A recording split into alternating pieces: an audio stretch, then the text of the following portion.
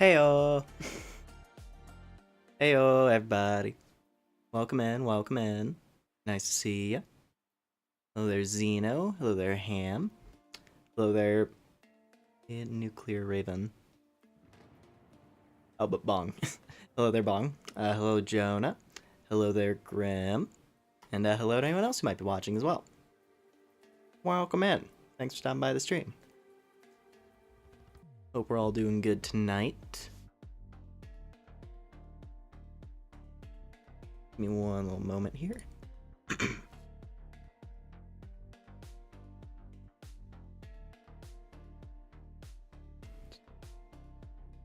Long time. Yeah, it's been, I think, haven't seen you here in a little bit. But welcome back regardless. Always nice to see a friendly face in this neck of the woods. Ha ha ha. Anyway.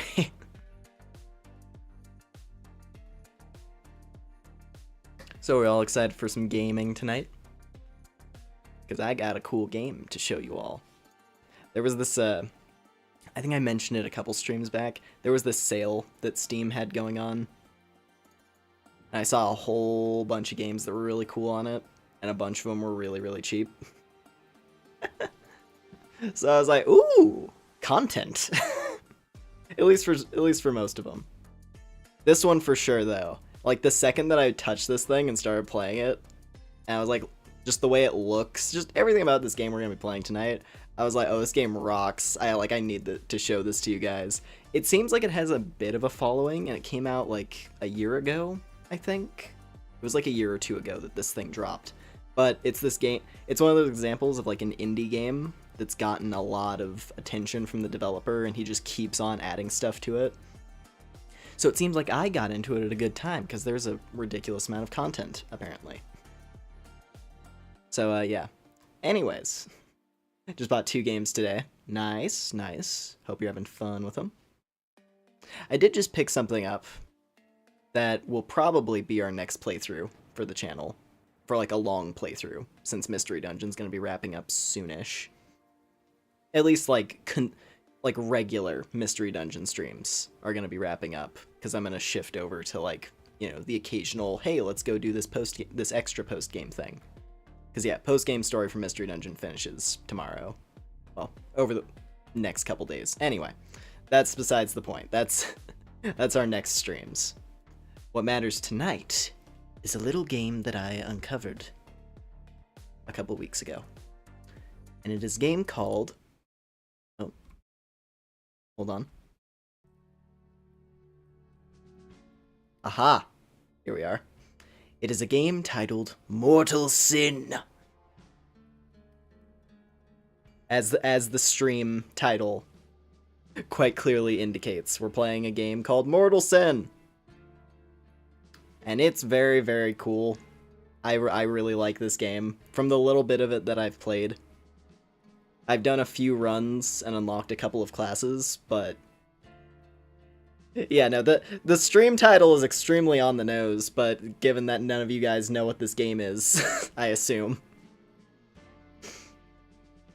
Like, it doesn't have a it's not unknown, right? Like, I think this game has like 2,000 reviews on Steam, so it's got at least somewhat of a player base. It's not the most niche thing I've played on this channel, if Luca and Death of a Wish are anything to go off of, as other niche games with cool art styles. This art style, yeah, I know, right? Yeah, first time you heard of this? It's really sick. This game is really, really cool. Oh, I can't wait. Okay, hold on one little moment here. Let me set down my mug. Yeah, there we go.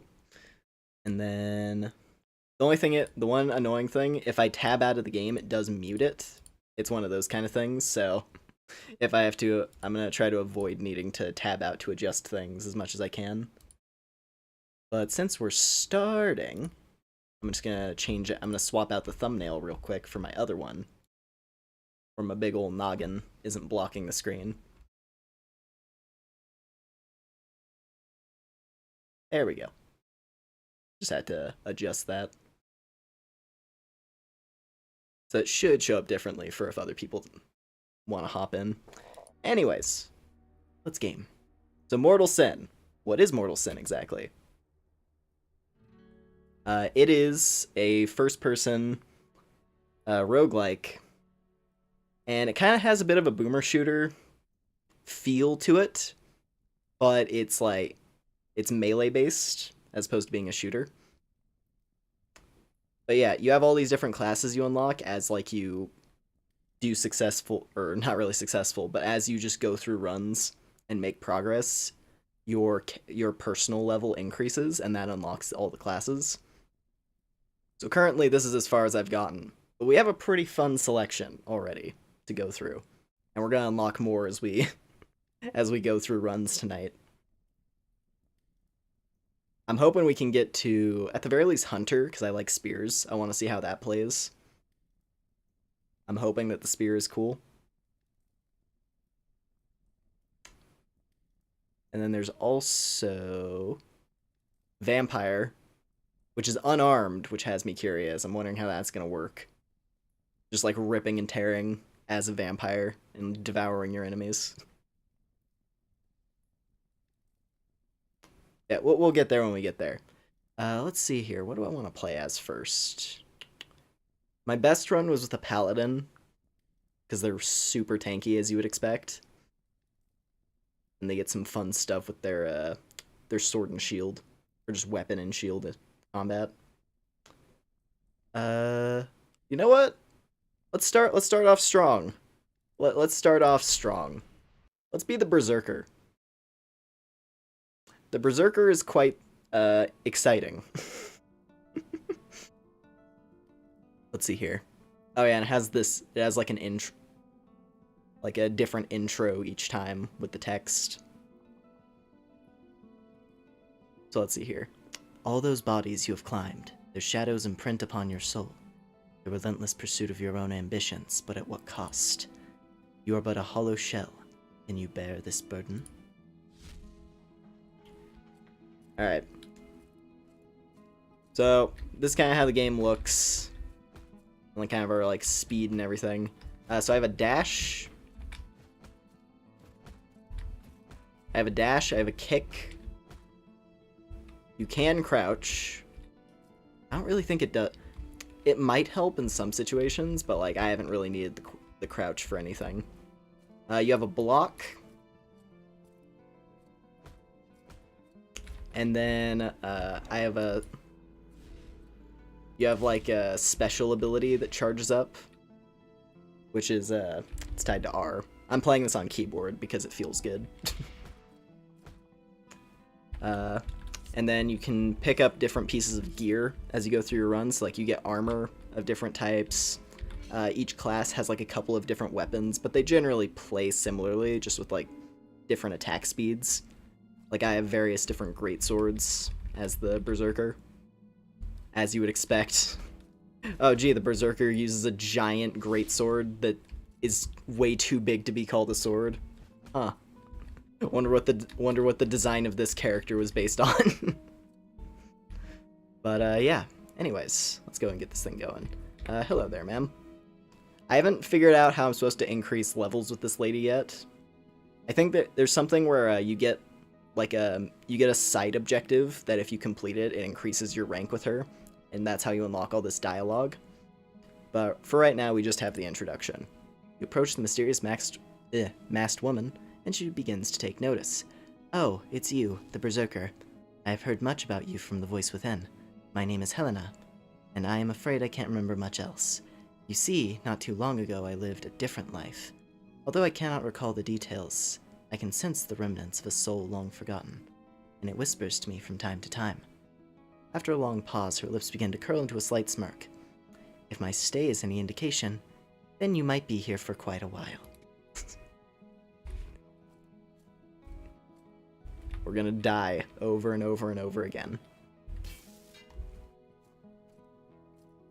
Oh yeah, and this is something, because I've done previous runs, the coins that you had from like killing enemies, that persists between runs, and you can use that to buy starting gear. So I could be like, oh hey, here's another sword. So now I have 2 different swords that I can use. which is helpful because equipment does have durability in this. So having backup gear is nice. Alright.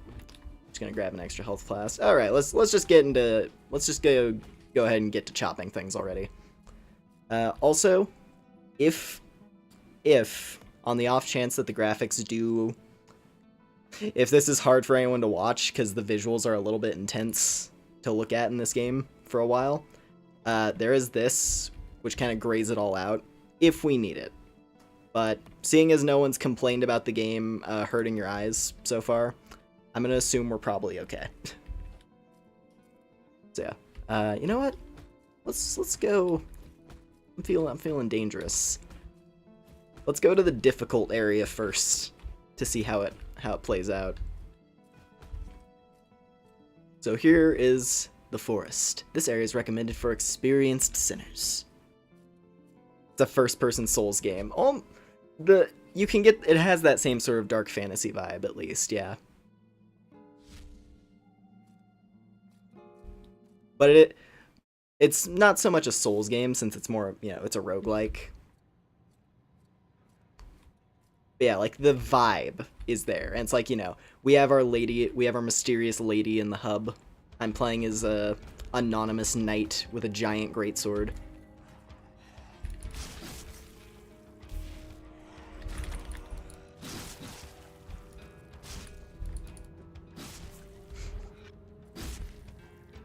Just cleaving through everything.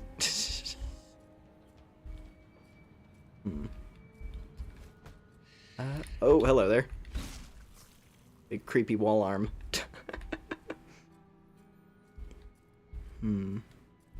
Alright. Ooh.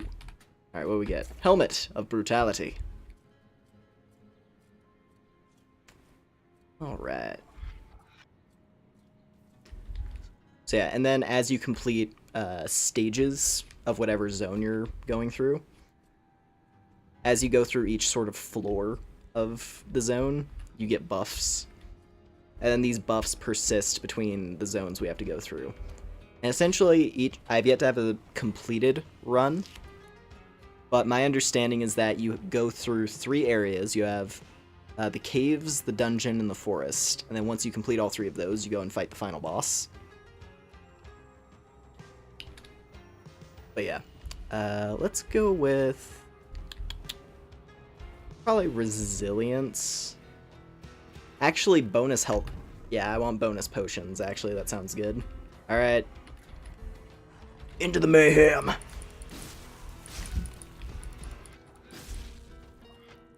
There we go.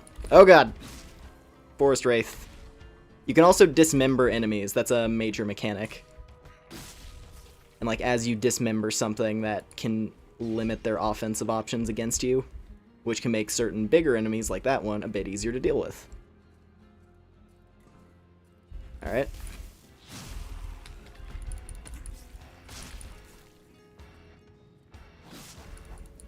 Oh, I got spin attack going.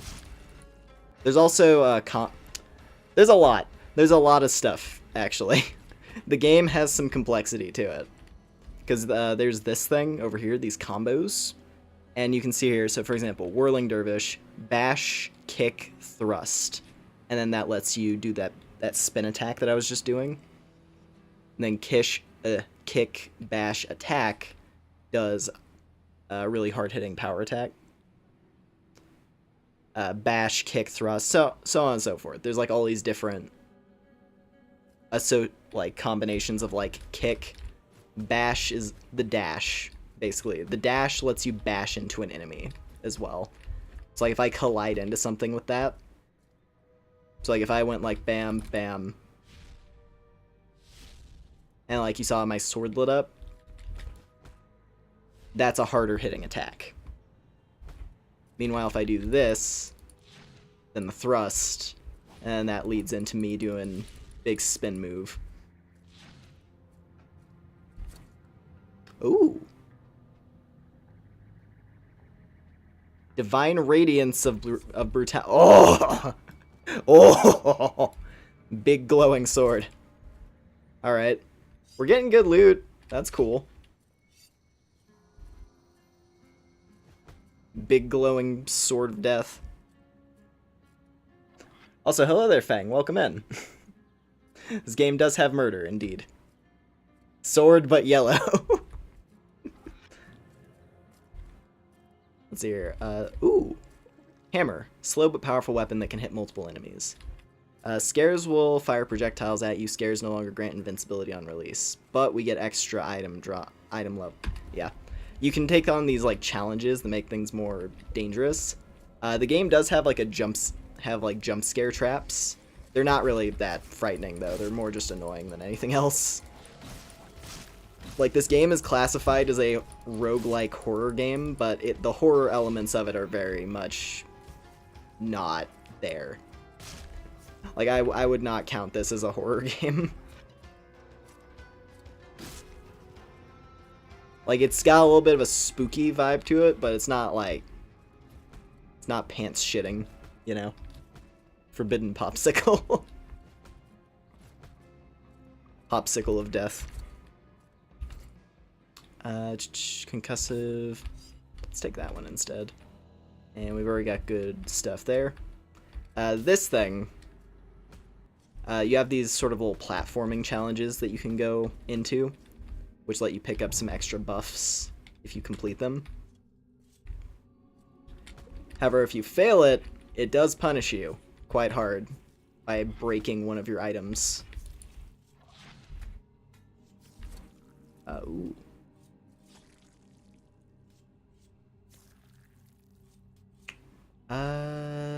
Yeah, I want that. That sounds cool.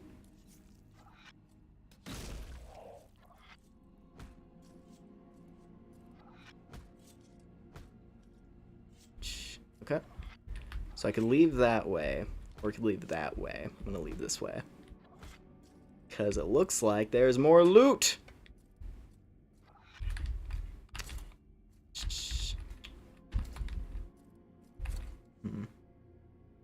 Oh wow, I can get a morning star? Huh. I didn't realize I could get other weapon classes on this character. I thought I just had the two-handers. That's interesting. Maybe I do like the morning star. And we already have we got the forbidden popsicle as we already called it. Let's do that. And we got some cool armor there. Nice. Alright.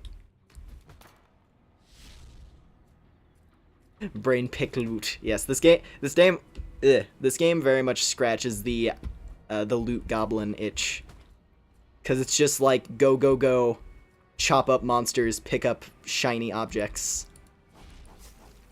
It's quite fun. Oh god.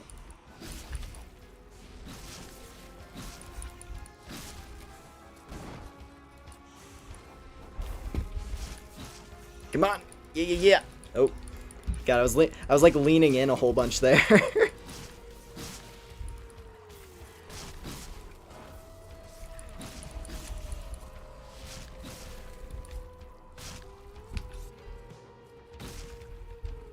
Ooh. Not very worthwhile.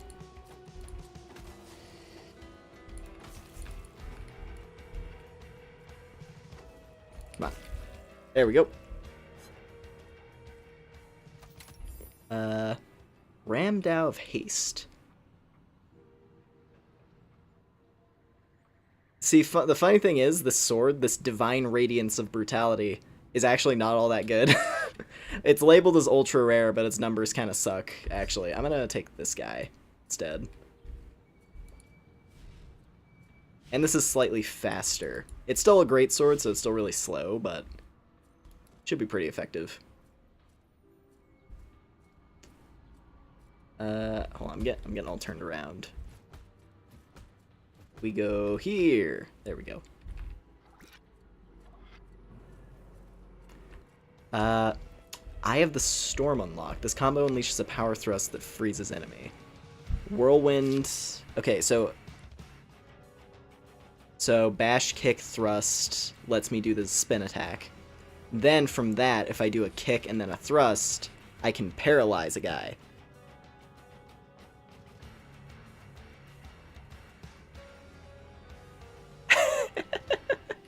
Listen, hey, that's roguelike sometimes. Sometimes you gotta play for numbers, even if it doesn't look that cool. Nearby enemies are slowed. That could be fun. Oh. Oh, dude, give me bloodthirst. Give me that life steal.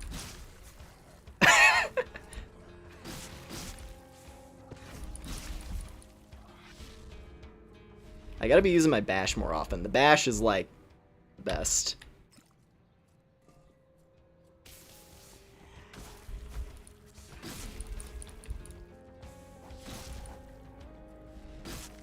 Oh, yeah. Yeah. Alright. I wonder, does this... I have to see. I wonder if I still have the same spin attack on this one. So if I do bash, kick... Oh, yeah, it does. So that's actually that's an even faster one. New Fortnite season looking fire. Parting gifts. Scares may drop treasure when you avoid their grasp. Delimbed enemies may go berserk. Berserk enemies can be stunned and can no longer be delimbed. Oh boy. But we get better loot. Take the risk. Only cowards don't take the risk. What have I got to lose? Besides the run. Oh god. Speaking of, I'm literally about to die.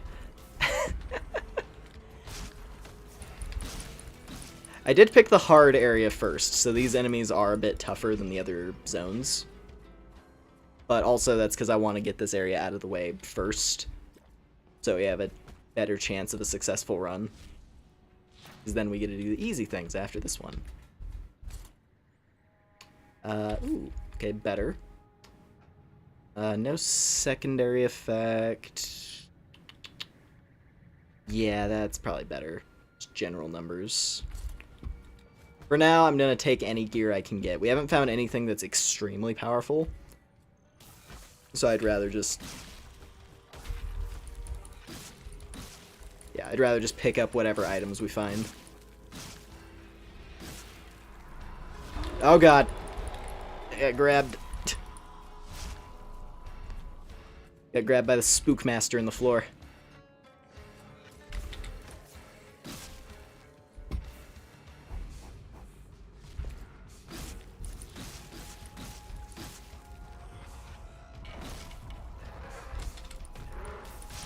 Oh god, is that a werewolf?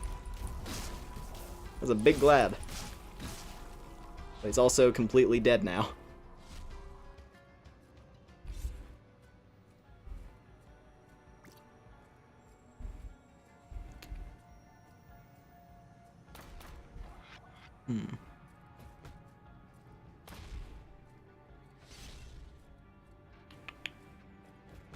Alright, anything else? Ooh. Gives me extra attack. That's useful. Decapitating enemies kills them instantly. At the cost of extra durability. I'll take that. That sounds fun. Alright. Sick. Well, hey, we finished our first zone. And this is supposed to be the harder one of the set. So that's not too bad. Alright.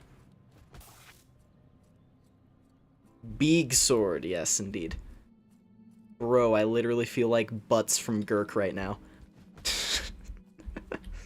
Anyway. Ooh.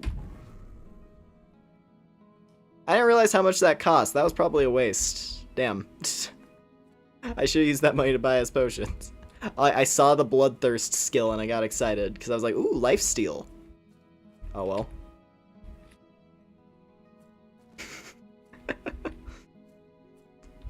Let's see here. So I guess, so this is my, I looked at this and my brain just kind of shut off because I don't know what any of this means. I'm pretty sure this is the way the game kind of directs you towards all of your unlocks. So it's like, okay, this is the starting area. So then, if I go through, here it is. So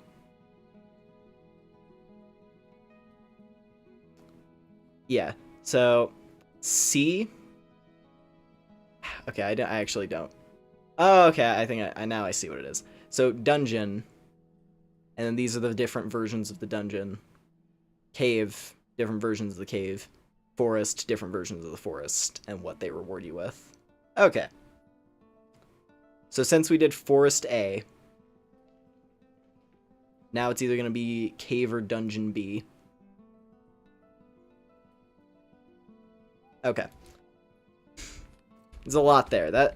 It took me a second to realize what that was. Big sword, yes. Can't even see how big the sword is. Exactly. But on the bright side, we do have a little mace as well. But the big sword is important. The big sword is what gets the message across. Let's go do the dungeon next. I feel like doing the dungeon last might be a little tricky.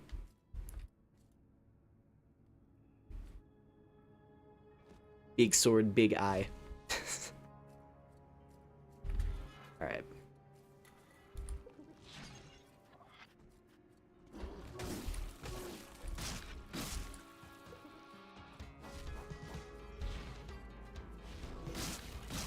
Come on. Ah. Didn't get all of them. Okay, I did get all of them.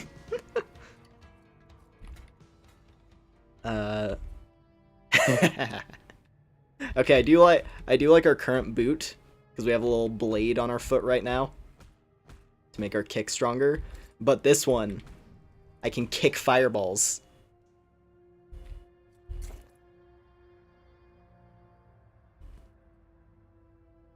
I want to kick fireballs. That sounds fun. What are you even in this game? We are some kind of undead knight on a journey for absolution. I guess. That's all about all I know. Also, let's see. Dungeon B.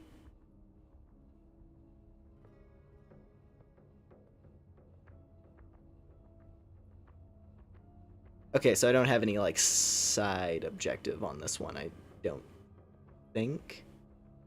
I don't know, actually.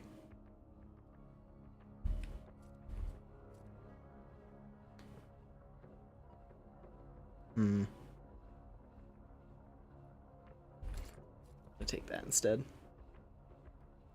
Can I hold the sword like this IRL? I mean, not if it was made of metal, that's for sure. There's that video of a guy who's, like, trying to make the point of, actually, you could do... I forgot what it was. But, like, the guy is basically like, oh, well, you could actually use the Guts sword in real life. In theory. And he's, like, got his, like, actually made of metal Dragon Slayer that he constructed. And you can clearly see he's struggling to move it around, but he's trying to show, he's like, nah, it's totally doable.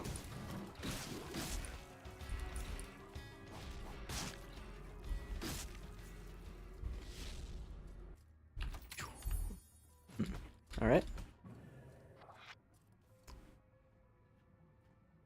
Shared misery. Dismemberment has 10% chance to dismember one or more enemies. I mean, I should probably just keep boosting bloodthirst. Because that just lets me heal more and more the more enemies I carve through. Yeah, and actually, I think I might still have the curse right now that makes dismembered enemies have a chance to go berserk.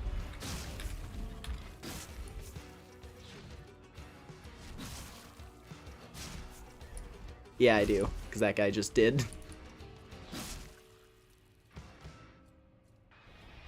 Oh god. He will not grab me.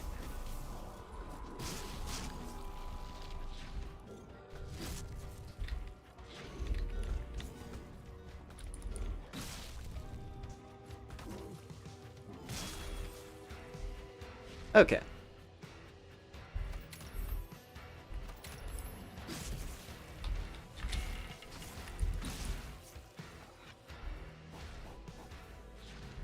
Okay.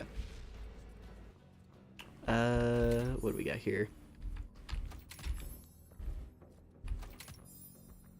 Oh, roundhouse kick. Yeah. Yeah. Okay. Fireball kick is funny, but I like the roundhouse. It's actually really good.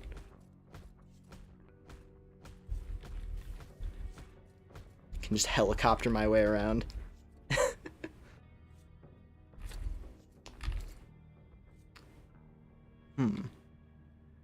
Ooh.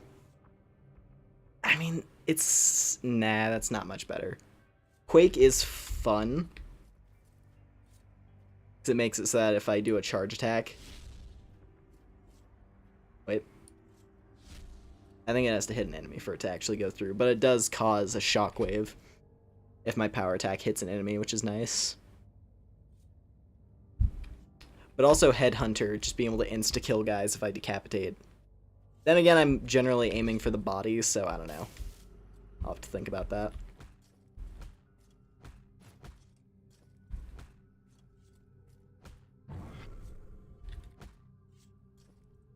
Ooh. Ow.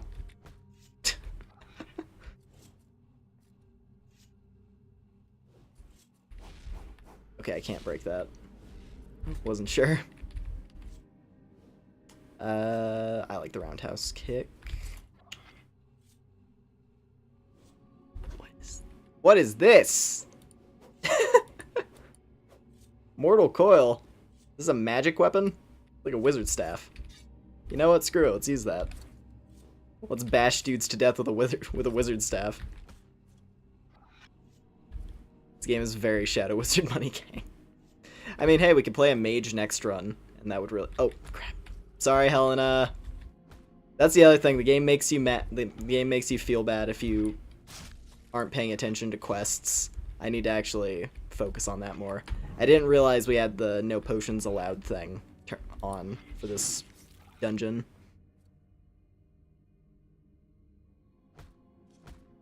Bonk. Bonk. Bonk.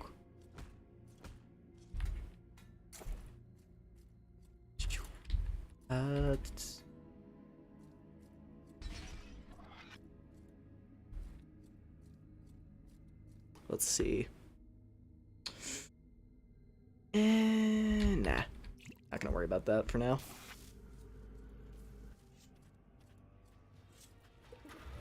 Whoa. Hello there.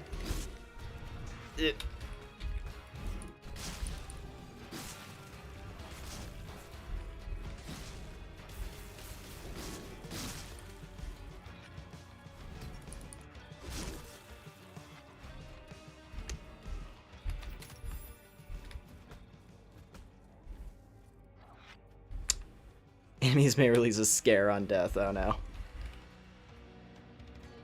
Is that's just... That can get out of hand fast. So that means like every time I kill an enemy, they drop a massive AoE grab that does a ton of damage to me if I stay in it. Which if there's a lot of enemies can become unavoidable.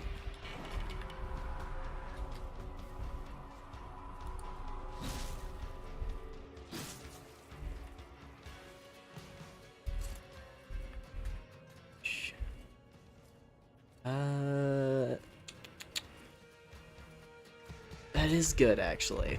I'm gonna lose the roundhouse kick, but that, I think, is worth it.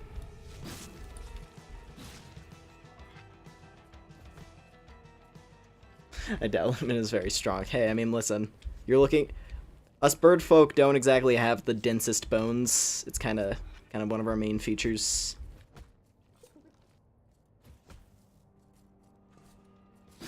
I'm really fast, though. Anyway. No, it's why games like this rock, because I get to enjoy the power fantasy of annihilating things with a great sword that's the size of a continent. It's great.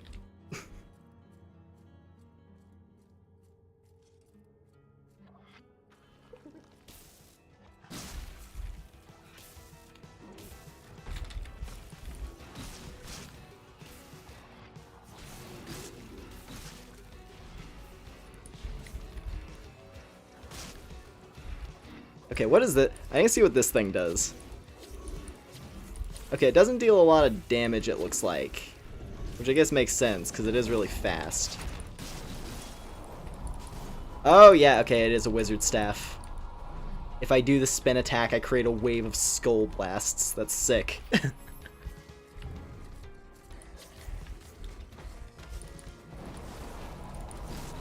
Look at that.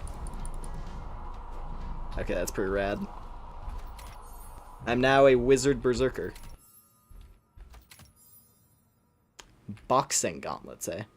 Well, I don't do punches, because I'm not playing as a monk.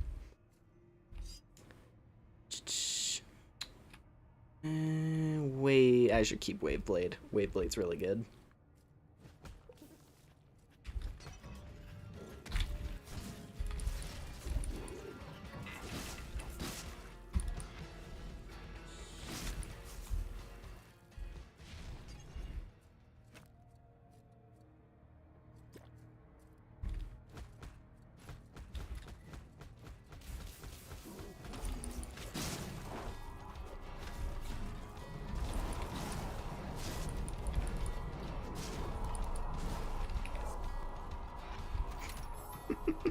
Okay, we're definitely gonna have to run the wizard on the next run, because I want to see what like full magic is like when it's actually really strong. That'd be great. Get armor up.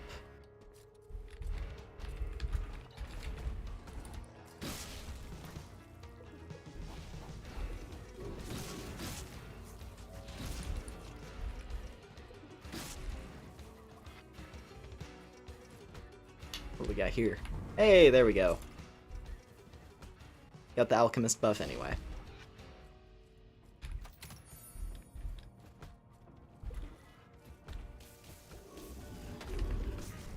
Oh god. That's a big wizard. But I have a bigger sword than he.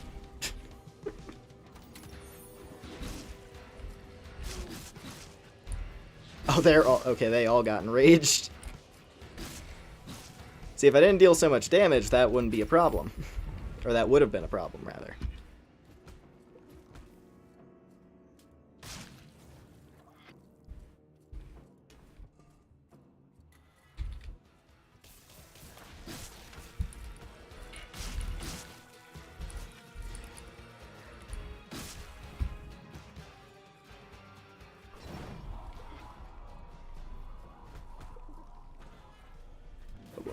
Oh, okay, we got a lot.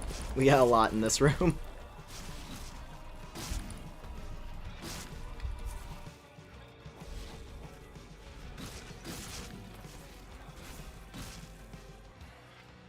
But you know what? The spin attack just clears everything. So that's all that matters.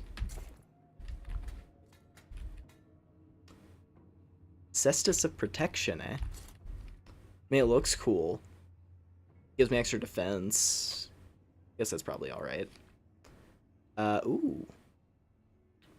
Extra health or attack. I feel like extra attack's more helpful for me. Then... yeah, let's take this guy.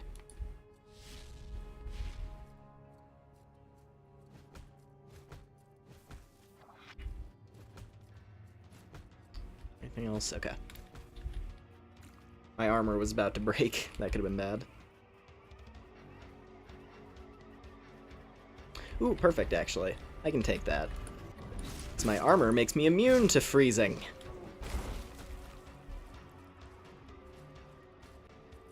Look at that. That's great. Don't even have to worry about it.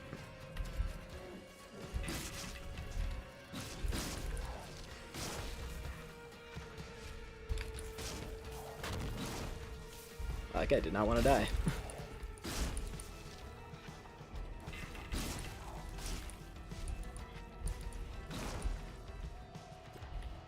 Oh no, my chest plate broke. Damn. That's unfortunate. We had a really good one too.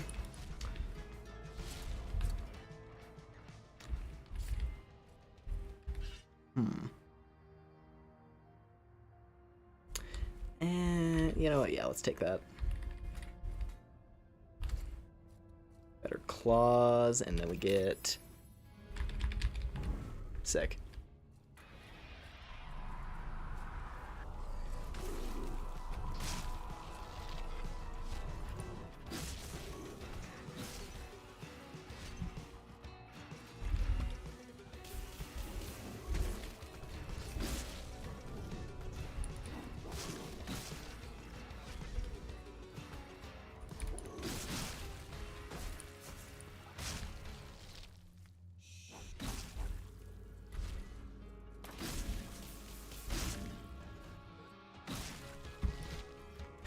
It's just like the way certain... I don't know, man. I like this game a lot, simply for just how... I don't know. When you hit certain enemies and they just detonate. This is more specifically a thing with the Berserker class. Because the Berserker just gets to, you know... You just get to one-shot things. It's kind of a big part of the class. You have a giant sword that detonates people's bodies.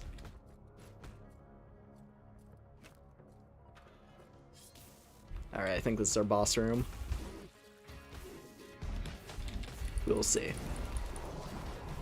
If this is the boss room, I believe there should be a big demon who shows up here. I guess we'll see. Big knight.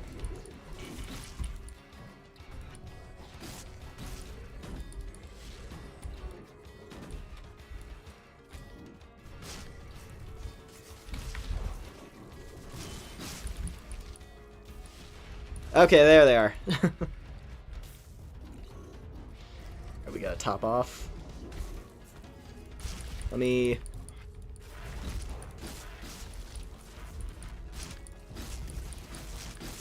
see if I can chop those... There we go. Sick. Alright. Main threat annihilated.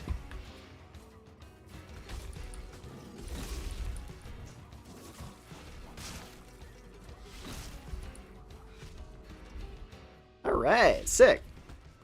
I think that's the... yeah, I'm pretty sure that's our last room. Level 2 completed.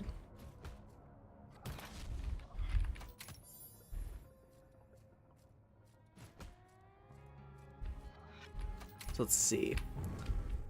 Get another level to Alchemist. Didn't have a helmet equipped, so that's just flat out an upgrade. Alright. Cool. And that's where I came from. Yeah! Let's go. Let's see here. Sen Ward. Yeah, I want to keep my current armor, I think.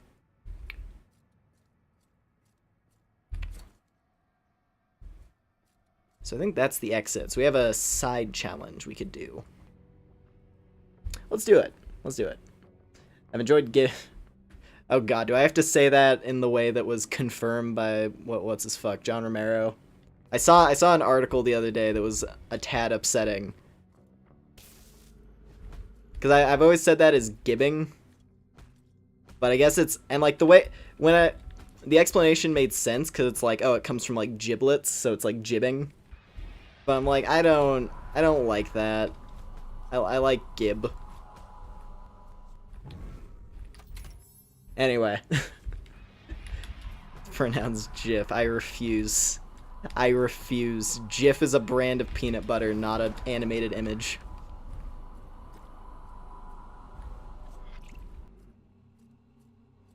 Oh god, okay, this is a hell of a trap room.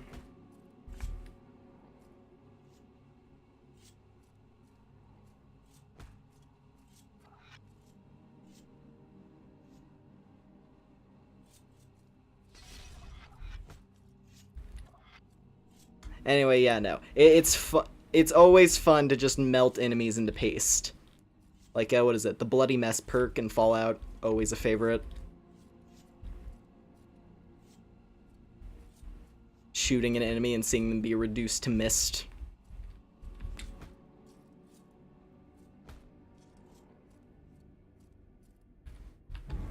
Hey, we made it. We get the bonus loot, too. And none of it is worthwhile, of course. Of course.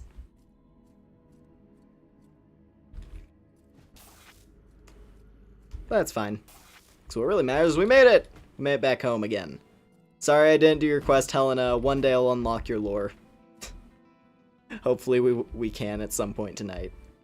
Complete some of her missions to actually make progress.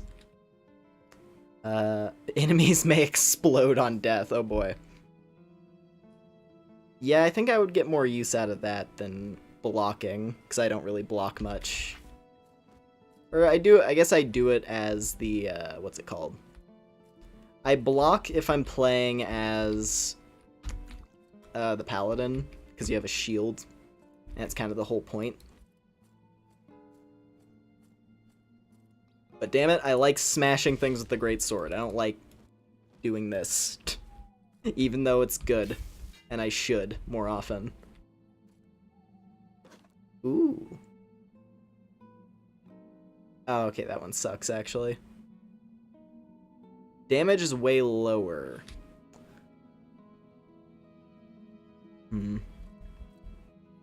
Yeah, because I can't switch and test it out. I'd rather keep the skull staff. Skull staff is fun. Ooh, okay, that's better. Sick. I'll do this one more time. What else we got? Okay, none of that's necessary. Let's continue. Continue on to our final leg. The caves.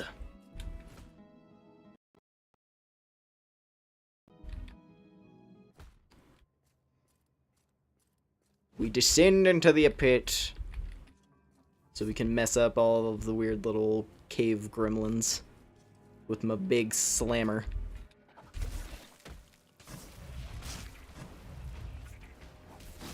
Alright, 27 enemies, you know. Just 27 guys.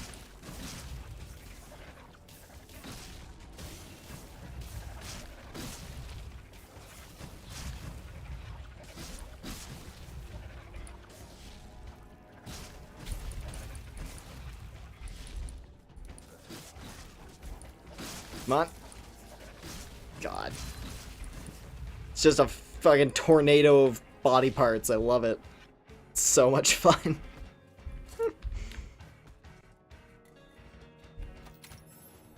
Hey, another armor mastery. We're getting some good buffs this time. But the one thing that I do know about this, in one of the reviews that I read before I got this, someone was like, oh yeah, game is badass, but the difficulty jump, like the leap when you face the final boss, is severe. So I don't know if this is like a Risk of Rain 2 situation where you can have like a ridiculously good run and then Mithrix just flattens you because you weren't prepared, like your build just wasn't good for him. I'm assuming this might be a similar scenario where like we'll get to the boss at the end and then I might just lose in one hit. Who knows? We'll have to see. Because that's just what I've read in a review. I don't know how bad it actually is. So maybe if I talk it down, I'm just like, nah, but I'm Berserker though. I have big sword. I have big sword that flatten everything. As I just get insta-killed.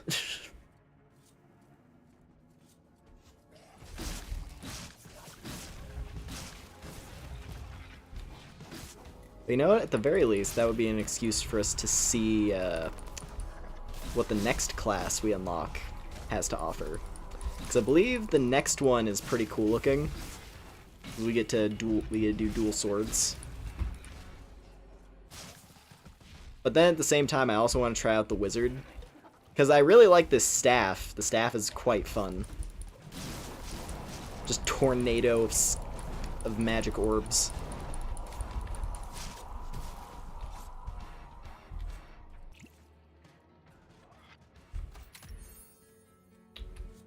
Ooh, an axe. Kinda cool. But it's not a 100-man slayer.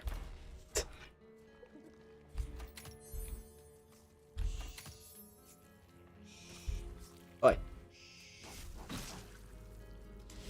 I don't appreciate the floor master trying to grab me.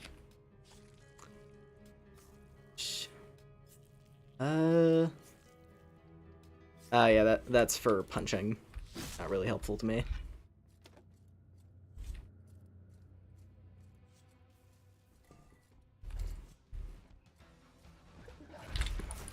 I'm gonna use my staff a bit more for a bit.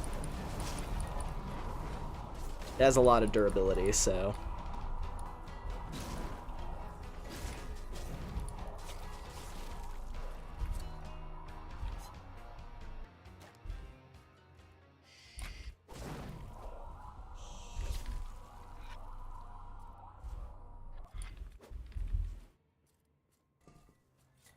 Oh god.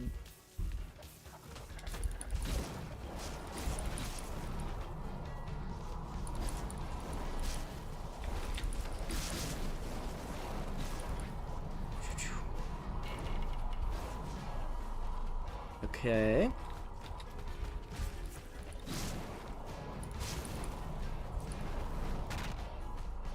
Up, and there goes my wizard staff. Well, it was fun while it lasted.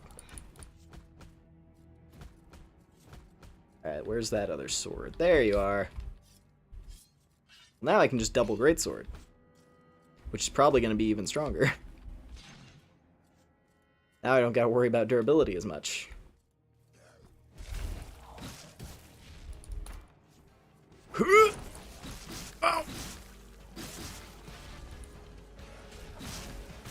And then just the feeling when you're flying through a group of enemies like that, and there's all like just all the hit stun in the universe, all that beautiful hit stun.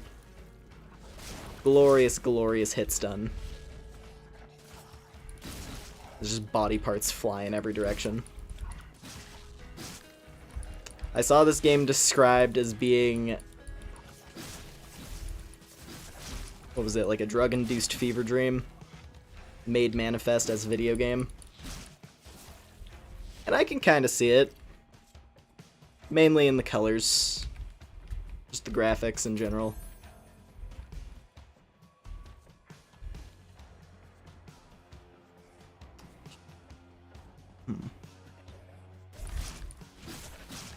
Probably shouldn't be looking at loot, there's still enemies around.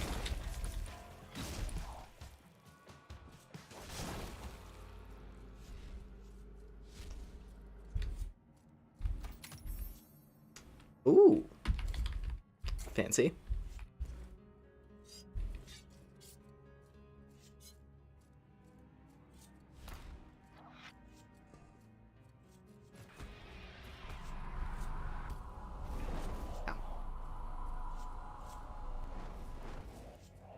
Alright. First level completed. Let's see. Ooh, kicks go up. Dash while kicking. That's a fun one, actually, because that means whenever I kick, I launch forward. Luck has a 100%... okay, more luck.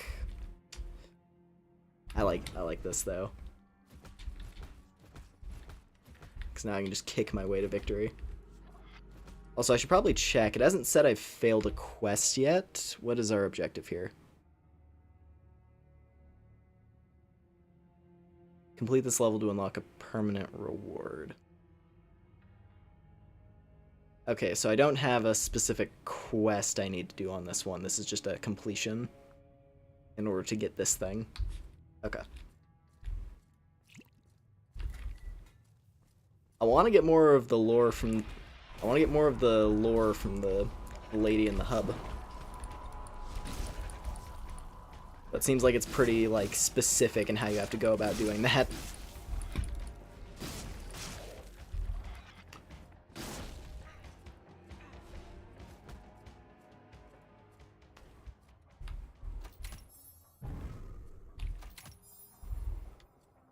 Take reduced damage from traps and poison. Oh, that is an upgrade. Finally. I really like that skill, so I want to make sure I'm using boots that have it. Get a better helmet. Alright. Oi. Don't spawn behind me. That's mean. Especially when the big one spawns behind me.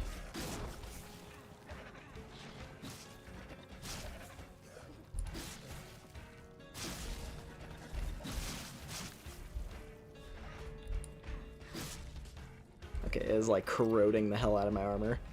That's the thing with the caves, is that The enemies here drop acid pools that wither away a bit of your health, but they also damage your gear a lot. So that can be pretty rough.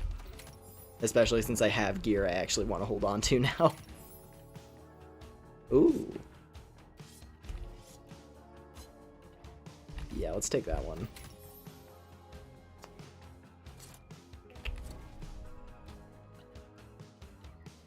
That is quite a bit more defense and we get more luck, but I think having the extra health is probably better.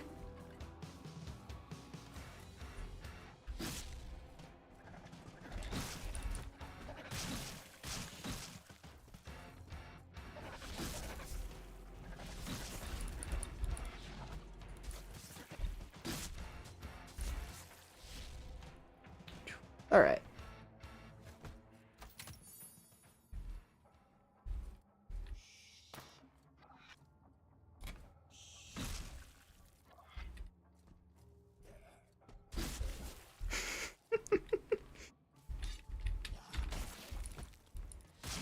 How did my kick take off your head, dude? That was wild.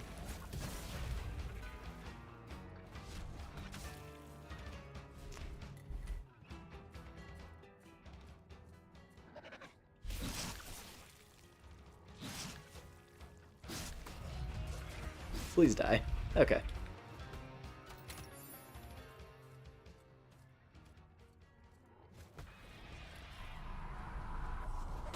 Oh, we're getting the spear guys now.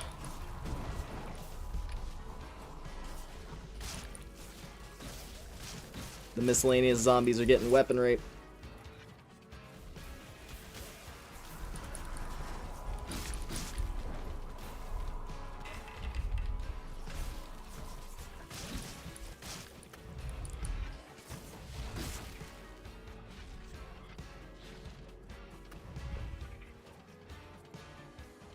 Okay.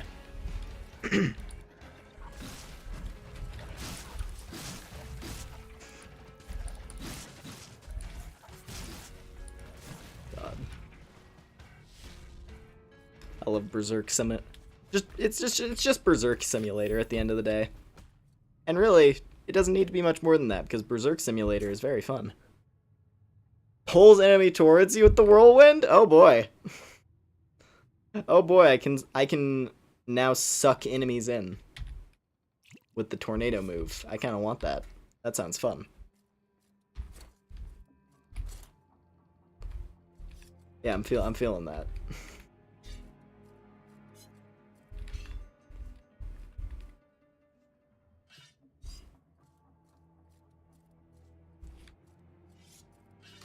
I do need to run with this one for a little bit at least. I need to recharge my repair vials.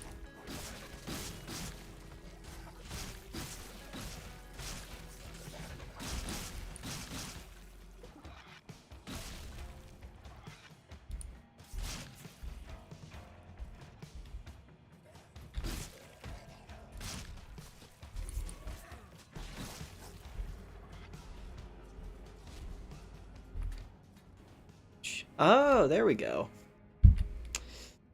If I wanted to, okay, if I find a pair of boots that have skills that I want, then I would probably switch. But I haven't seen anything like that.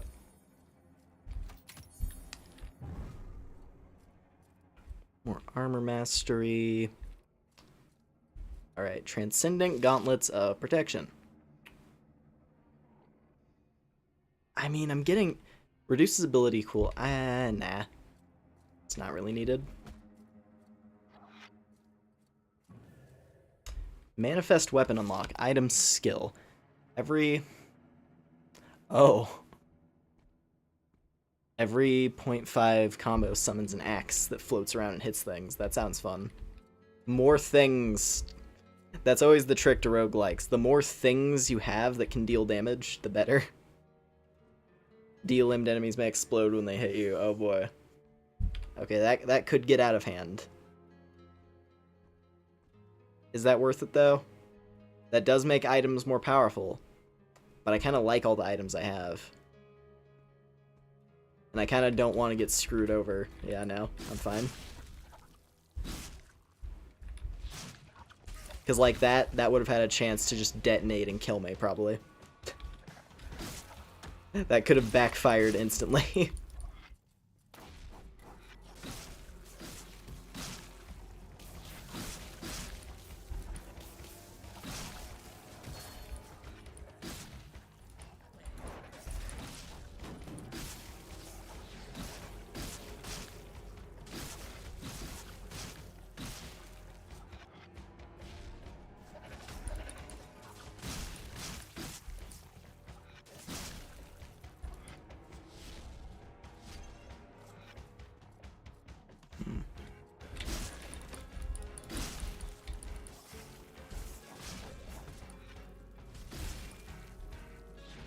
Alright.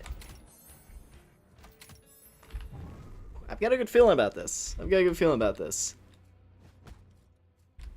Now granted, obviously me saying that is only going to make the final battle worse, I assume, when we get there. But you know what? I'm feeling it. I'm feeling it. I lose a lot of good passive stuff if I switch. Yeah, that's not worth it.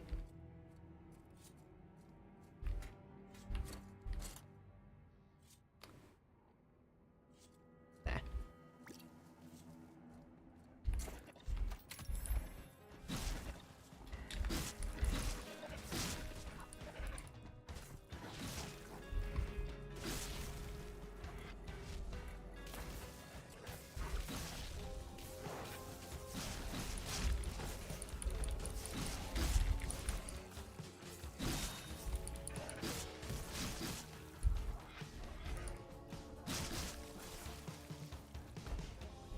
Alright. On the bright side, I hope the final boss is Bill Gates.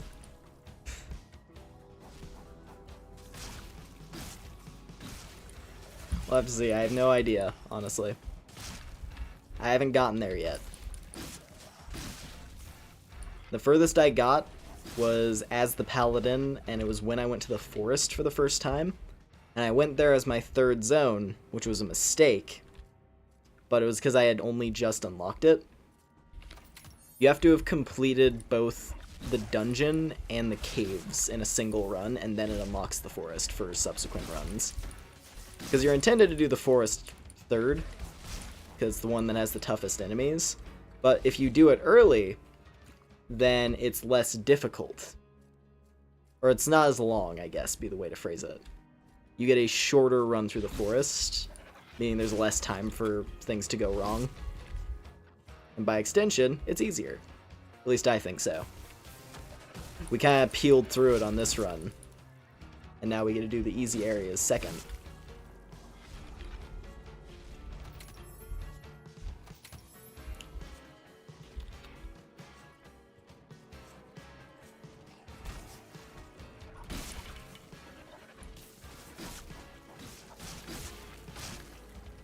God. I don't know. Here's the thing. I'm literally just doing the same attack combo over and over again, but it's because it's a really fun one. I love the spin attack. And it's really effective. It's like you bash into the enemy, you kick them, so you do a lot of stunning, and then you spin around and just cleave through all of the enemies while they're stunned. And it's amazing.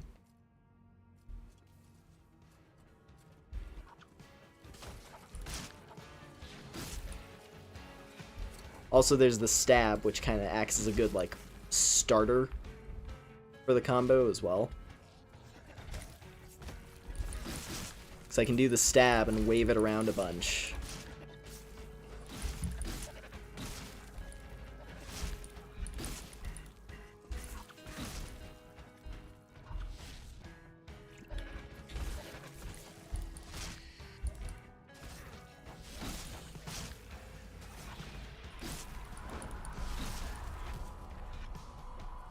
Okay.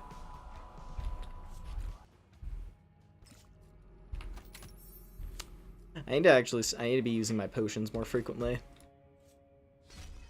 They're really, because I have a lot of them. Damn.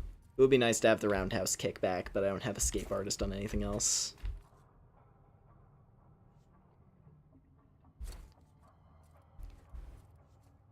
And here's the thing. You all will not have been noticing it, but having escape artist has made this drastically easier. Because anytime there's like a weird blue ring on the floor, finally get a chest plate upgrade, that's good. Anytime there's been a, anytime there's a weird blue ring on the floor, that's supposed to be slowing me down a lot, and it isn't now, because I have escape artist, which is really, really powerful.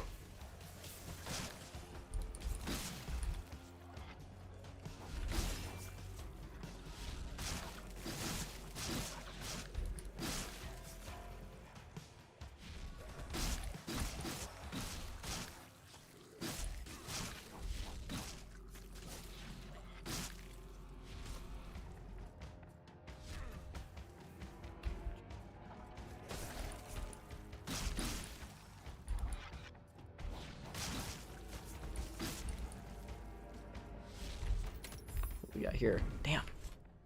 I'm getting a crazy amount of armor mastery. This is great.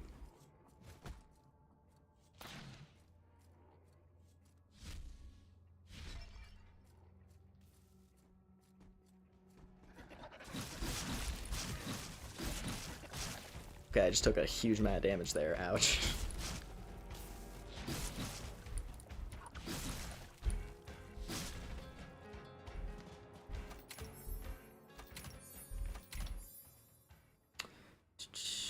Mana battery is pretty good, yeah. Okay. Don't really need body slam.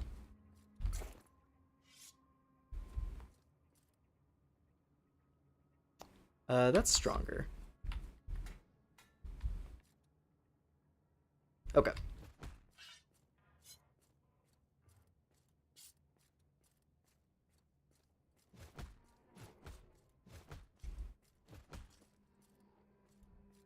Oh boy. Is this the boss room?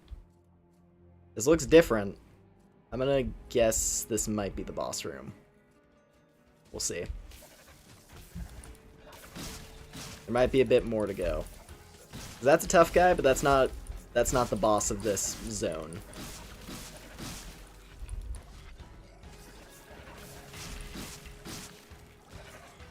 Yeah, I think we still got a bit further to go. There's another big monster we have yet to encounter here. Oh wait, no, okay, this is the boss room.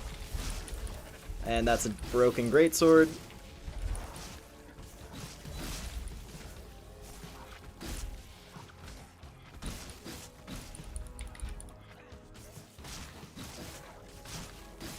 Come on. Whew.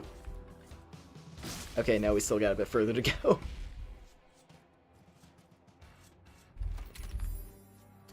Hey, bonus kick damage. And we finally get a boot upgrade. That's good.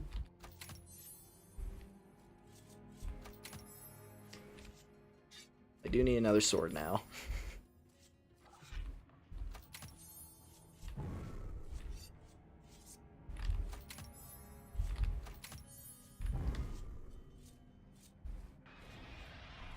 Oop. What the hell did you join into? You have... Ow. You have entered into the realm of sin. We are a mortal doing sin. Anyway, it's this cool roguelike that I found.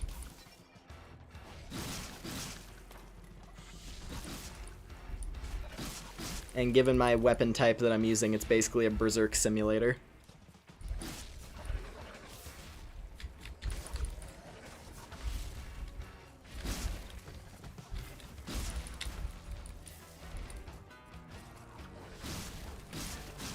Come on. Yeah. Look at all the blood. Oh, man. Oh, that was good. That was good. That was spicy. What if I just kick? What if I just kick for a while? My kick is buffed. I could just go kick mode. Let me... Berserk in hell, basically.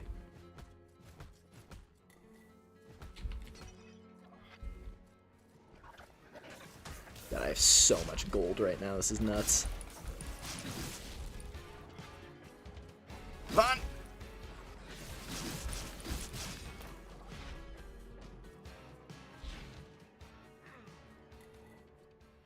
Where's the... Okay, everything's dead. I thought there was at least one enemy left. Oh, every time you critically strike, your next attack will also be a critical strike. Yes. I like the sound of that.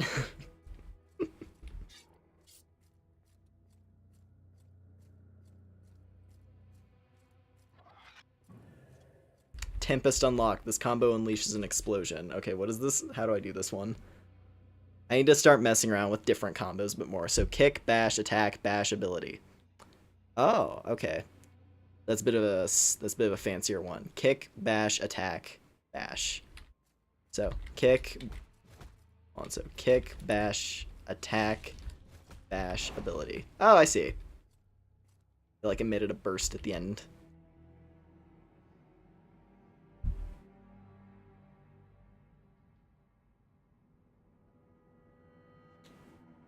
Thrust.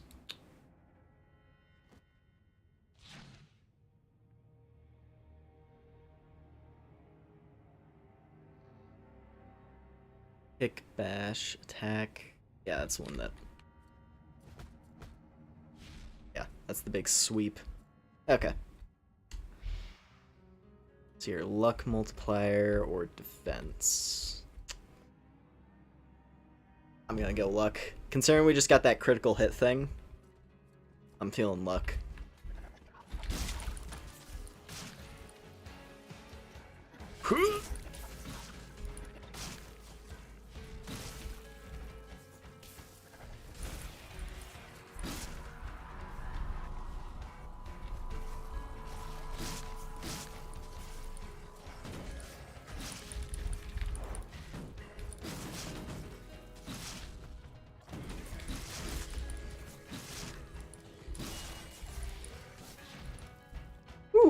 Alright. Bit of a big tough guy that was in there, but we got him. Okay, here we go. I think this is it. Maybe. Actually, wait, no, different room. I was gonna say, I think this is the final room, but might not be. Looks like it.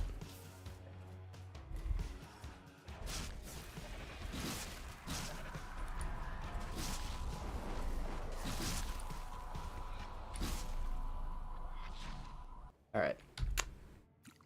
Let me patch up all my stuff before we get into the heat of this.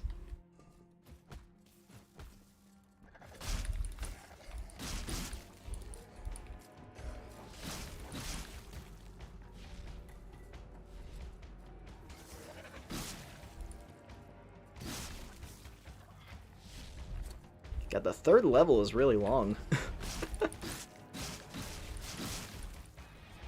I guess that's the point. Because this is the one that we have to complete just before we go to the final battle of the run.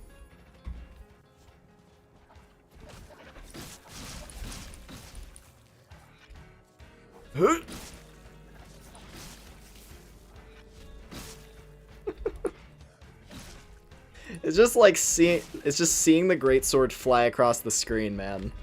Can't get enough of it. That sounds good. Get a gauntlet upgrade. Whoa.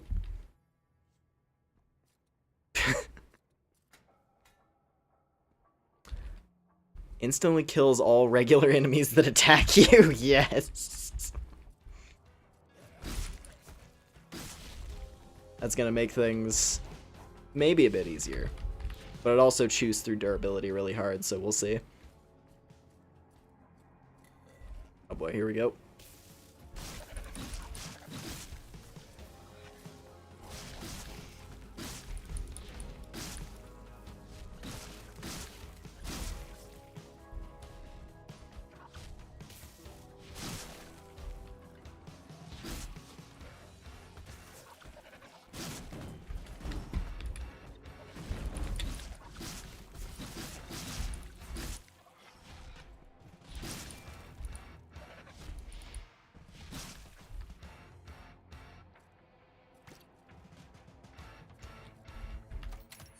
just take this real quick.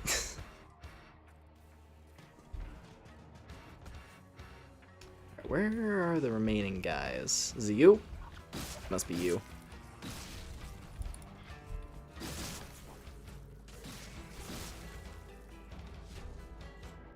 One more somewhere. Hello? Hello? Last remaining guy? Oh, there he is. Ow.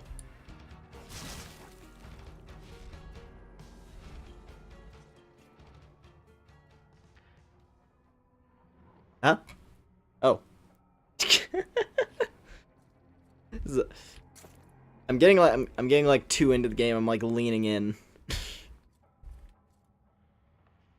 fell out of range of my camera. All right. What do we got here?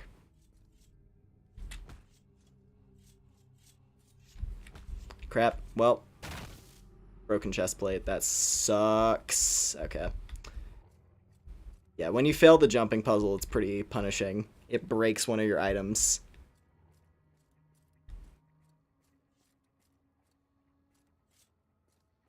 Well, I'll have to find a different one. That's unfortunate.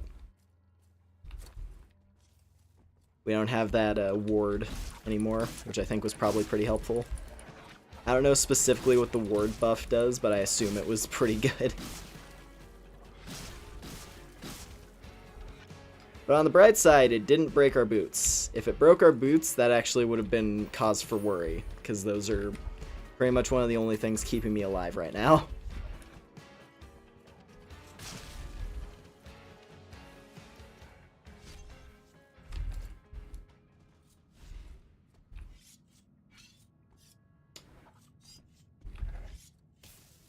Old Night Dash Simulator.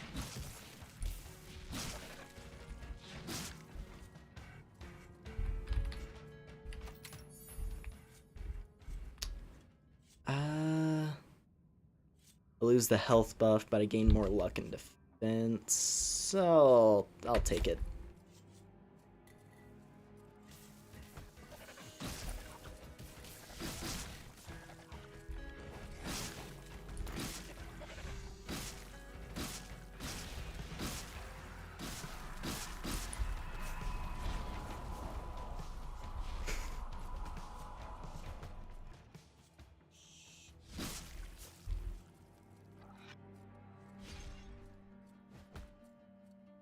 I think plus 5,000 max essence retention between runs. Okay. I think essence is the currency. Perhaps deal increased damage. That's fine. That's an okay one.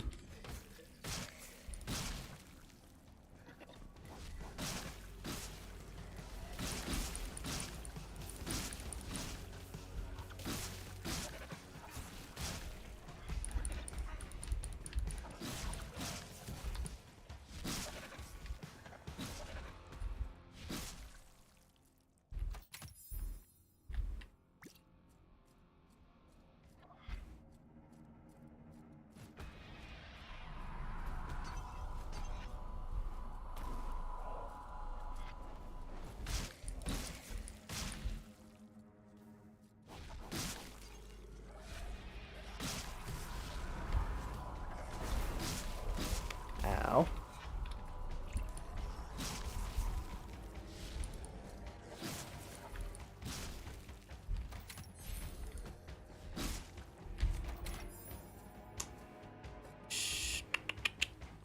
Quick hair. The vortex is pretty cool. It's only a minor damage difference on that one. Ooh.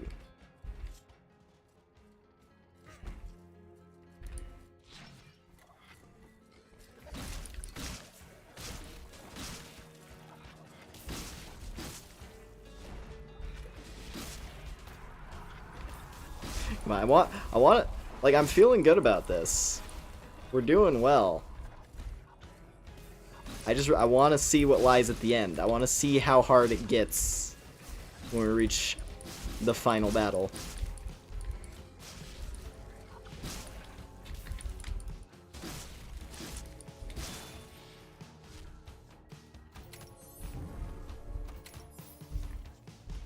Because this is by a wide margin, like the best run I've had.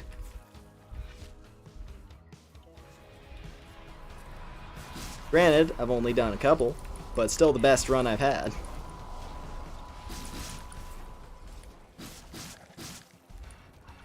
Like, all my stuff is about to break. This is rough.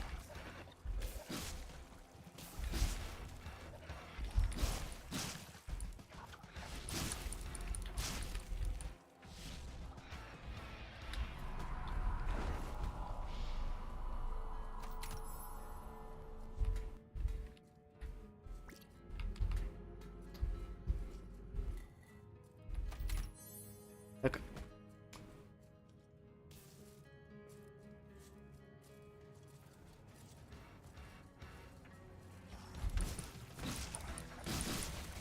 Just gonna keep on swinging, I guess. Keep on swinging until I see the boss monster.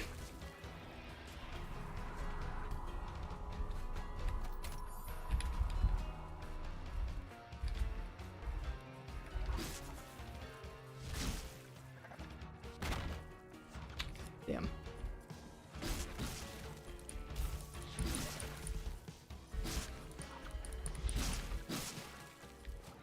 And find the floor switches.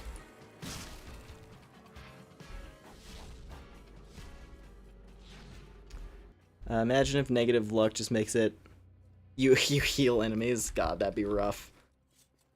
I don't know what the highest difficulty can look like in this. I don't believe there's like a difficulty slider, but hey, I guess we'll see. We'll see if they throw anything like that at us. I don't think there's anything like that in here, though. Yeah, okay, good. That'd be bad. I really don't want to lose the buff I have on my boots right now. Like, we need to get Escape Artist on something else.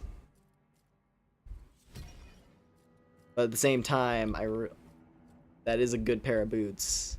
Well, here, okay, I think this is it for this floor.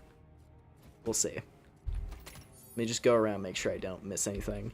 Soulful Cleaver of Brutality. Let's use it. Why not? I got a butcher knife now. Fireball is cool. Whoa. It's very fast. Okay.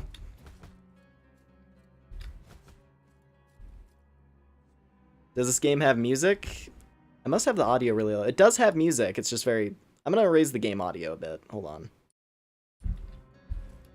It does have music.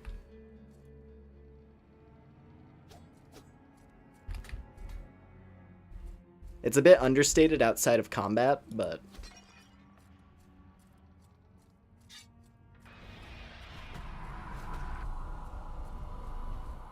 Alright. It's just 62. Oh boy, here we go. It's time for the big fight. 62 enemy brawl. Here we go. There's the big boss monster for this floor.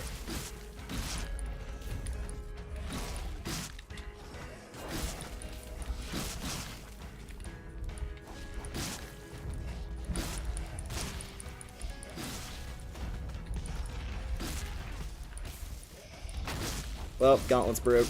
Sad. Rip gauntlets.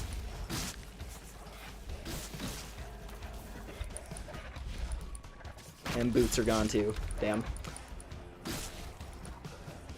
No more frost immunity. Everything's breaking.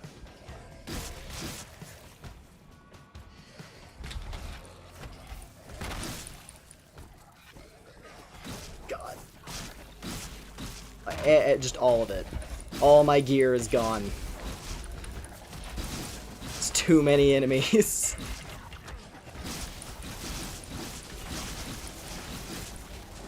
But this butcher knife's pretty rad. We did just find another great sword though, so that's good.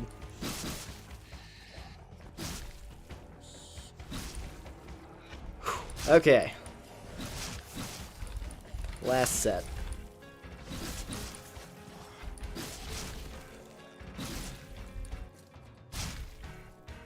Where's the last guy? All of my armor is gone.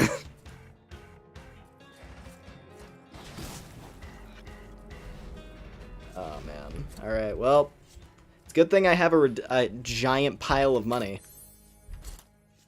So we can use the anvil back at the hub and possibly gear up with a bunch of new stuff. This cleaver is pretty fun. Mainly just because it's nice to have a fast weapon for a change. Also, hey! Melee weapon durability up. More luck. Don't need body slam. Don't need that. Okay.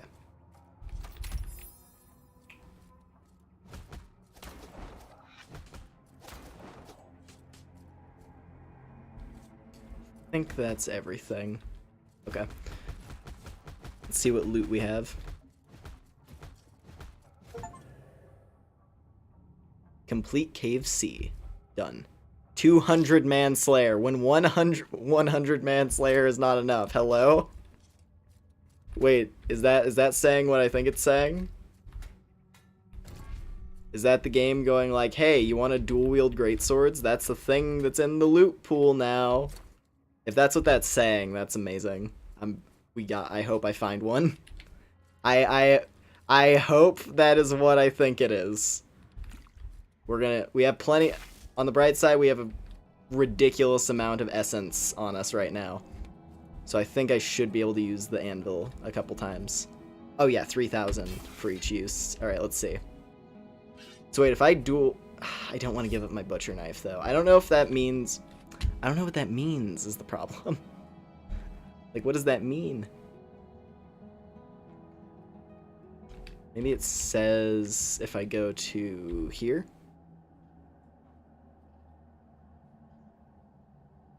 $200 man slayer.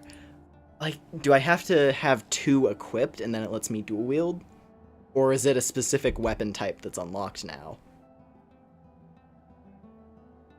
I think it is a weapon type. Because there's there's other ones where you unlock a weapon type. Well, I'm gonna take this because mana battery is extremely important. Need a helmet.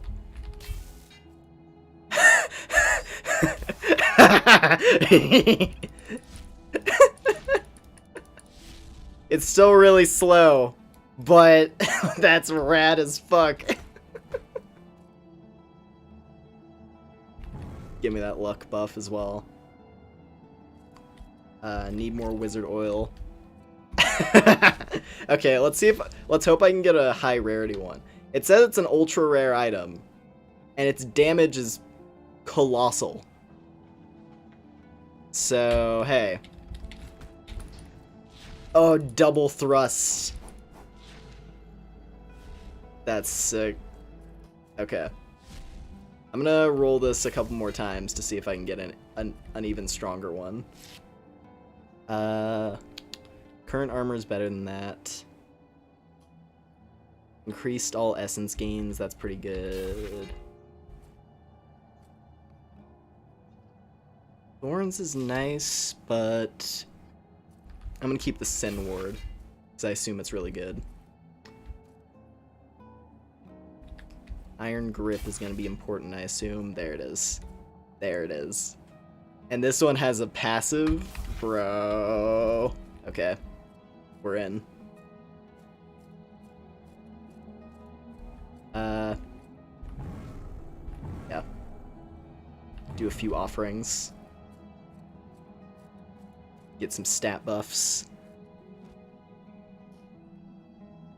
Is holding 2 rifles with bayonets considered a kimbo or dual wield? I don't know. That's a good question.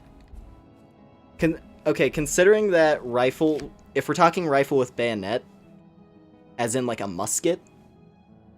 If it's a musket, that's a bit slower firing, so at that point I would consider it dual wielding, with the special ability of having a cannon in your hand, basically.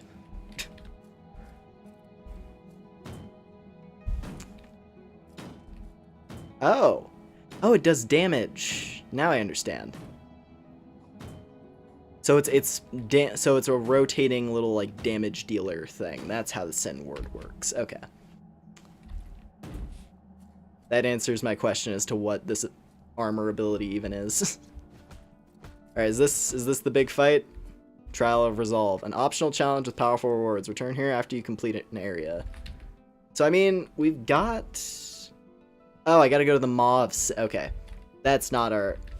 It's there. Okay, it's backwards. We gotta go into this one, I believe. I think. Yes. Oh, here we go. Oh, this is rad as fuck. Look at that. Alright, first time getting here. How badly is this going to ruin my day? I probably should have emptied out more of my essence, but at the very least we'll have some for the next run.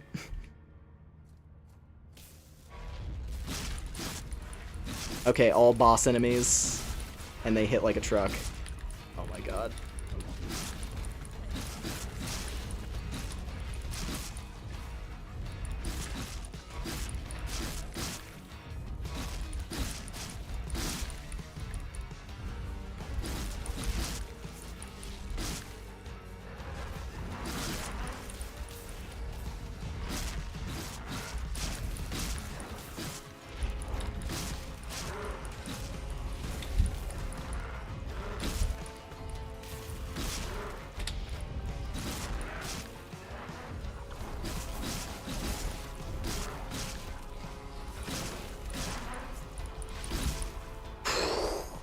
Okay. Room 1 cleared. What am I even seeing right now? Hell! You're looking at sin. You're looking at pure concentrated sin, apparently. God. This game is radical as fuck looking, and that's a part of why that's part of why I'm so into it, is it just looks insane.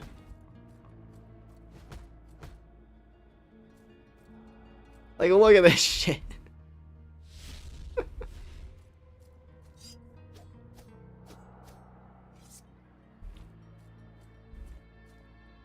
And look at this like sea of magma. Like, I am serious. If anyone is actually like if the visuals of this are like causing problems for anybody, I can switch over to the streamer mode, which kind of like mutes the colors a lot more to make it a little less nutty. But I want to keep it as it is as long as I can, because this looks insane and I love it. It's not cleaver, it's an orcish axe, I guess. Has that vibe. The handle's a bit too long for it to just be a meat cleaver. Yeah. Alright.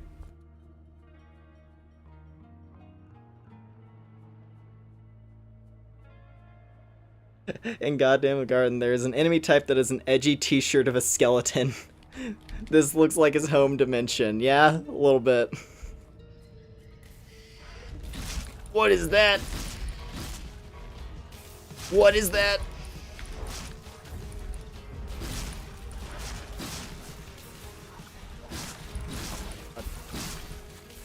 Holy shit. Alright.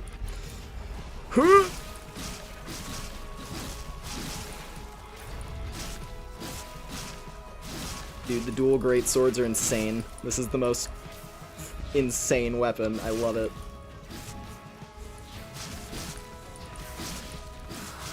Okay, I'm dying now. I gotta be careful. Oh, and the music is kind of starting to go a little bit. It's a bit understated. Hold on, if I pause, it does actually pause. I'm gonna crank the audio. Yeah, why is the music so low? That's better.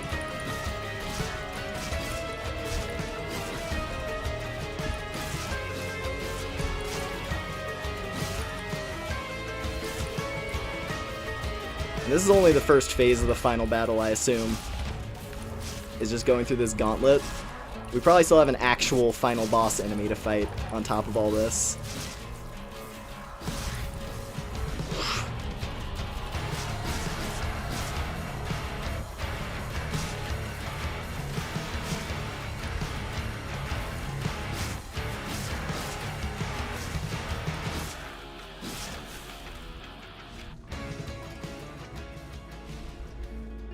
Alright. The swords are getting a little weak. They're getting a little low, but thankfully we have at least a couple more vials. Okay, I think this is it. Look at this. Look at this. Look at this final boss arena.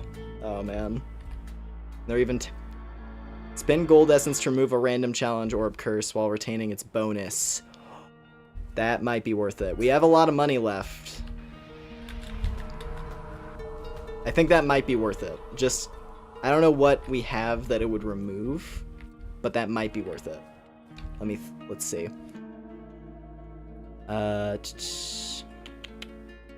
Here we go. So, scares, that's not really helpful.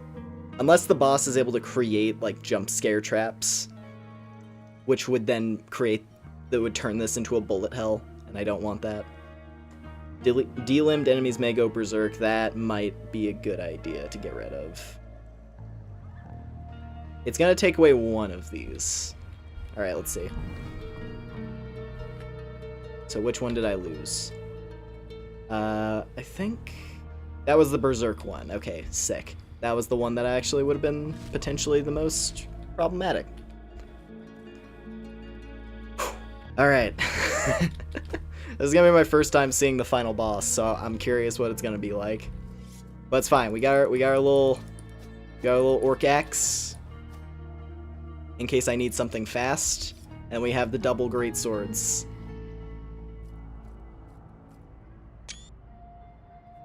Oh my god, this looks so badass, dude. All right, let's do it. Let's do it. What do you got for me? Oh my god. Oh, here's the Doom music kicking in. Oh god, okay. He has a giant explosion.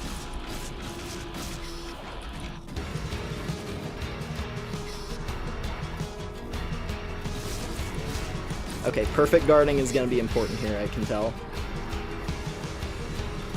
Ow. No! Damn it. Okay, I see why people were saying it gets a little tough at the final fight. Because, yeah, he actually has mechanics where every other enemy does not.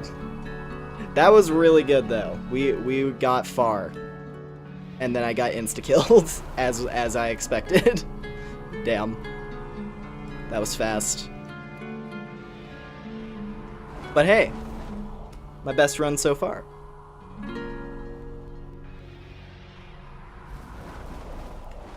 I went in too hard. I could, because I was trying to hit a health potion, but I was like in the middle of an attack animation, so I couldn't. Oh well. Hey, new best level. Almost 1,000 kills. And we got a new color palette. Nice. Alright. Well,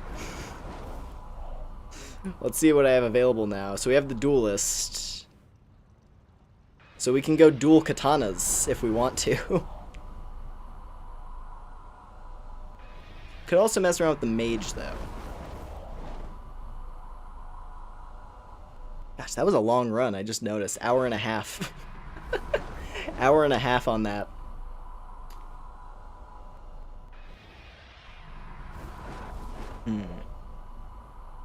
What do I want to try? I will say, the monk is insanely fun, partially because we don't have to worry about weapons at all. Because the monk is unarmed. And, like, they do have weapons. But for the most part, you can just fight things with your bare fists, and you'll be fine. Full weeb mode. Yeah, maybe.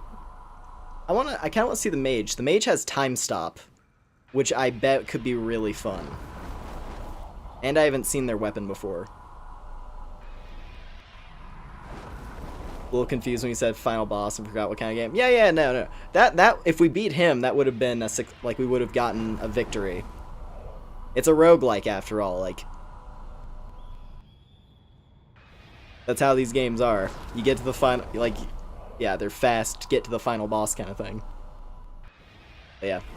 Let's go with, I want to see the mage. I want to see how the time stop works. And hey, if I get flattened super fast, then that's okay. Let's see here. We're not so different, you and I. The more you push, the more I push back. A seemingly endless struggle ensues, two indomitable wills. Join me in the rhapsody of violence, and you will find that we are one. Oh, okay. So it is the wizard staff thing that I had before. Sick.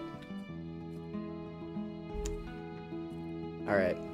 Hello, Helena. Maybe we could do one for quest this time. Sorry. I hope I looked away from my microphone fast enough for that to not be too loud.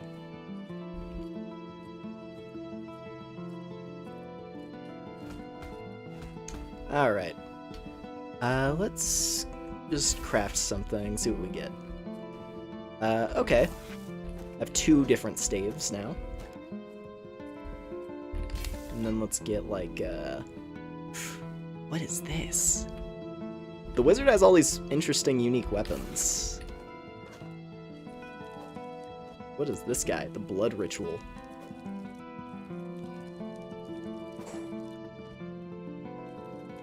Is this like a health siphon?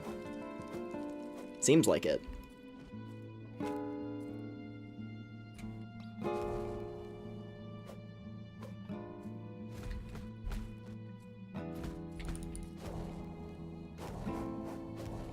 This has like ice blasts. Okay. Internet is dying, gotta go. All good, ARG. I understand. Thanks for hanging out, though. Alright, let's see here. So, progress.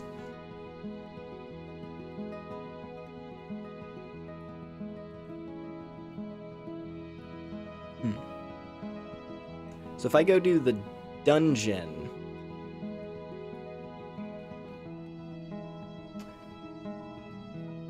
Okay, if I go do the dungeon...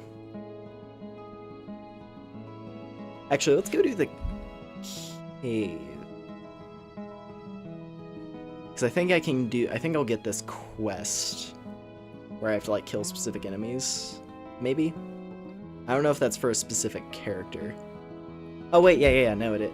Yeah, okay. I think that's something I can go do.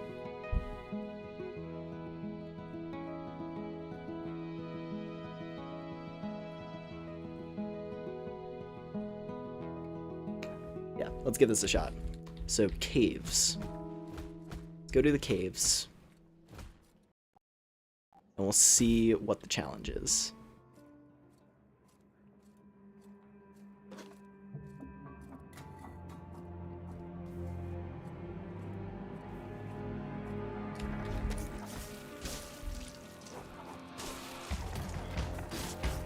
Okay.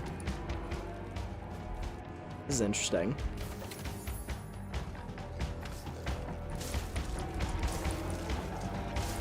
Yeah, so it's just a wave of damage that I create. Interesting. I'm gonna take the fire staff, I think. Just flame explosions. That's probably gonna be a bit stronger.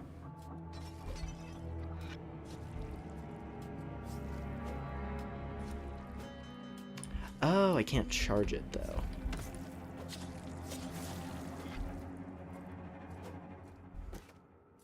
God, I love this. I'm playing as a wizard, and what's my fighting style? I bonk dudes on the head with my staff to create spells.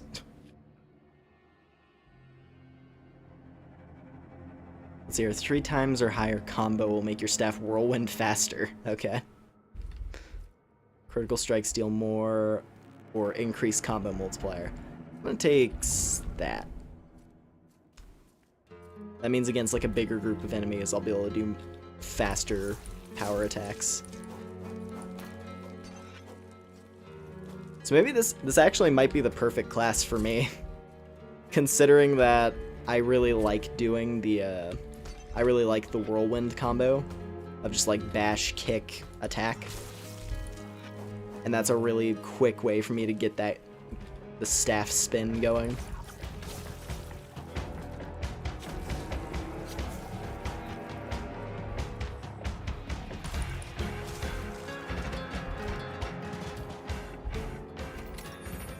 Ow. So your Mortal Coil. I think Mortal Coil was that was the skull one that I had before.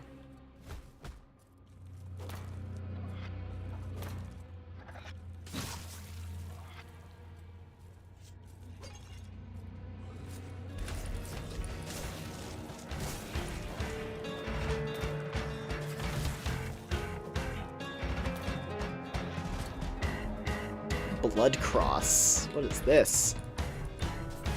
Oh, okay, it's a spell version of that armor ability. Interesting.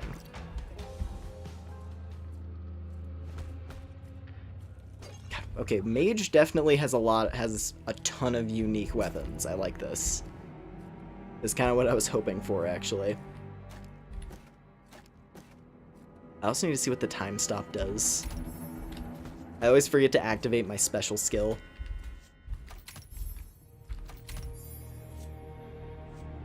So your Reactive Mind. Instantly cast your staff spells at no durability cost when you parry. That sounds cool.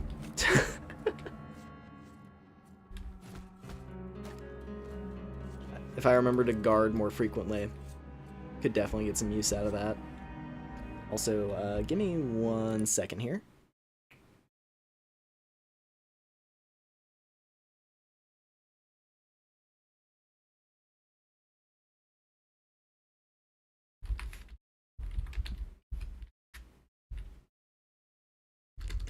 Damn, that's how niche this game is.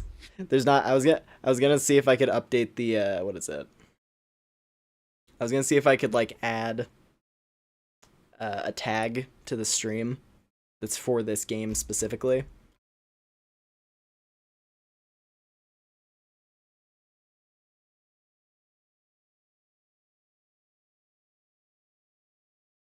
Hold on.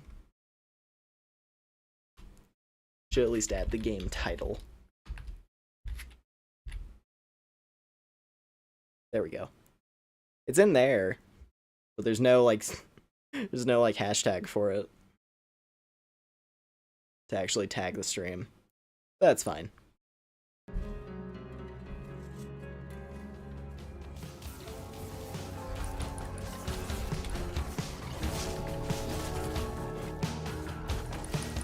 Oh wow. Look at all the spinning crosses. Oh, that's nuts. Ow. Shadow Wizard Money Gang would be casting spells all night long. Kill 4 enemies with a kick. Okay, I can do that. Do I have to kill 4 enemies at once? Enemies can now critically strike. That's fine. It would probably suck bad for dealing with the final boss, but it's fine. Okay. Okay, no, I just have to kill the enemies normally with kicks. Hey, cool. Finally completed a quest for Helena. Maybe we can get some lore. That would be nice. That would be a nice thing. That's something I want to do this stream at the very least. See if we can get more lore from the angel lady in the hub.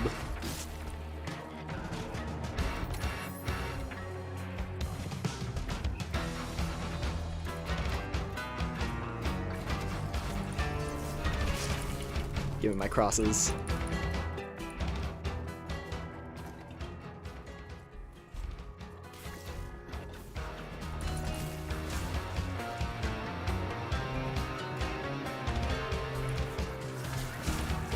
I feel now I will say I do kind of feel a little bad that like I didn't have the music all the way up, because I actually really dig the music in this game.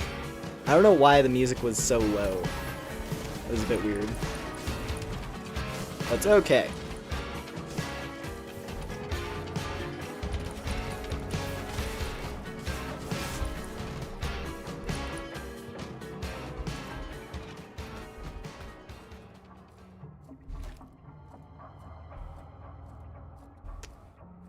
Finding a lot of staves, but not a lot of armor. I wonder if that's a thing. Because the wizard just has so many different weapons. Like, maybe the odds of finding armor are just slightly lower. This game is cool. It reminds you a lot of Nightmare Reaper. Can't say I'm familiar with what Nightmare Reaper is, but...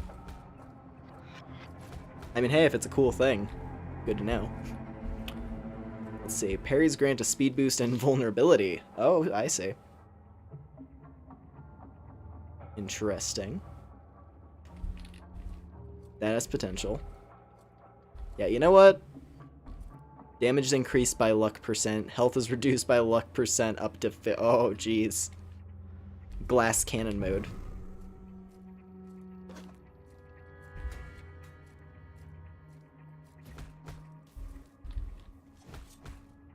Alright.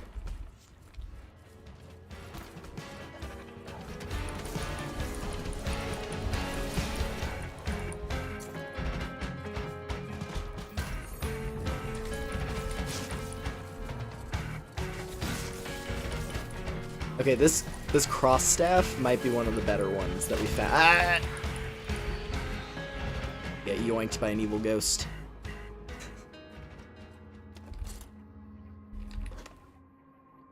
There's another blood cross. I actually might want to just have blood cross. It's a little boring to only have one spell, but this particular spell is really good.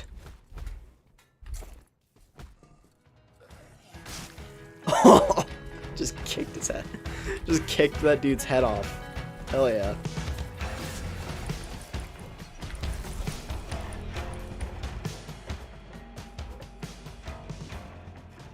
Okay, long cooldown on time stop.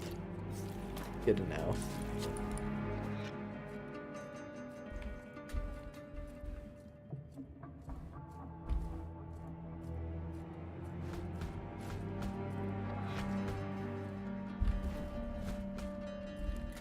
I gotta make it back to the hub so that we can actually see some of this Helena content. Need to know what her deal is.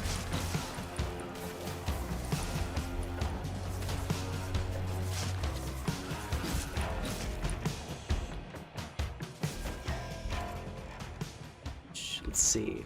Blizzard.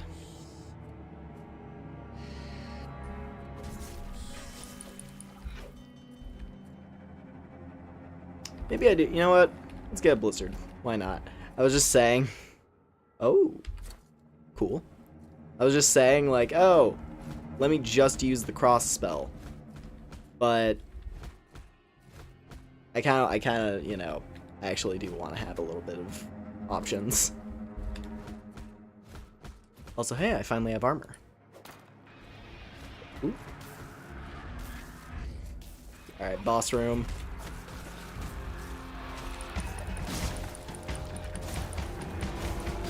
Ah. Okay, the freeze actually seems pretty nice. Also, time stop. Time stop, huge.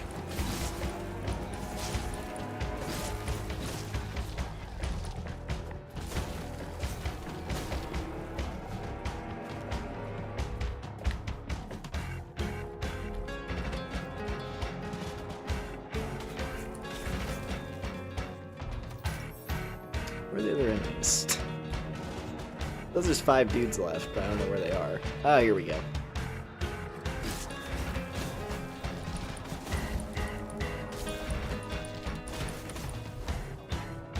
Alright, sick.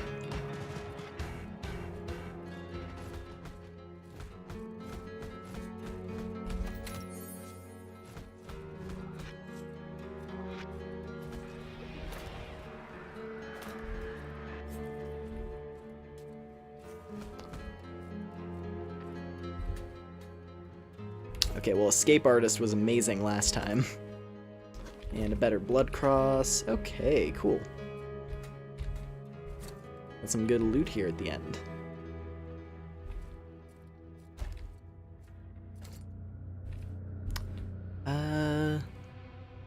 Yeah, it's just objectively a worse blizzard. Okay, let's head back.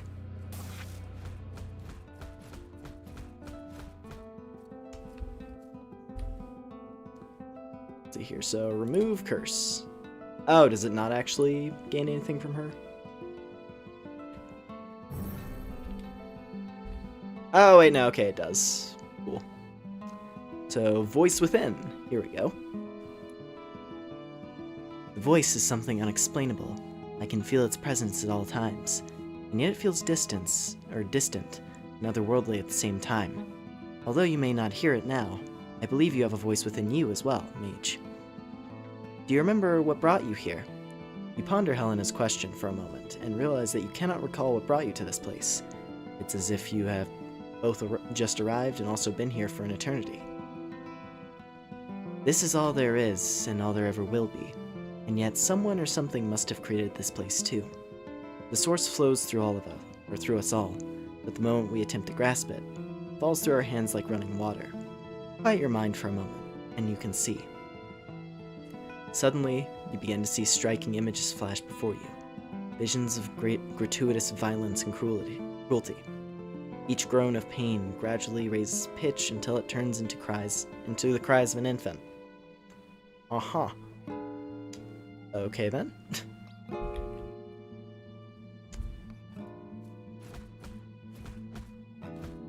So we're in battle purgatory. Gotcha. Let me see.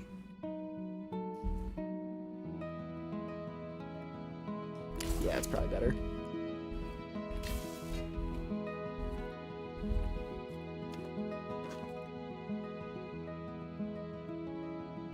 I'll take that helmet.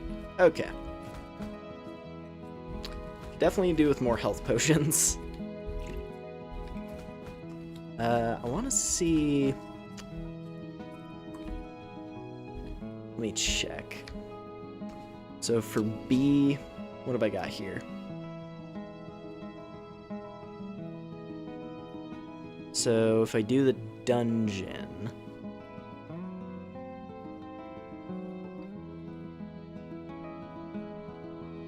Complete the optional Elite Enemy Floor Plate Challenge. I mean, it's worth a shot.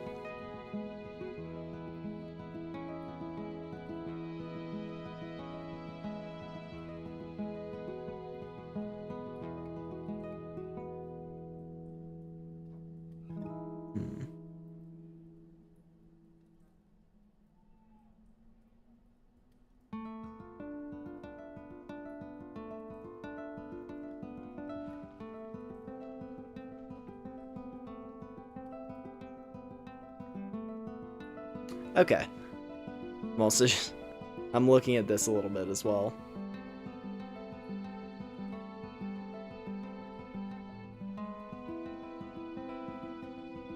So, yeah, beat Maw Sen, you get a thing, and then you have the ending stage where you also get a thing. Okay. Yeah, let's go to the dungeon. Right? That's the one that had this? Yeah. Okay, let's do dungeon.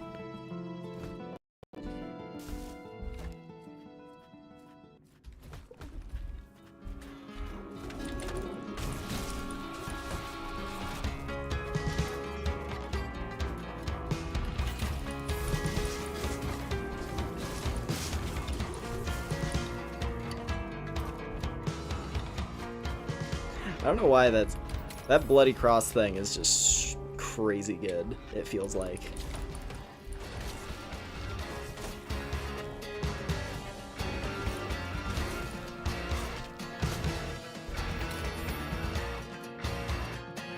Yeah, see, now the music is actually, you know, audible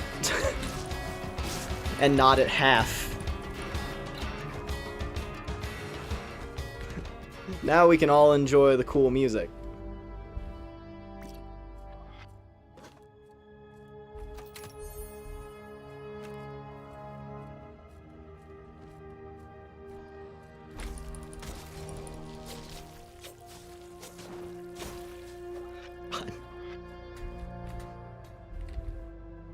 Ooh. Gain brief invincibility when you're dealt a killing blow. I'll take that. That might come in handy.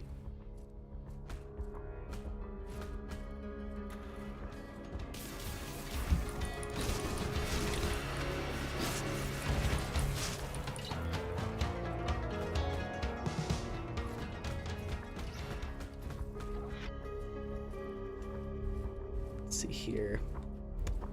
Hit 20 attacks total to make a powerful explosion. Hell yeah. That's simple, straightforward, and strong, I hope.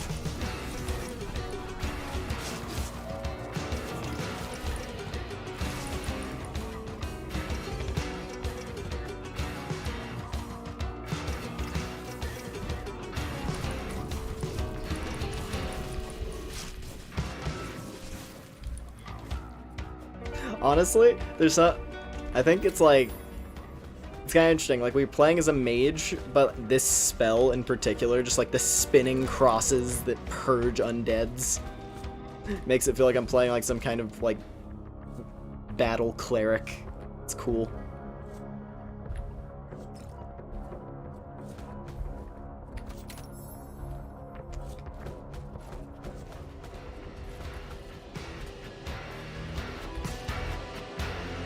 Oh god, here we go.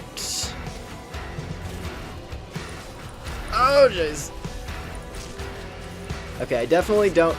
That seems to be a trait, though. The wizard has, like, no health whatsoever. You cannot... You can... Like, you cannot take hits as the wizard. Which is bad. Damn it. Okay. Yeah, wizard's a little difficult. Wizard's a little bit difficult. Potential for very high damage, but you gotta, yeah, I have to actually block more often, for sure. Blocking seems to be extremely important for the wizard. Okay, good to know. Well, we do get the hunter now, which has a spear. And that sounds pretty cool. Yeah, here's a great comparison, right? Here's a great comparison. So Berserker, the one we started as, 150 health, a little bit extra attack power and speed. Mage, literally half that. Literally half of what the Berserker had. So yeah, no wonder I was overestimating my survivability. But that's fine.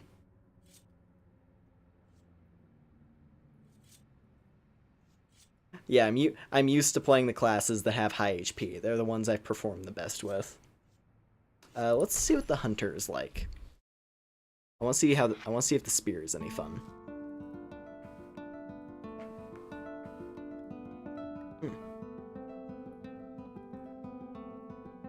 So, in a fit of rage, you twist the threads of fate. The will burns bright, but no flame can burn forever.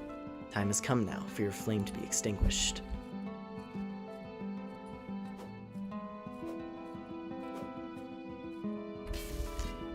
Alright. Well, the Sin Ward is very good. And there's a halberd. I do like halberds. Halberds are cool. I'm down with that. Already have a cool looking fighting style as far as I'm concerned. Alright, so where do I start? Kill the enemies. I don't know what the time limit... I would go for the dungeon first, but I don't know what the time limit is.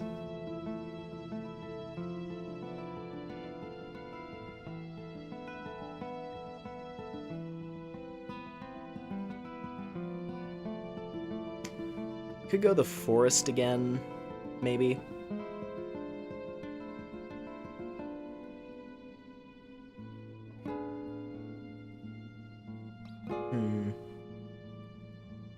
Yeah, let's go try the forest.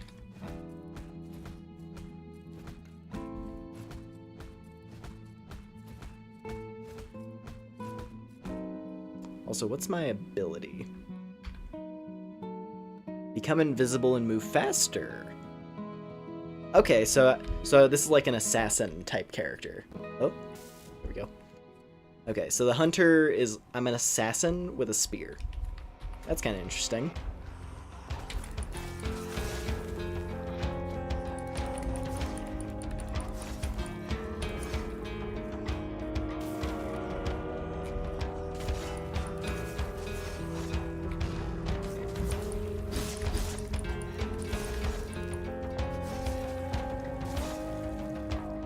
Alright.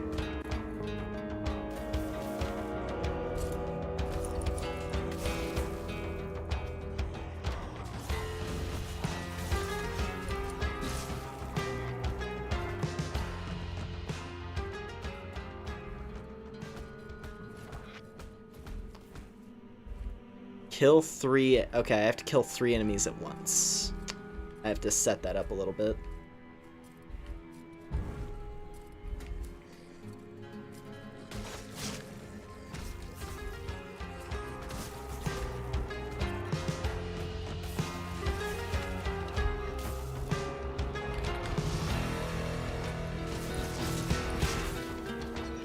Maybe? Oh wait, no, it's just kill enemies flat out. Okay, that's actually a bit easier. Literally just kill 3 enemies. Pretty normal.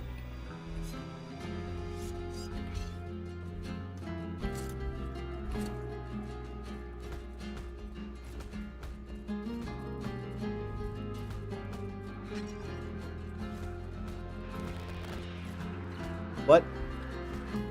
I was gonna fail me the quest. Yeah, what? Okay, I guess I misunderstood how that quest worked. Well, that's fine. Damn. That should have been an easy one too.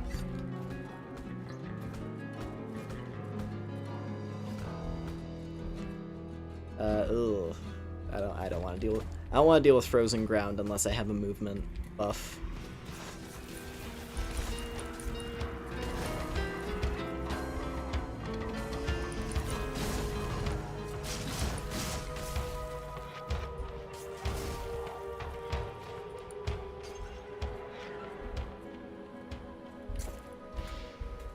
Ooh, I'll take that.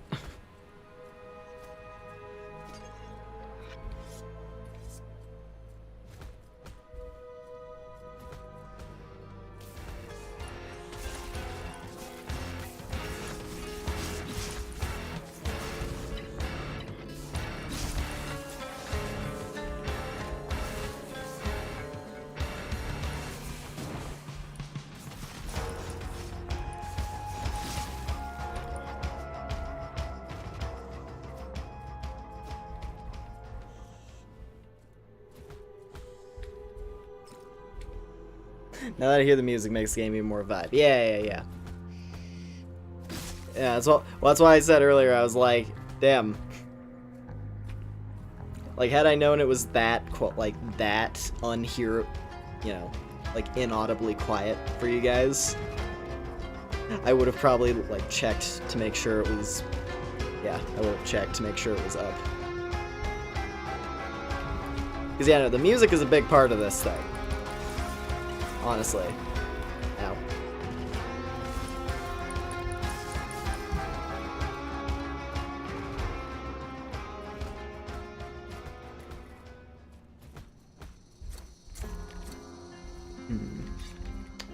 A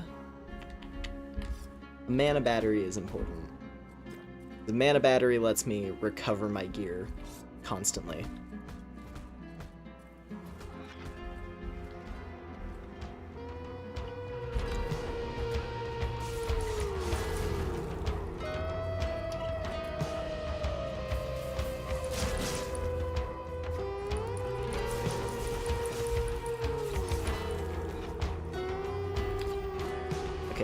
This vanishing ability is pretty fun. Still have low HP. Like, the hunter is still a glass cannon character, it would seem. Which makes sense, if they're supposed to be like the assassin type.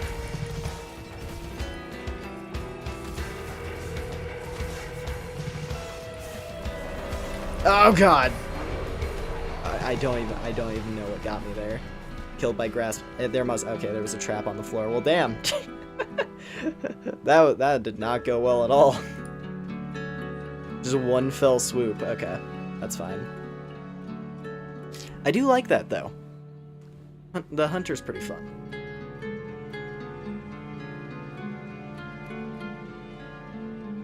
Alright, let's see here. Do we go... So, katanas or fists? Dual katanas or fists? Which one are we feeling more? Because I'm good with either. Whale noise metal. Yeah, a little bit. Let's see here. Katanas or fists? Feeling the monk?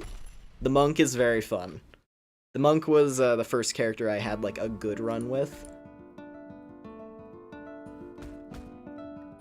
So as you can see, we have no weapon, but we have a dragon punch. We do a big flaming fist. And then gauntlets, I believe, are a bit more important here.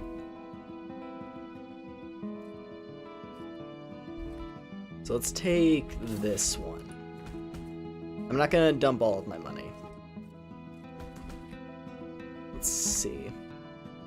So dungeon, complete time limit, the optional time, floor plate, or cave. Let's start with the cave, I think. Yeah. Let's just go do the cave. So I want to try to get... I want to do quests, you know? I want to try to complete more quests so we can get more of the lore. And it seems like the kill ones are the most straightforward.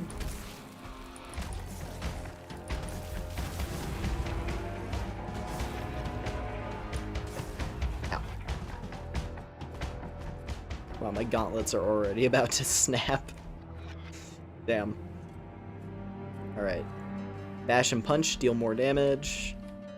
Nearby enemies are slowed, or kicks go up. I feel like let's go for just more punch damage.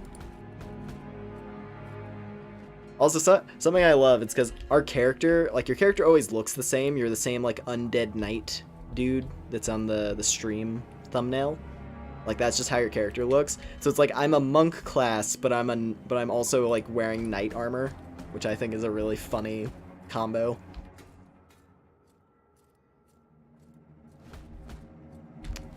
Let's see. I need to stop walking into those.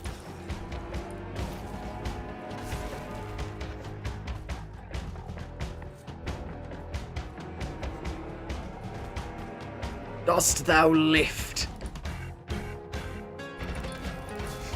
Like I'm picturing just like literally just like medieval knight doing crazy like kung fu moves. And just everyone on the battlefield looking at the dude just like, what the hell is he doing? But then like at the same time he's like crushing it. Just annihilating anyone who crosses his path.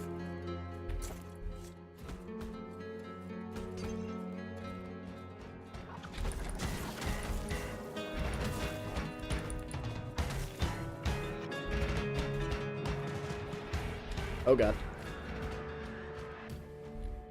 Let me fix my stuff. Ooh, there we go, armor.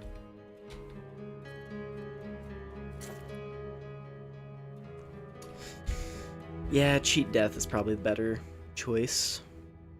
Take some wizard oil. Oil.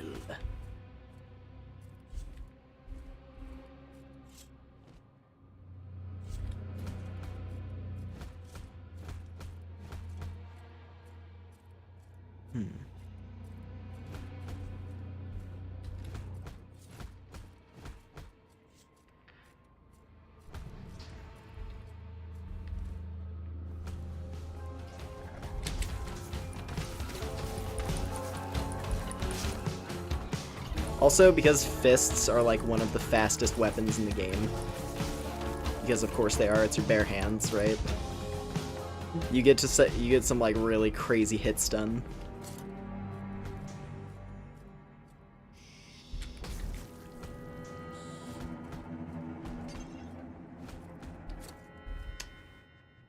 Okay, do I just have, like, inner fire on all of my gear? I don't know if that actually makes the fireball more powerful. If it does, that's rad, but I don't think it does.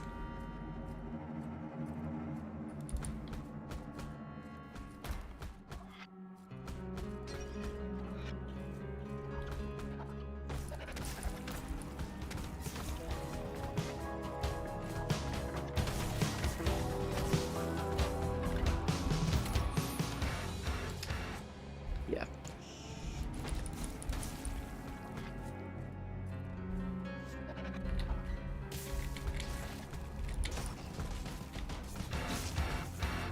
Also, the monk just gets to roundhouse kick as their default, so you get a more powerful kick, which is very fun.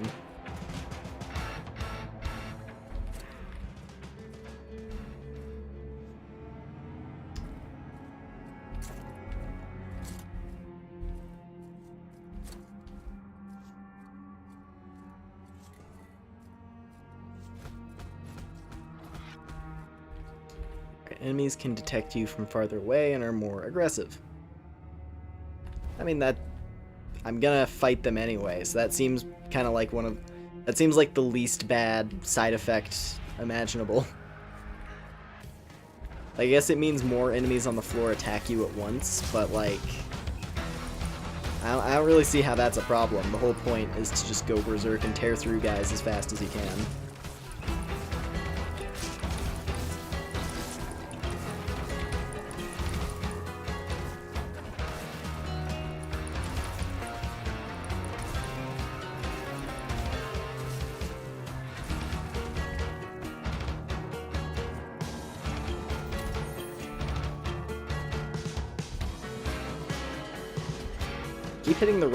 I keep wasting my potions and hitting the wrong button when I go to use the wizard oil.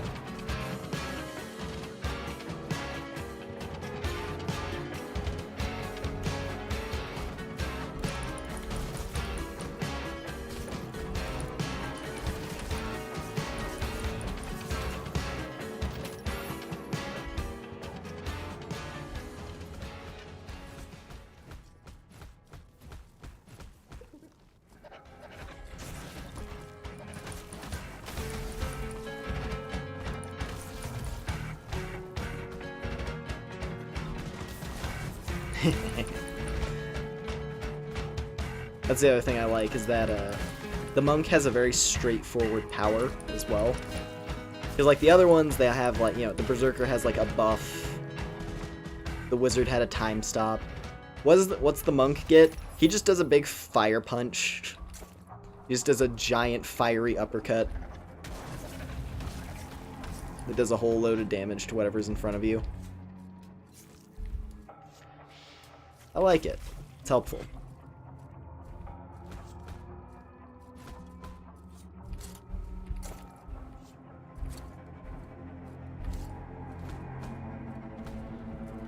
Sometimes I don't need the complexity of, like, a tactical ability.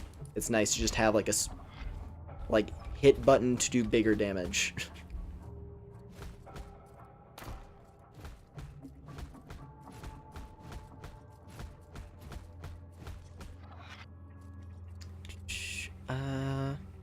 Frenzy, that could be a good one. Hit 20 attacks to make a powerful explosion. Considering we're a monk. Considering we're a monk, that seems like a good one. Because we have a lot of hits. Reminds me of what was it? It's a meme that's like comparing a barbarian to a monk in D&D. As like a damage dealer. And it's like, what? And it's like, oh, what's a warrior do? And it's like it's a picture of Hannibal Buress on the Eric Andre show, going whack. What's a monk do? And it's just like and it's just that same image, but like 20 times, just whack, whack, whack, whack, whack. I love it.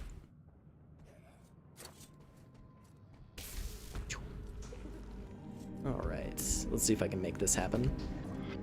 They gave us a short one. Oh, cool. Don't have to deal with the fireballs, so that's gonna be helpful.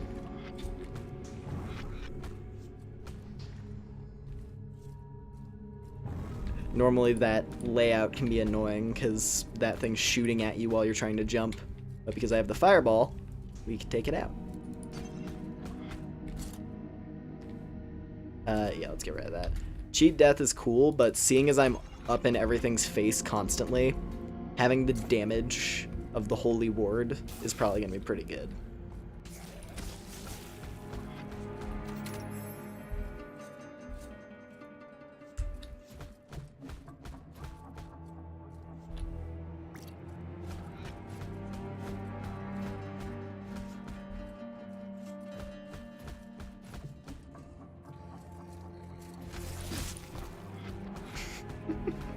Okay. Damage on this setup seems adequate. Just run into something and it explodes.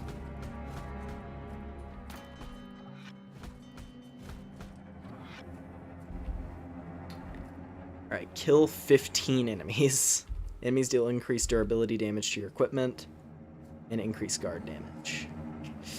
But it does make my kicks better. And I kick a lot. I think I can get rid of a curse if I make it through this, so...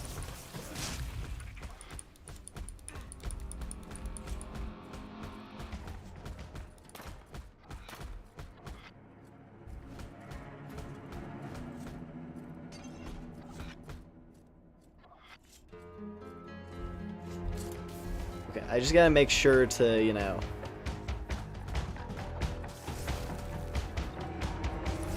I just gotta punch my way through all of these guys.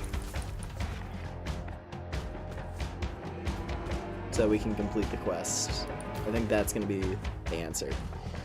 Because I don't think a bash counts as an attack.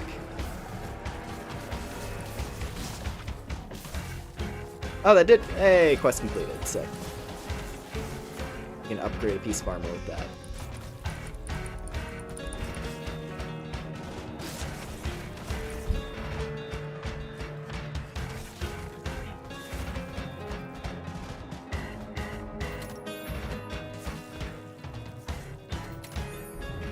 A bit more frenzy.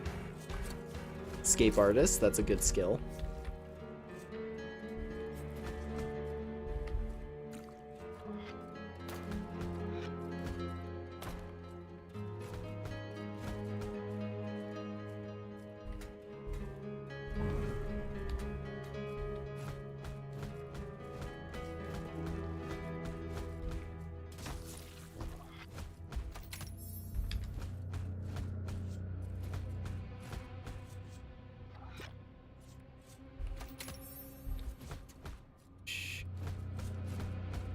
Let's keep going. Is this the boss room? Yes, it is. Okay. 31.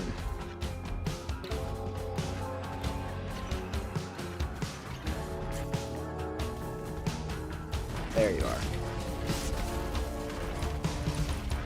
Just shred.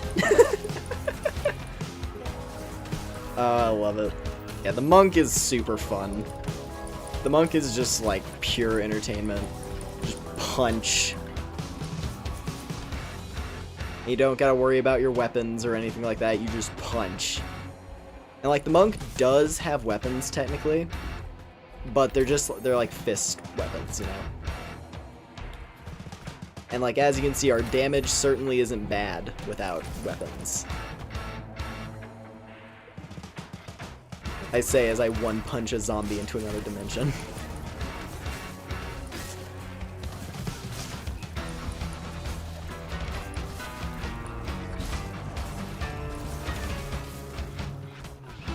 And then this explosion from our hit count, yeah, that's a really good skill to have. The like the shockwave.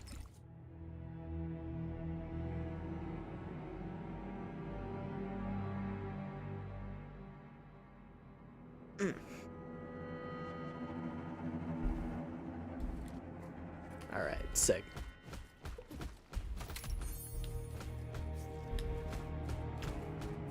Well, that is a floor completed.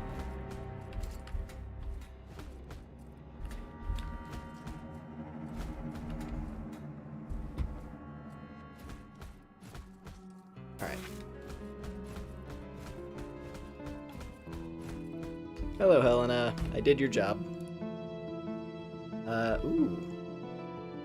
Okay, hold on. Which piece of armor should I upgrade? Probably the gauntlets to get rid of, yeah. Yeah, I'm gonna upgrade the gauntlets. Oh, there. Sick. Level 32! Oh boy. So when she upgrades a piece of gear, it's like, hey, do you want to use this piece of gear for the rest of your run? Cool. So here, the Sin Ward is really good, but Cheat Death has potential. Escape Artist. I have Escape Artist on the gloves.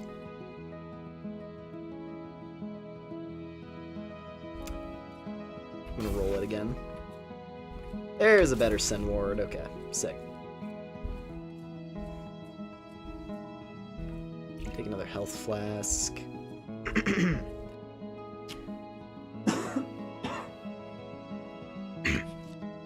Can you beat up Helena?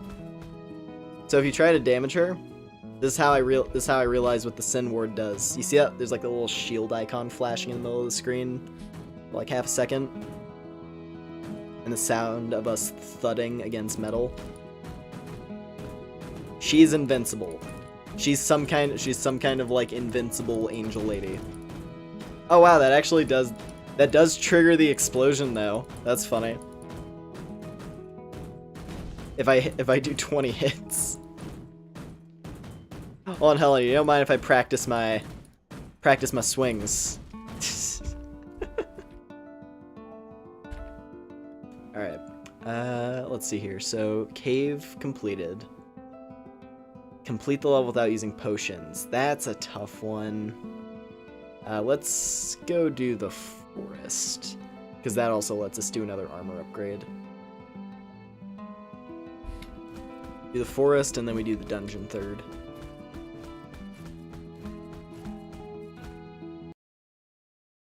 I love the thud. Kill 4 enemies with a kick. Beautiful. That's easy.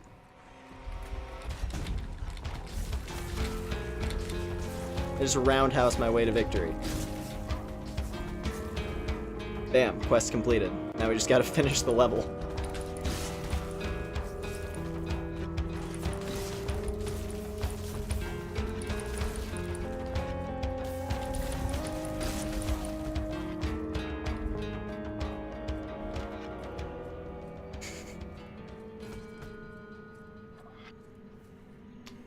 Alright, let's see. Savagery, probably a good idea. Actually, ooh, I can make Frenzy proc more often. That's probably a good idea, actually. Now I just get more frequent frenzies.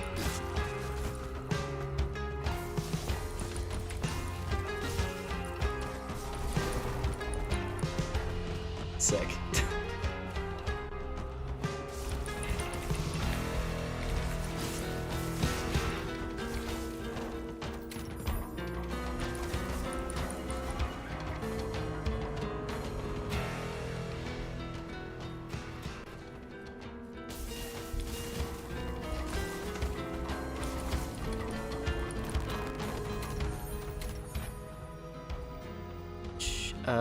Ooh, Manifest Weapon, yeah. I like that. That's a good one. Enemies can now crit, totally fine.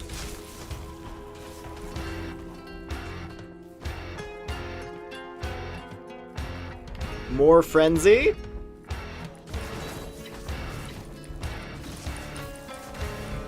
More explosions.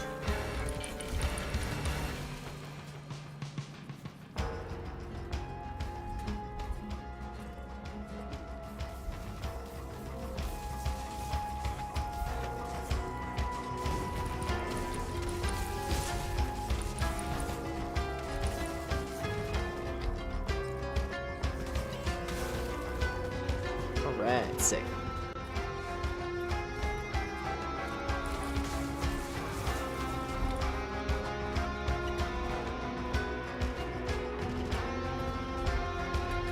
Oh god.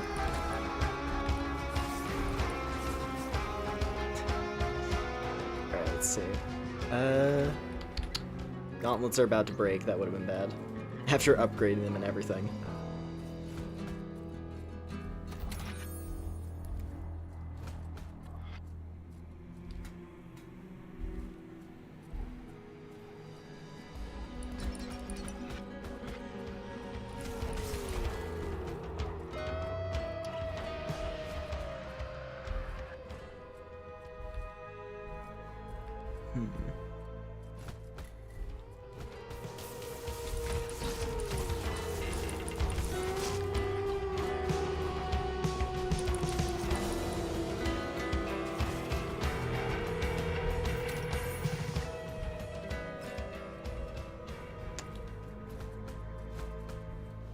See, so this way is progress, and this way is loot.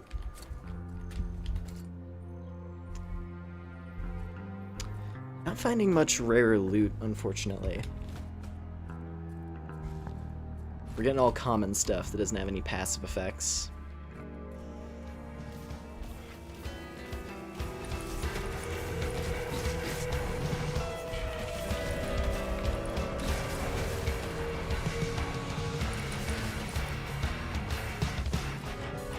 Are we in the boss room? I guess we must be. Ah, gauntlets broke. Ah, really? I was in the middle of using my potion. God damn it.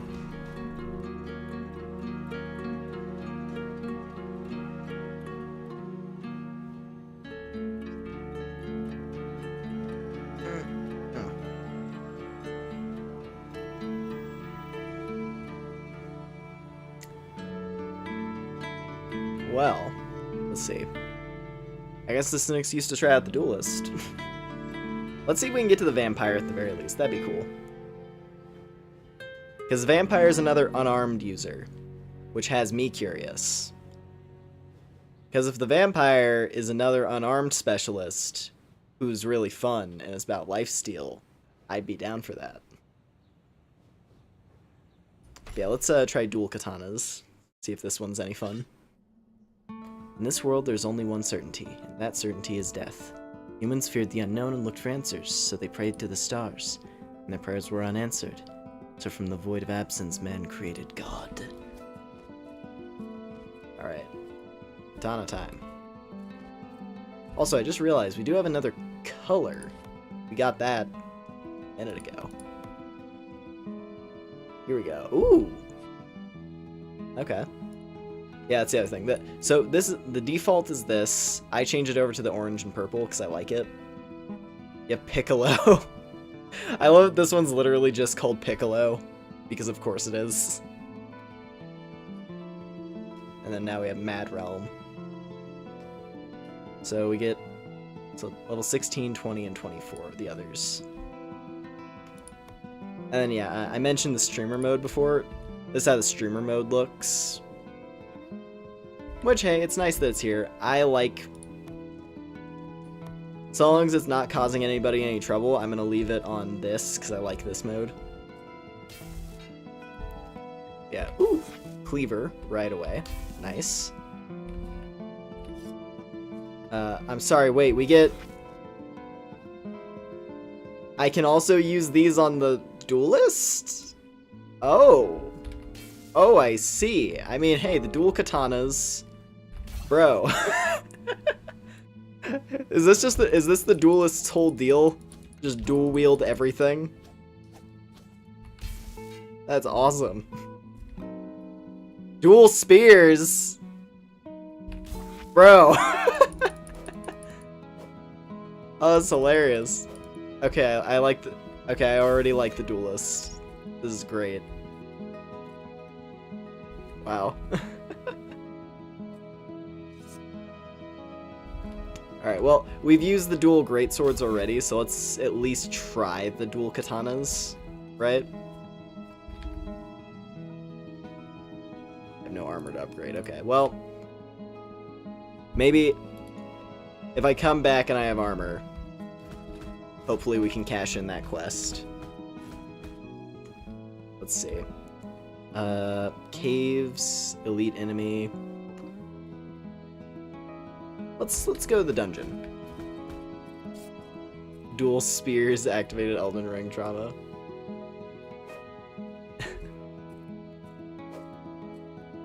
Let's see how this plays. Let's see the twin spears in action.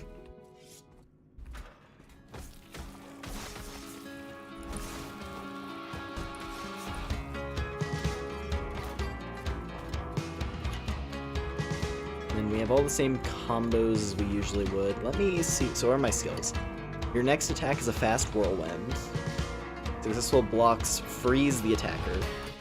Every time you critically strike, so you have hot streak by default. So you're all about, so you have really strong critical strikes. That's kind of your whole gimmick, it seems.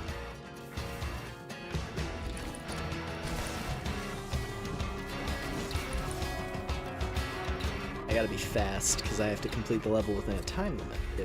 It would appear.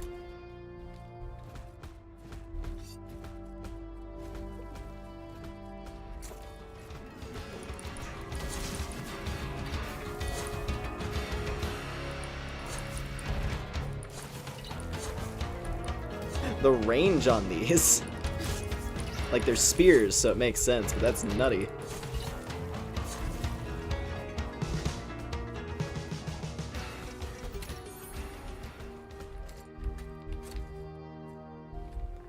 The hammer. Let's get mana battery going, so I'm gonna need that probably. Then frenzy. Holding an attack increases your combo multiplier. Ow. Immediately take a giant chunk of health.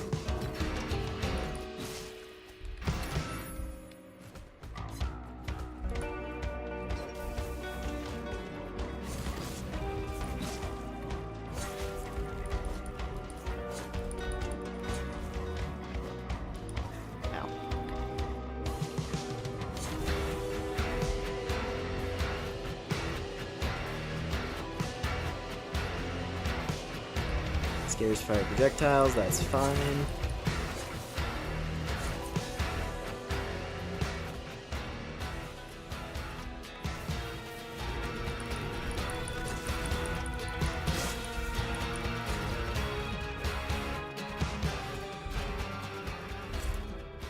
Alright.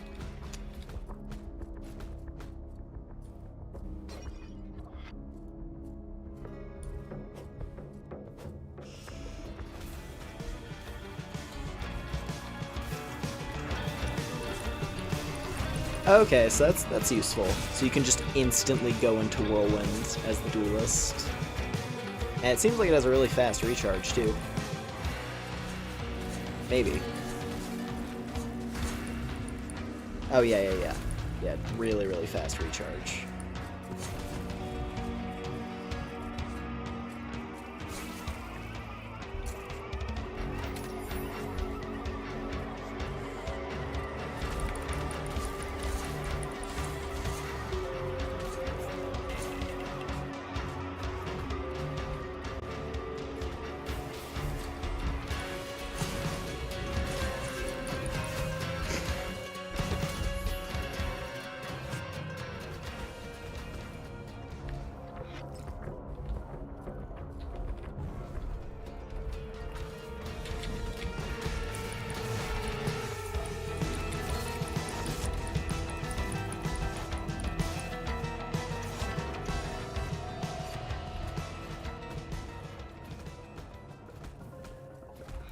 Hey, okay. Complete the level in 38 seconds.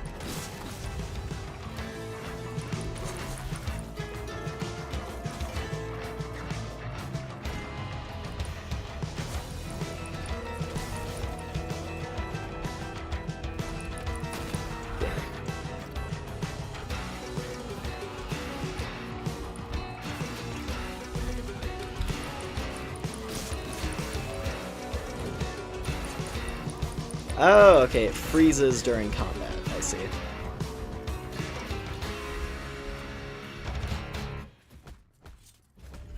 Damn it. That trap is in a really bad position.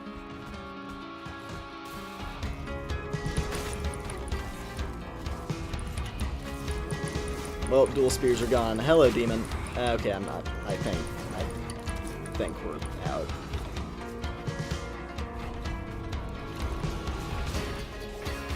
Fuck. God damn it.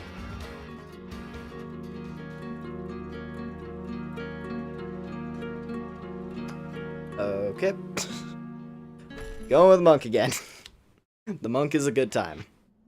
You want to live forever, so you followed every word, and now your wish is granted. You reject my gift and curse my name. Struggle then, you will find no solace.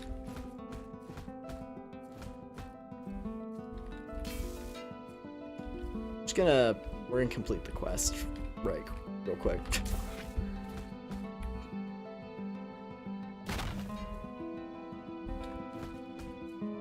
There we go. Monk mode.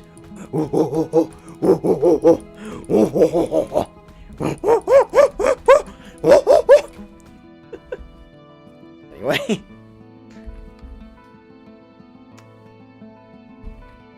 Cool. Well, let's see what we got. Yeah, completing the level in a time limit is a bit of a tricky one. Sustained combo multiplier. Complete without using potions. Okay, I feel like that's doable for the first level. Let's give it a shot. Let's see if I can make that happen. I just have to remind myself, don't hit the button. It's the first stage, so if I die, it doesn't matter.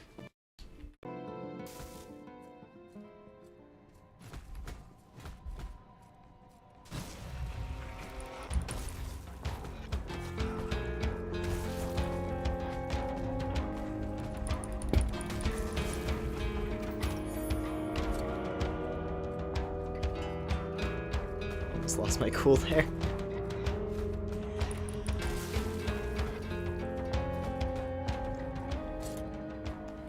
Manifest weapon. Already got good gloves. Seems like that equipment upgrade quest reward is really, really strong, actually. Because like, it gave me a level 17 piece of armor at the start of the run. And it gave us a 32 one previously.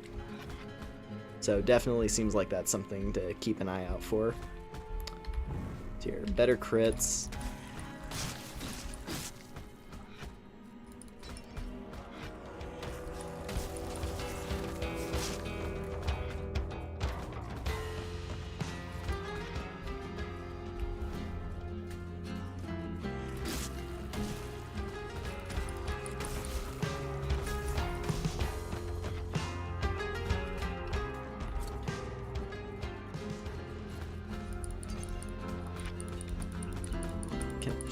Break it. I just wanna... Can I... What? What? Can you just... There we go.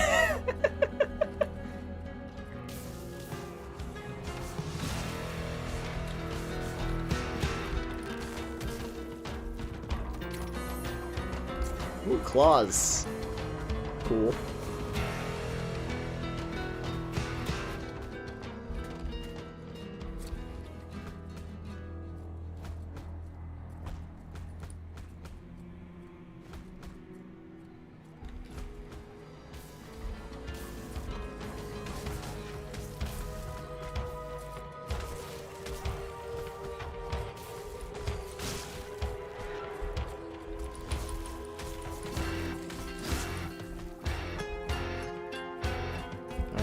Where's the last guy?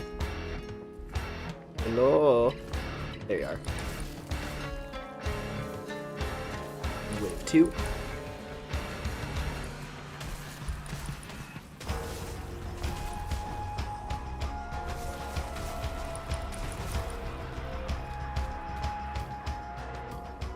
Alright. Nice. Alright. Oh, I could... Okay, so I could have used potions up to this point. But that's fine.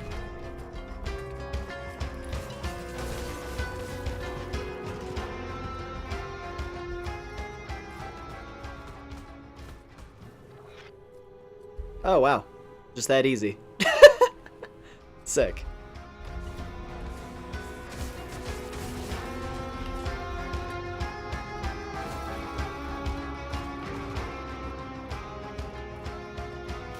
And is this our boss room?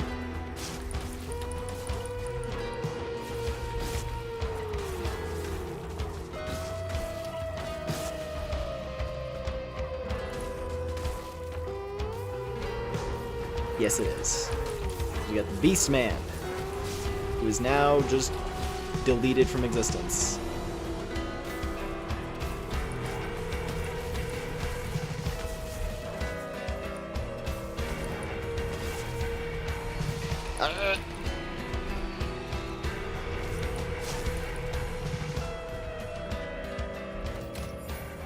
All right, sick.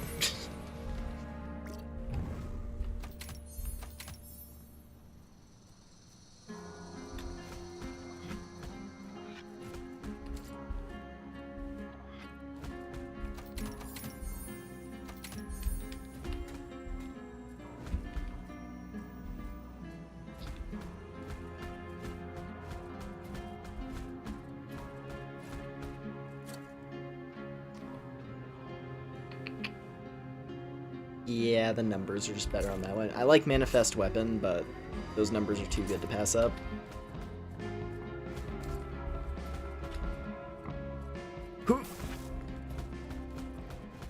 Helena! Can you upgrade my claws? Thank you. Ooh, sick. Next bit of lore.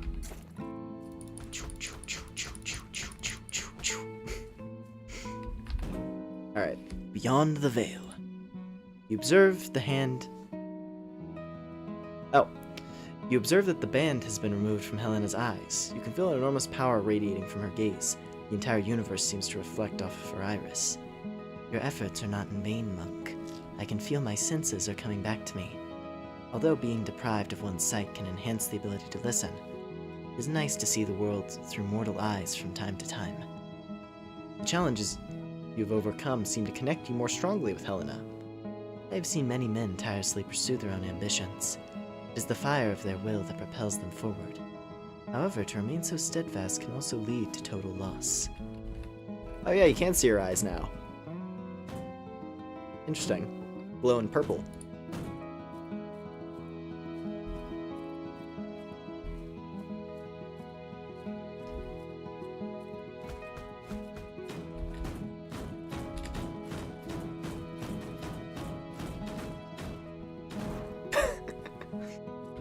Alright. Let's see. So, forest is done. Let's do the cave and then the dungeon.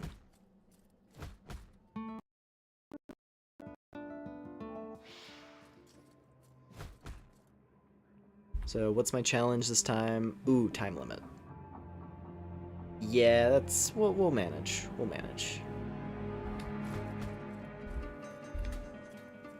I'll just pay attention for when it gives us the time limit.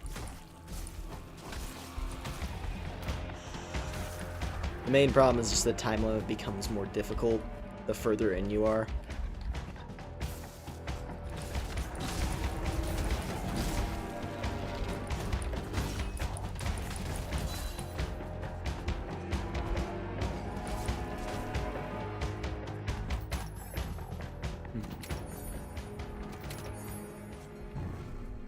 We got ruin.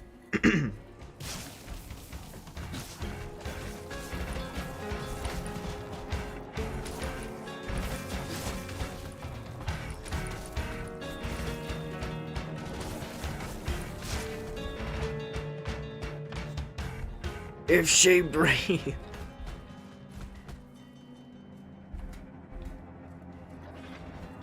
I'm actually kind of curious now, so I'm wondering if the deal with Helena, because like now that I've seen she's had a model change, that makes me curious if she might have like a, I don't know, she might like evolve over the course of the game, I guess, like as you complete quests and unlock more lore. That's what I'm hoping anyway, because that'd be cool.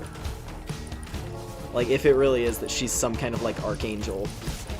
And she's gonna be, like, all, like, radiant and majestic looking. That'd be sick. I actually really like that. What the hell are all these little dudes?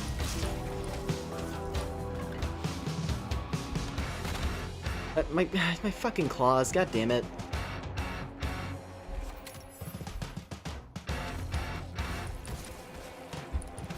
I got hit with fighting game logic there. It was like fighting Yoda in Soul Calibur. Hey, we're gonna just throw a bunch of little mini dudes at you who you have to like aim down at. And as we've seen, I have a very short range based on like trying to break that vase earlier. So it was not exactly easy to punch him. Maybe I should have been doing this. Dismembering legs has a 13% chance to freeze nearby enemies. Okay. Parries grant a speed boost and invulnerability. I'm gonna give that a shot. Alright, 150 seconds to beat the floor.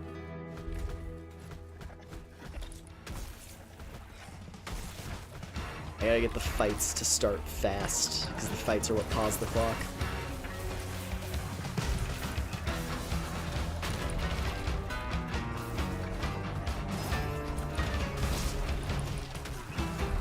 Oh no. Jeez, this shit is fucking broken, man.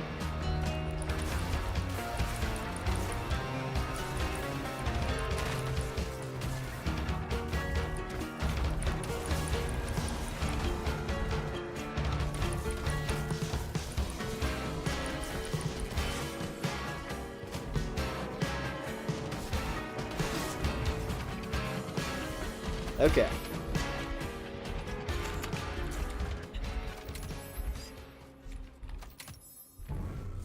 Why to pick up a weapon? There. Okay.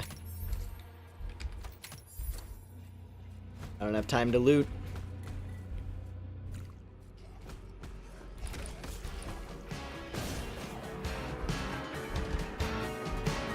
Whoa.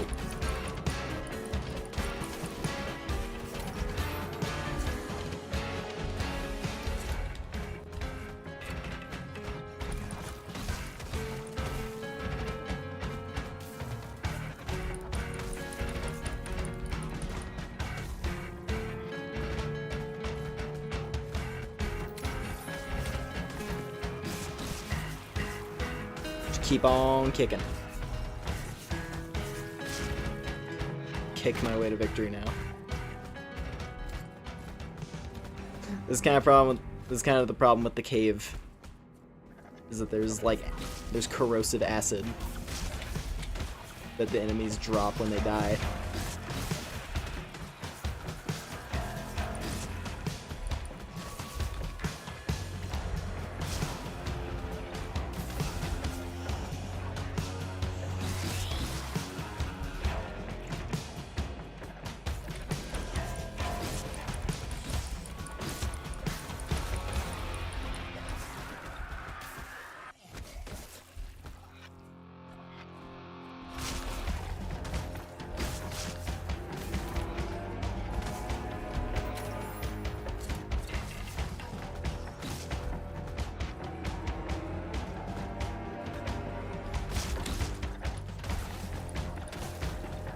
Okay, now I see why the enemy counter is so high.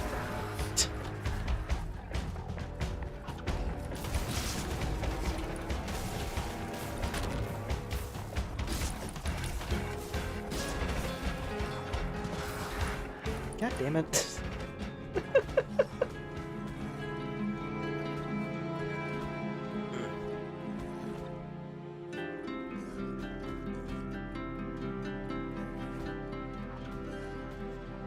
Yeah, dealing with the, what is it? Yeah, dealing with, I don't know if it's, maybe it's because I'm taking the thing that, like, makes the enemy aggression higher. Maybe that is actually kind of a problem, because it makes the enemies, like, attack constantly. Like, there's no pause in between their attacks. So if multiple come at you at once, it's just, like, it's just death. I don't know.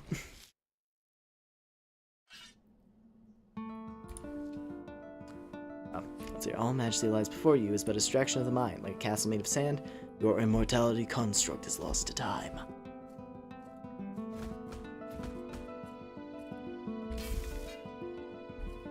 Hello there. And also, what is that skill? You're invulnerable during whirlwind. Okay, well then.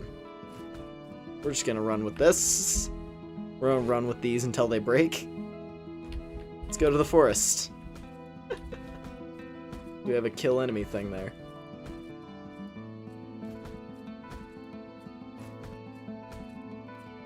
Spin to win.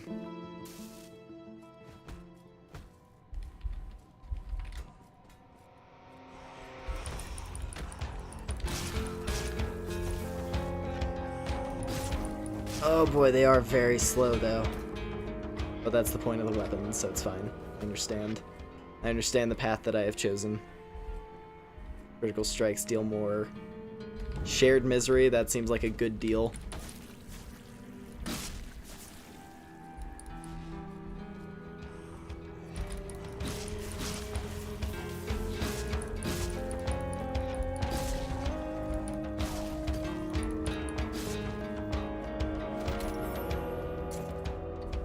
Helmet, katana upgrade, alright.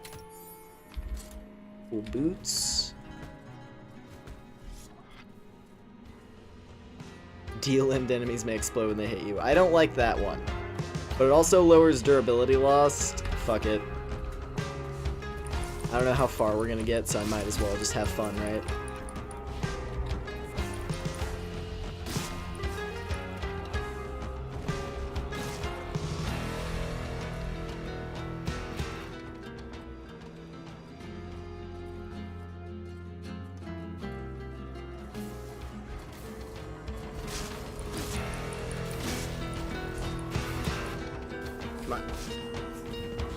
That's the one thing with the big swords. The startup.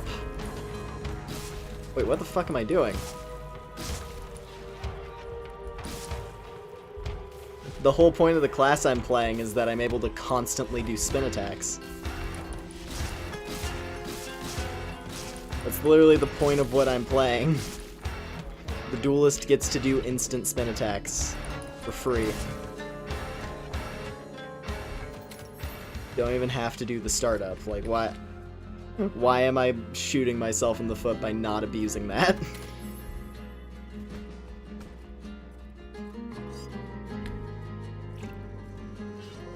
Alright. Here we go. Kill 3 enemies with a kick. Easy peasy. Yeah, let's take Vigor. Alright. Where are some guys who want to take a boot? Who wants to boot? Okay, doing this not as a monk is a little bit difficult, actually. The kick is an easy one on the monk, but it's fine. Just got... There we go. Okay, we're fine. So now... we just do this. Bonk.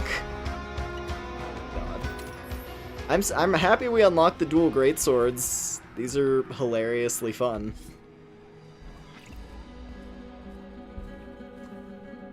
De-limbed enemies may spawn a clone. Why not? Why not? Sure.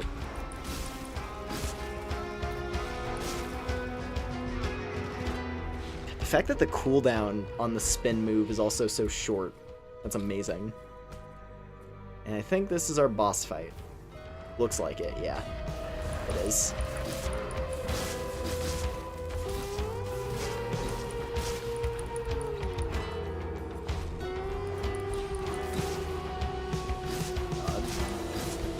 Okay, Berserker. Oh jeez. Okay, don't get surrounded. Don't get ahead of yourself and get surrounded. There we go. Sick. Recharging katanas. That's nice. And we have durability. We have gauntlets that lower our durability consumption. And now we have armor. You know what? Not a bad start. We're not a bad start right now.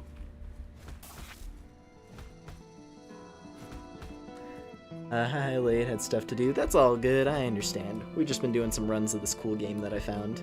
It's called Mortal Sin. It's a first-person roguelike that kind of feels like... It kind of feels like a boomer shooter in terms of like the mobility and stuff that you have, but it's, as you can see, all melee-based. Have I mortally sinned yet? I mean, almost. We got to the embodiment of sin, and then it flattened me into paste in about 5 seconds.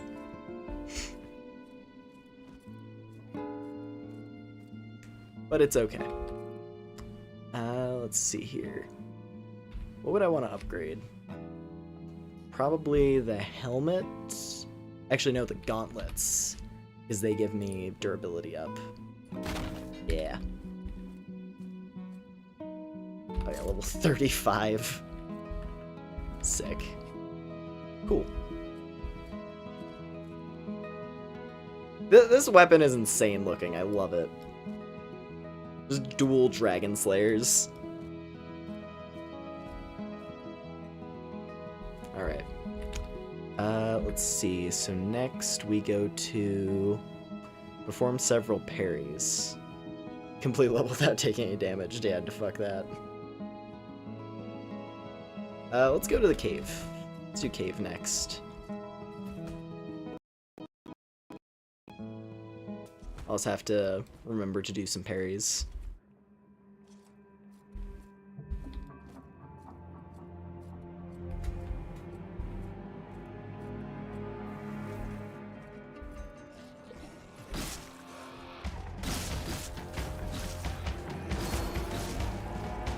Oh yeah.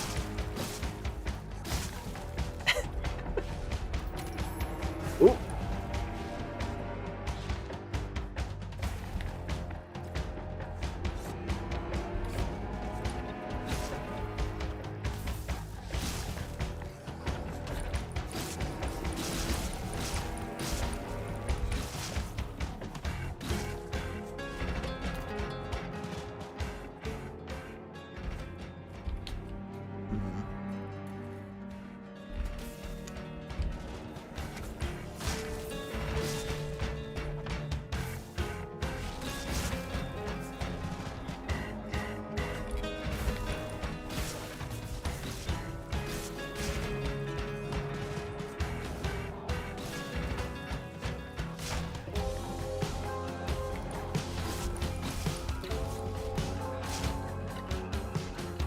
Alright.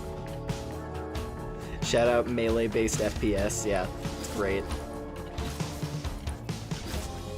I always love having melee options in fast-paced FPS, so this game basically being based around that is quite fun. It makes me very happy. Like, literally the instant that I saw this game, I was like, I gotta stream this. At least once, right? I was like, at the just one time at least, I wanted to show this game to you guys because it rocks. And it's like, it's relatively niche. Like, it has a decent number of reviews on Steam. So it's not like completely unheard of. Like, this game isn't a complete, like, non-existent mystery game. But it is a little bit, like, I've never seen anyone else like do videos of it. It just has like a decent number of players on Steam, and that's about it as far as I've seen.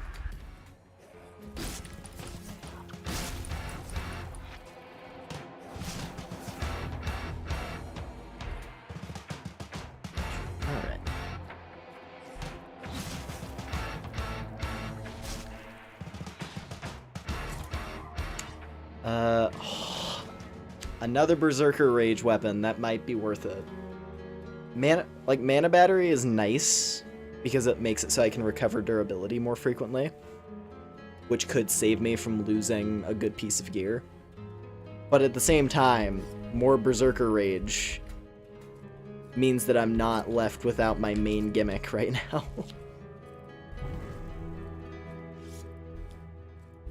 What are these? Inner fire? Hell yeah. Now I can shoot fireballs out of my feet.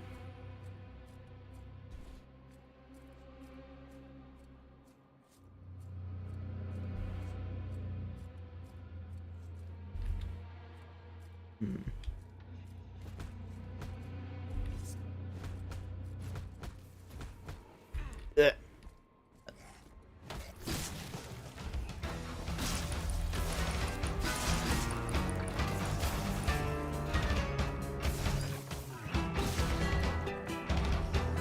Speaking of all my gear, all of my gear seconds from falling apart.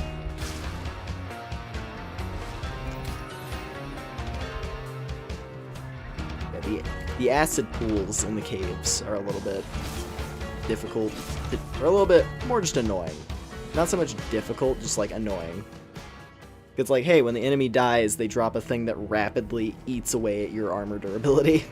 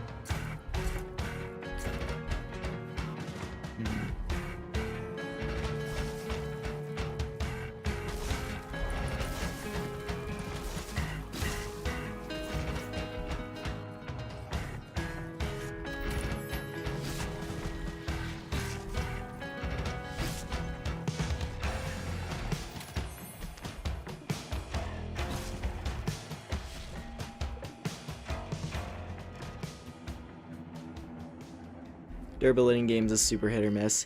It makes sense here because it's a roguelike, so you're designed to like it's designed to make it so like you have to, you know, pay attention to your gear.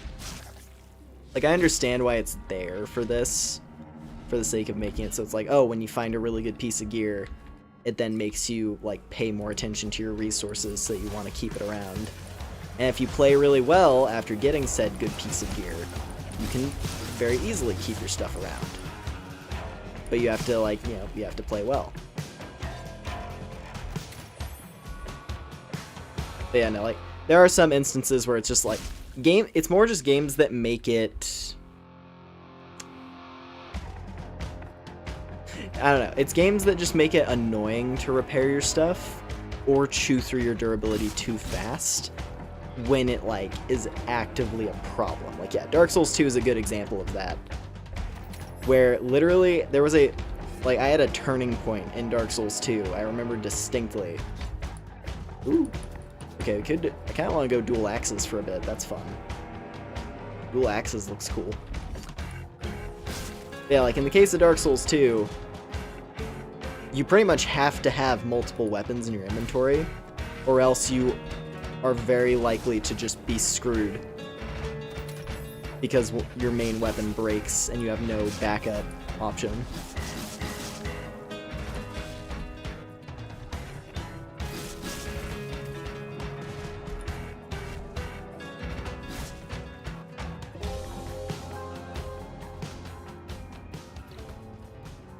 Like that was definitely a thing that I remember way back on like, you know, first playthrough of Dark Souls 2, right?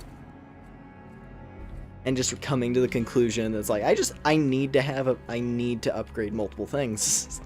It's the only way. It's like either that or pick a weapon that has stupid durability. Like I think I did actually at one point switch over to Santier's Spear. I remember distinctly I switched over to Santier's Spear at one point on my first playthrough because of the crazy durability. Hell, I think that might have been how I found out about, like, breaking it. It was I either found out on my own or I saw it in a video. Like, the whole gimmick where, like, oh, you break Santier's Spear and it gives it a different moveset.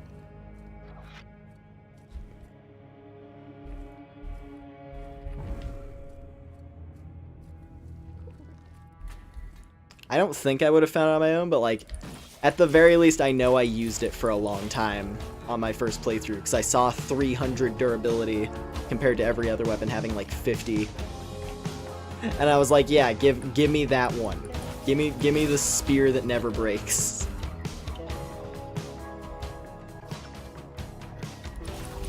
I do love that weapon though. Santier's spear was a cool gimmick. That's the main thing I loved about Dark Souls 2, honestly. Because Dark Souls 2 had some of like the most interesting weapons in the series.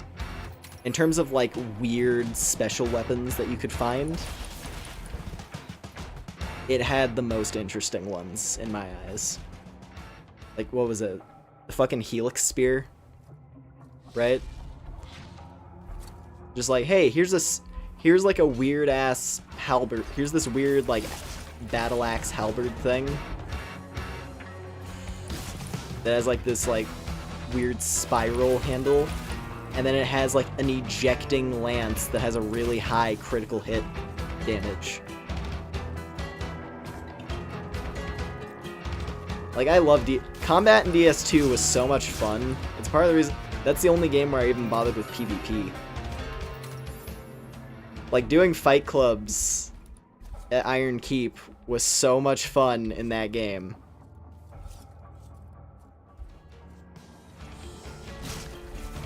And, like, watching PvP videos. Just, DS2 was an experience. It was such a good time. I'm happy that, like, there are people who look back on it fondly, even though you have you have some people in the Souls community who are like, DS2 is the shitty one, and just, like, leave it at that, and completely forget all of the cool, unique things it did.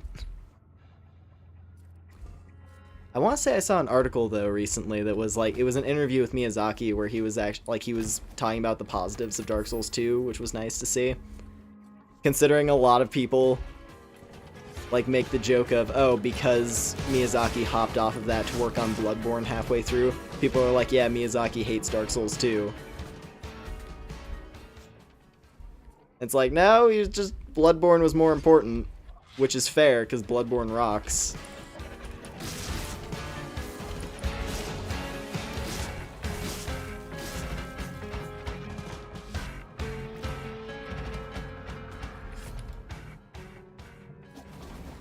Yeah, best spells, best weapons. For sure, for sure. Maybe I should... I wonder if we could... Would I be able to? I don't know if I would be able to do a full playthrough of Dark Souls 2 on here before Shadows of the Erdtree comes out. Maybe. We could at least do like a little bit of Dark Souls 2. Maybe.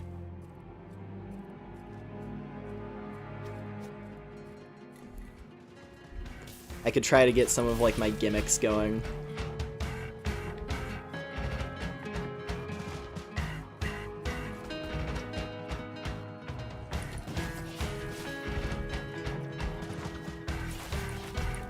Okay, okay, dual axes. This might be another good option. These are tearing it up. I like this. I like this weapon. Dual cleavers. They're just so fast.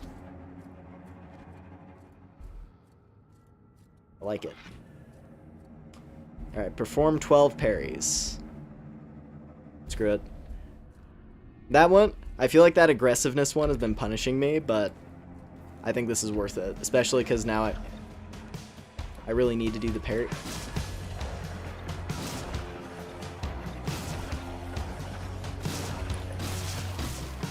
Hold on. Am I not doing those right?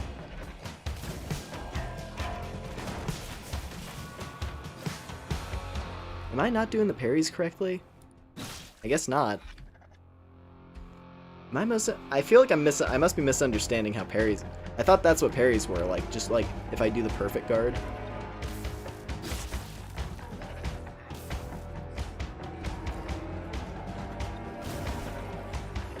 But it's not taken down. Huh. Oh well. I'm not gonna overthink it.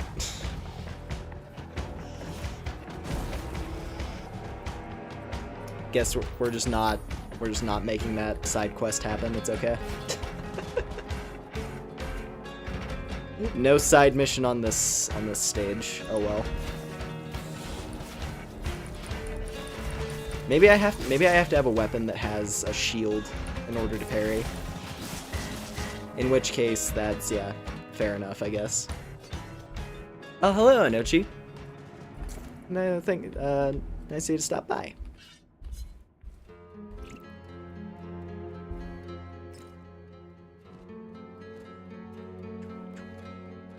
Depends what you mean by full. I think complete the base game. Oh yeah, I could probably do the base game of DS2. It's just like including the DLC. I don't know. And like I would want, the DLC has some of the coolest weaponry and bosses, so that's, you know, it would be worthwhile. But at the same time, it's a lot.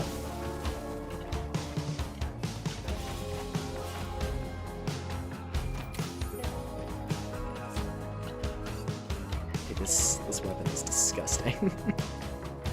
This weapon is unbelievable. Like I know I keep saying it, but like I am astonished by just how powerful the dual axes are. Like this might be a new favorite for me. The dual greatswords are hilarious, but for like pure effectiveness.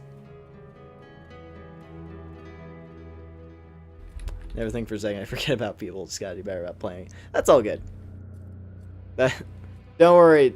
Like don't worry about it too much, Nochi. It's all good.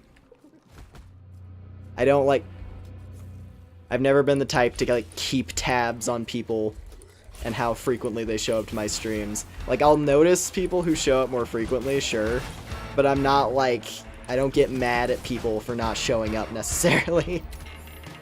I'm a late night streamer. It's not realistic all the time.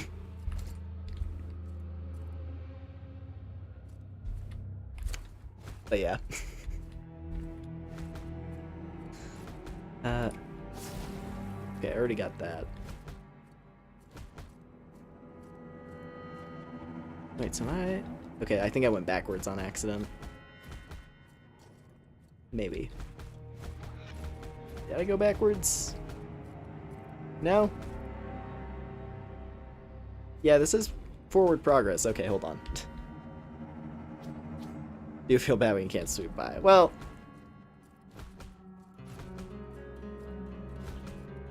yeah. I guess it's nice of you that you want to make the effort, I guess.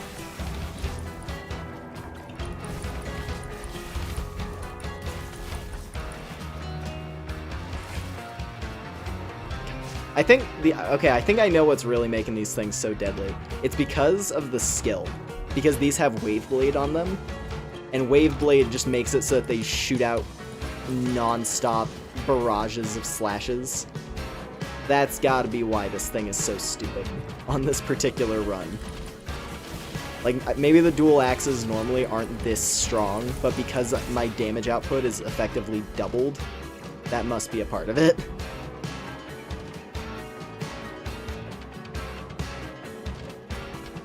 Yeah, no, here's the thing, right? So, like, speaking from my own perspective on that, like, there are particular streamers that I wish I could watch more often, but I'm not able to make the time always.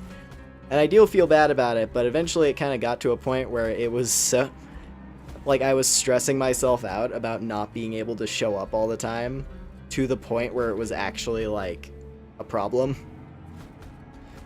And then once I stopped thinking about it, everything suddenly got a lot nicer.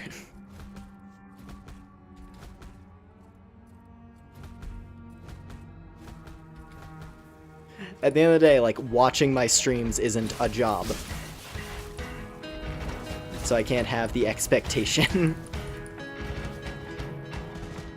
Like, this is supposed to be just, like, a nice, relaxing time where we hang out and play games. Ow.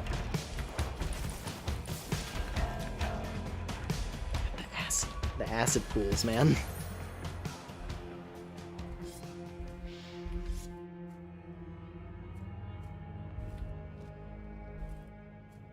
Or cause emotional health issues. Yeah.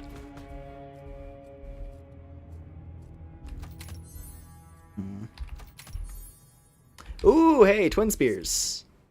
These things are very funny. And they have ridiculously high attack range, but I'm gonna stick with the great swords, I think. They hit so hard. And they might come in handy because they do make me invincible whenever I do the spin attack.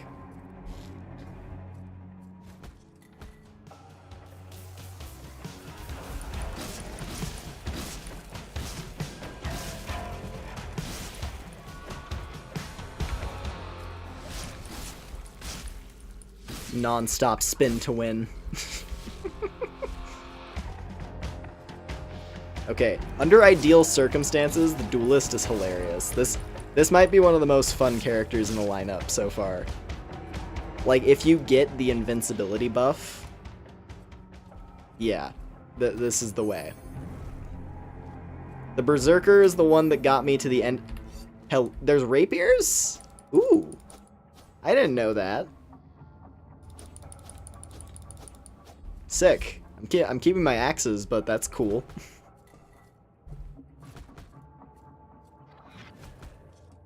Yeah, I know. It's like I don't know how parrying works in this, unfortunately. I'm pretty sure I do need a shield for it.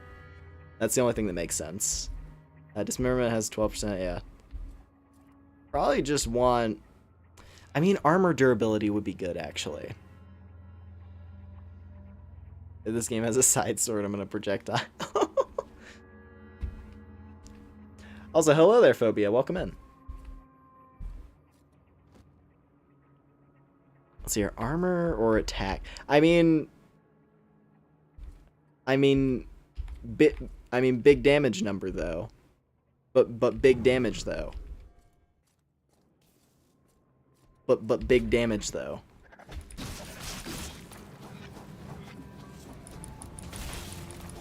I'm just a tornado of blades at all times. This is the best.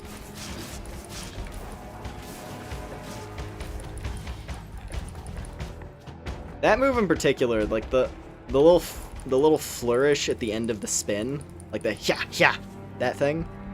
Like, look at how many blades that shoots out. That's disgusting. Let's see here. How are we all doing? I mean, we've been doing all right, I think. Just chilling out, playing this cool game I found. It's called Mortal Sin. And it's a roguelike with really badass music and a cool visual style. And really fun, like, fast first-person melee combat. It's just a nice little combination of features. I like it. And I found this on Steam at a really solid price, like the other week.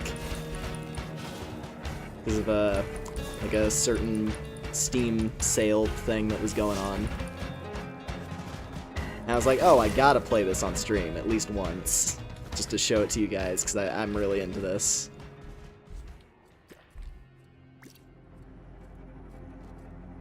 This is the I will say, this is the closest thing you're gonna get to me playing Ultra Kill. I might play it for myself one day, but on stream, I don't know.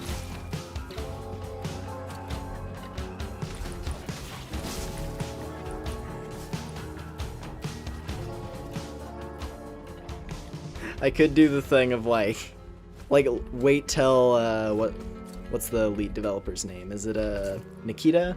I think it is, right? Am I saying that right? I'll wait till he's finished adding stuff to the game. Like if he ever decides to like be like, all right, this is the final update for Ultra Kill, I'm moving on to a different thing. Maybe that's the point where I would convince myself to give it a shot. Hakita, not Nakita, right? Hakita. Jeez. Well, all my armor is about to snap. That's not good. That's gonna be bad because the big thing right now is that one of my armor pieces gives me a ton. It gives me extra durability on melee weapons, which is a part of the reason I've been able to use these axes for so long.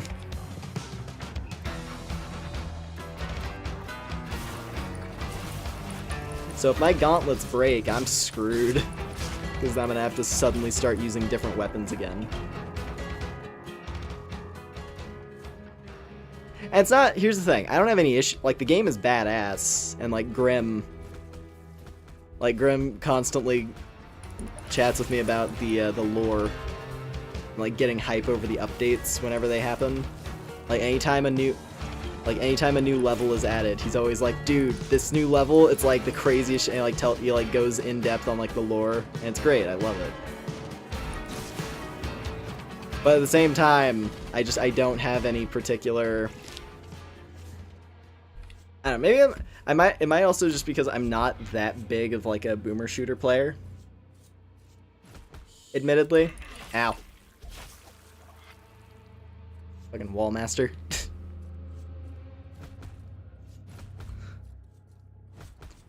Yeah, I don't know. I'm in like a weird camp where it's like, I like boomer shooters in theory, but I never play them. Oh yeah, you guys liking it? Yeah, the OST for this game, that was the other big thing.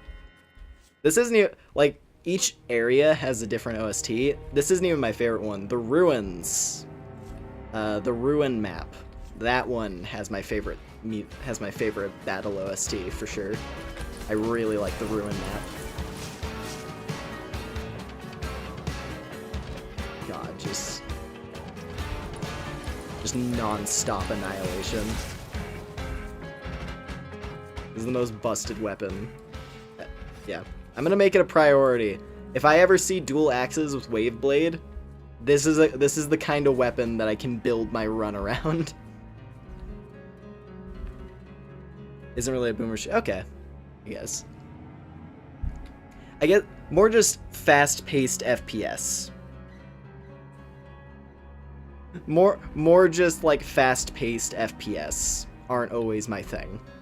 I enjoy Titanfall, but that's like its own thing entirely. Like Ultra Kill is very much its own thing, and like it looks cool, and I like the music a lot, but I like to watch it. I don't really have much of an interest in playing it myself.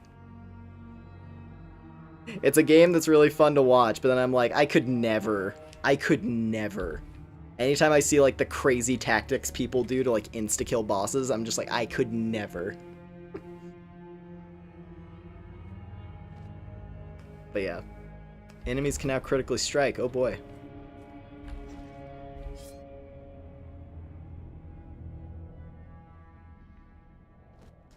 Alright.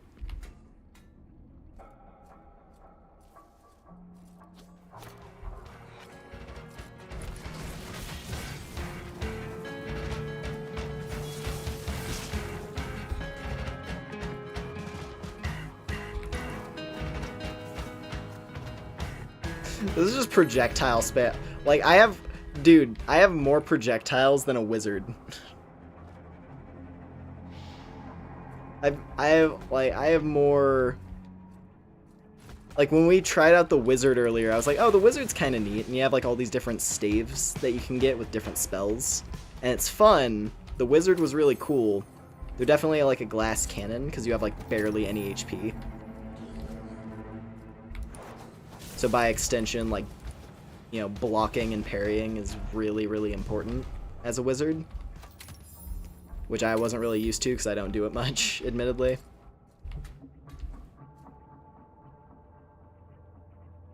Take half all damage, hell yeah. That's a good skill to wear till this helmet breaks.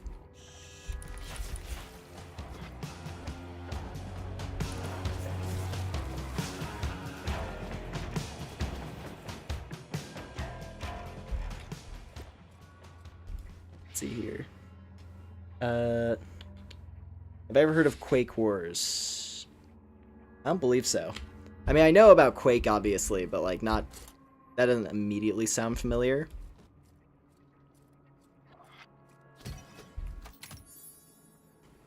Yes! Okay, finally. I was like, please give me another item with Iron Grip in case my gauntlets break.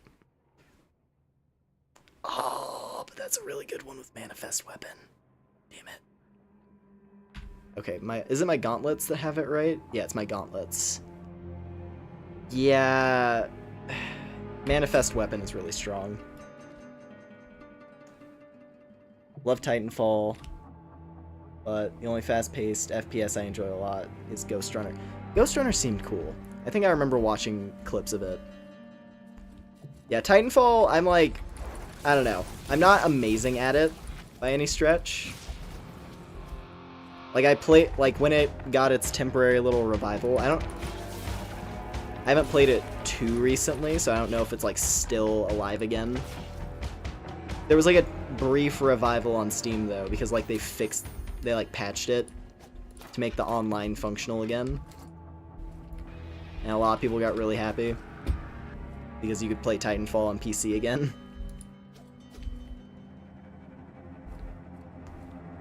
And that was cool. And I definitely got some really fun matches in there. But yeah, I'm not, like, a god at it by any stretch.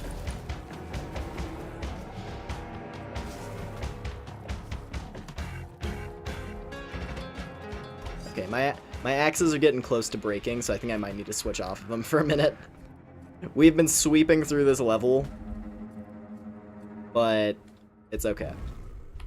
Once I get more repair vials, I can top off again. For now, we gotta go back to the greatsword strats.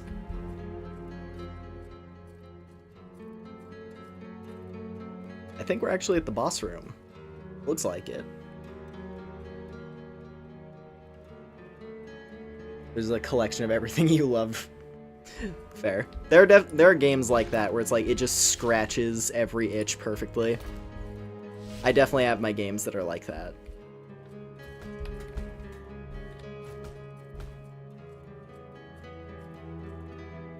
And yeah, no. Titanfall, Titanfall is frustrating at times because I don't know why more FPS developers who go for like a movement-oriented FPS, I don't know why they don't just copy Titanfall. Because even Apex, they're like, no wall running. No, it's not allowed. And it's like, dude, it would be so sick, though. Like, that was always the thing that annoyed me. It's like, Apex is almost there on its movement. It's almost there. But they just don't put the wall running in there. It's like, you had wall running in your previous fucking game. Like, is it a balancing thing? I don't think you need to worry about that. Your game's already fucked. Just put wall running in. Anyway.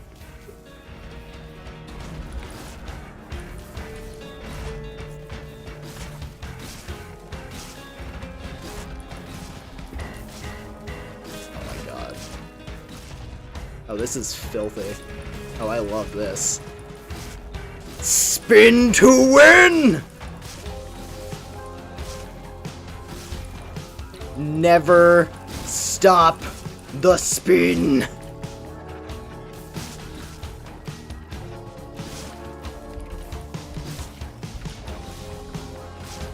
Bro.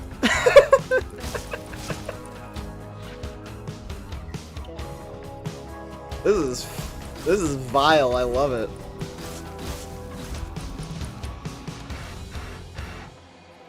Oh my god. Okay, they don't have Wave Blade anymore, but they do have Mana Battery. Which means I could recover durability that way. But the damage is exactly the same.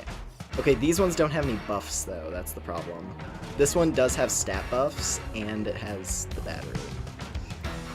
But Wave Blade is so strong. Okay, hold on, you know what? I'm gonna use this up on the remainder of the enemies here. Just burn through this. Just burn through the remainder of my axe, and then switch to the other one.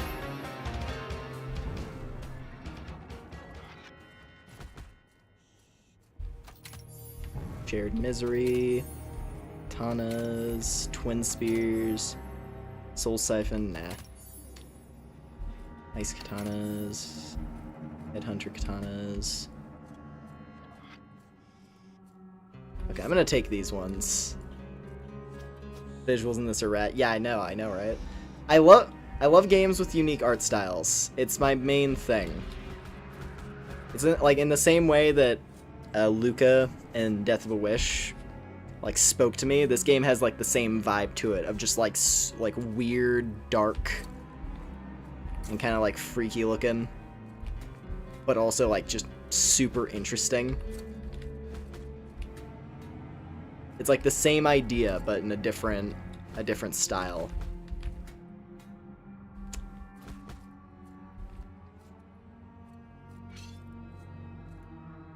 It's really awesome about Titanfall and the Gauntlet.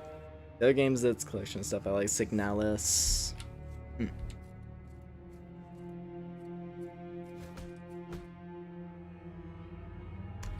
That gives me more attack. And it gives me a lot more speed, actually, yeah.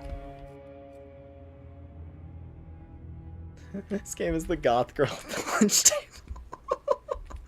What? That's an interesting comparison, Jonah. I'm gonna miss having Waveblade, but it's okay. Hey, you know what? We have a lot of money. Let's craft some stuff. Let's see. Let's see if I can get a fancy new weapon. Ooh. I do like Escape Artist.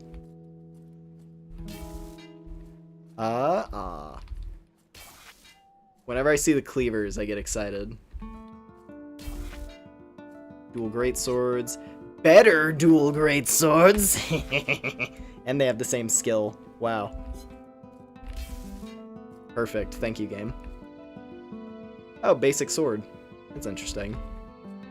Not particularly special to the class we're playing, though.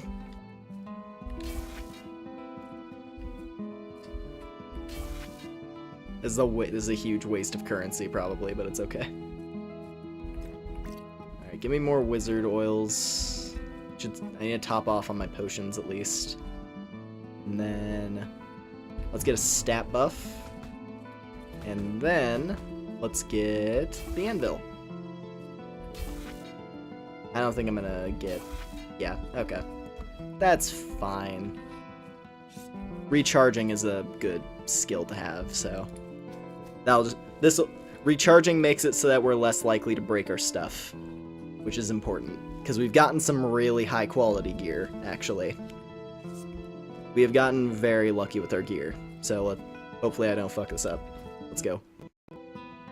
Dungeon time! So this is the area with my favorite battle theme. When it pops off, it is rad.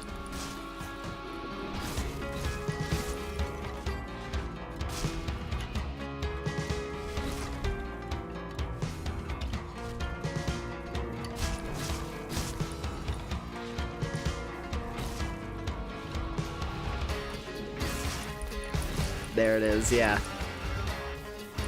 It's the da-da, da-da. That bit. When that kicks in, I'm just like, oh, hell yeah, dude.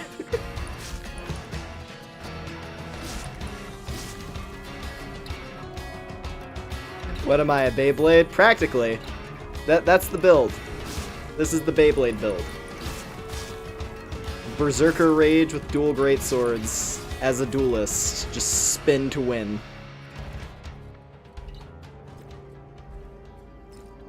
Like, this was the first area I went to. Or wait, did I go to the...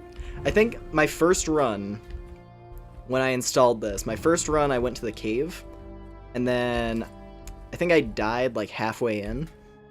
Then I unlocked the monk. Because the monk is the first, like, secondary, like, the first class that you unlock. So I went to this place second as the monk. So I'm running through this dungeon while this badass track is going, and I'm punching zombies in the face and making them explode.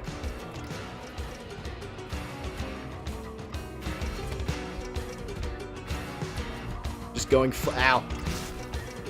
Going full Shaolin mode on a bunch of undeads. This is the hypest.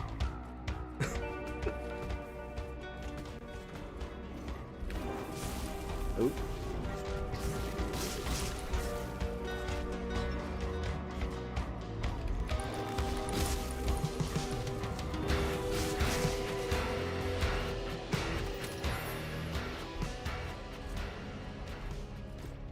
Alright. The only thing the game is missing is more grotesque. Yeah, some of the enemies are kind of basic, like the standard zombies and stuff. The floor bosses are all pretty interesting. Because, like, the forest has the big, like, werewolf-looking thing. It's kind of freaky.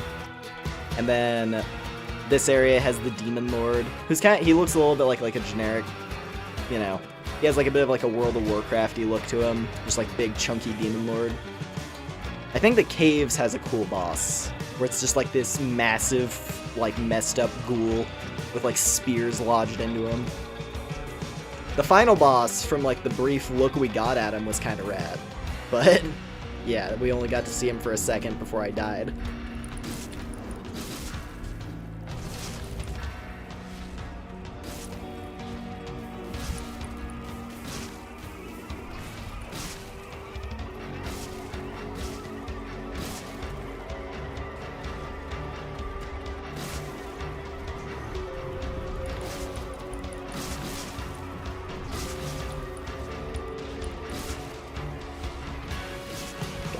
Invincibility. Ow!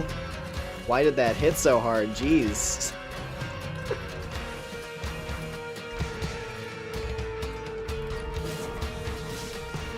Okay, we're fine.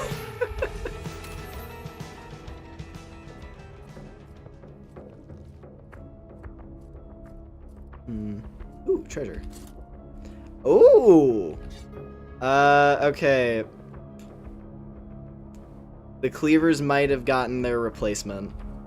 These have a little less damage, but they do have Wave Blade. Let's see it. Okay. Not quite as many projectiles, but it is another thing with Wave Blade. And I do want to try the rapiers out, so let's give this a shot. I'm gonna miss these things. The axes are rad. Big fan of the axes. But we want to see how this performs.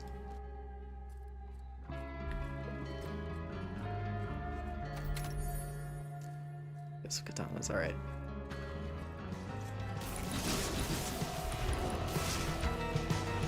The spin is like crazy fast. But that also means that the duration of the or wait, I guess I don't get the invincibility. That's right. Because the invincibility during spins comes from the greatsword. Yeah, the greatswords are really good for this character. I don't know. Just because like because the attack is slower, the spin lasts longer. Like this is kind of the perfect weapon to get that Berserker Rage effect on.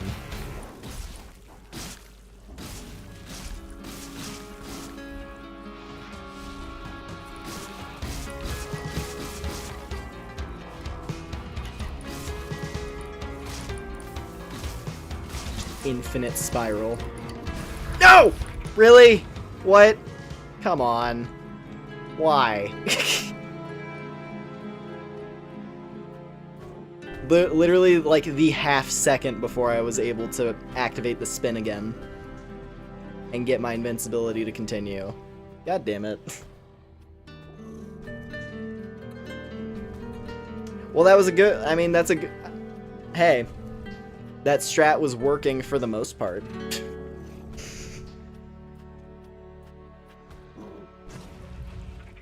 We got a new color palette. Let's at least see what that looks like. Also, vampire. No health potions. Interesting. Interesting. I want to see the vampire.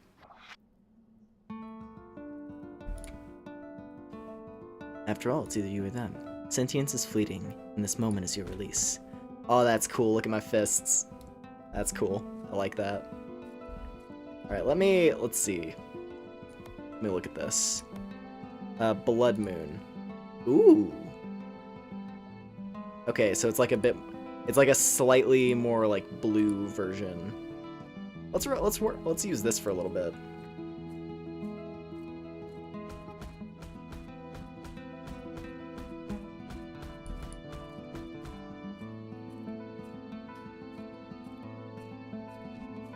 They recently added a roguelike mode to Warframe. Oh, I see.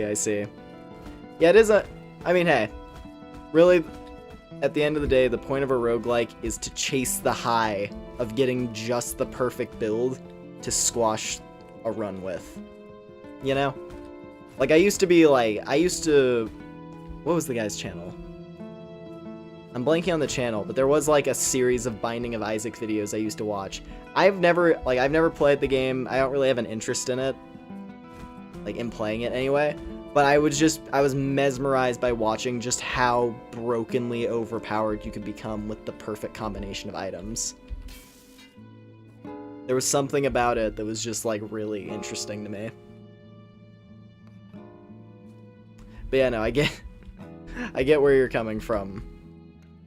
Where it's just like, oh yeah, great. All of the sudden, it's like you have a really good run going, and then you just get a bunch of garbage. Or like you have a really good run going, and you feel powerful, and then all of a sudden, oh, you get to the final, you get to the final stage. You get to the final stage, and then all of a sudden your build that was adequate is just atrociously awful in the context of the final stage. That's happened to me with Risk of Rain quite a few times. Like, it took me a really long time to get a successful run where I managed to defeat Mithrix. It took so long. I'll take attack. So I guess the gimmick here, become invincible and damage all nearby enemies when you attack. When you attack to break invincibility, the attack will restore a large amount of health. Power strikes with your fist, trigger a blood orb, drains health on cast, regains most health on expiration. Gain 5% health on kill. Deal more damage. Oh, okay. I like the idea. I'm already liking the idea of this vampire class.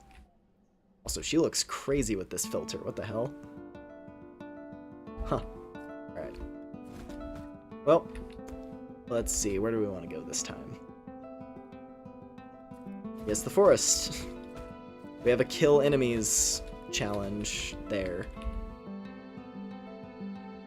And I don't want to bother with parries, because I still don't know how parries work, I'll be honest.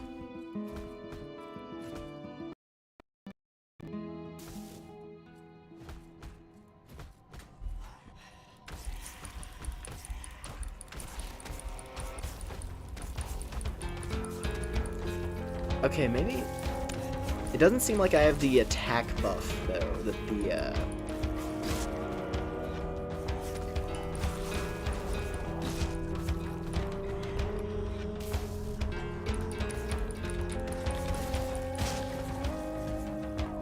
Hold on.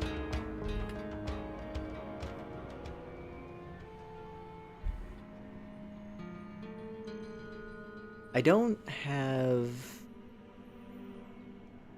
Yeah, I don't have the buff that the monk has. Okay. So maybe I do want a weapon in that case. Right? Because, like, we have this Bloody Palm ability. But that's just to fire off the Blood Orb spell.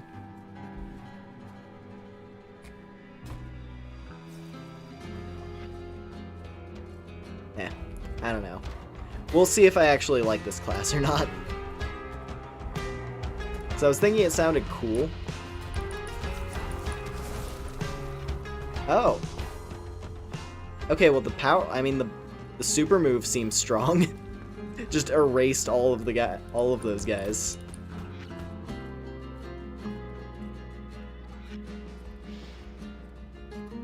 Traps deal increased damage, that's fine. Jesus. Like these, I like these forest I think the forest has cool monsters.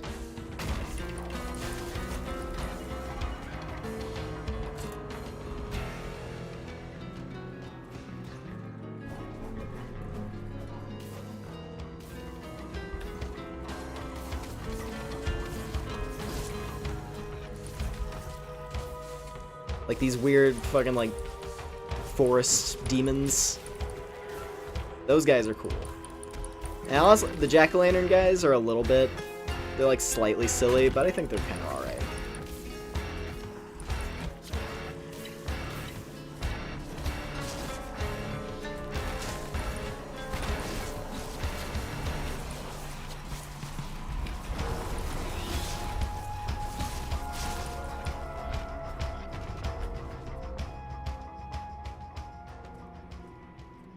Alright. Blood cross up. So it seems like, is this the only weapon that I get? I guess. This must be my only weapon, is the blood cross staff, which I guess that makes sense for a vampire.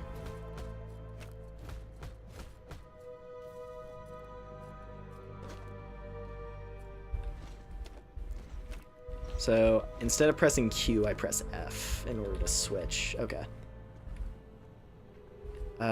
Explosions. Staves have more durability. I like Frenzy a lot.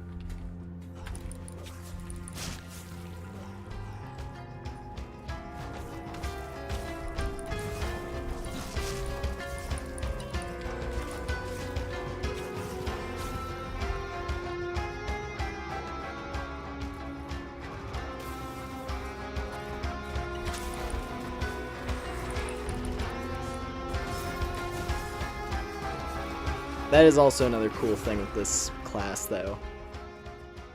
Because when you do a perfect... When I do a perfect block, it, what was it? Oh yeah. The perfect block, like, freezes enemies in place, which is pretty neat. Like, Vampire has some stuff going on. I don't know if I like them as much as the Monk, though. As, like, an unarmed user. Oh god. Screw it, let's take it. Eclipse. The floor boss is gonna be extra strong now.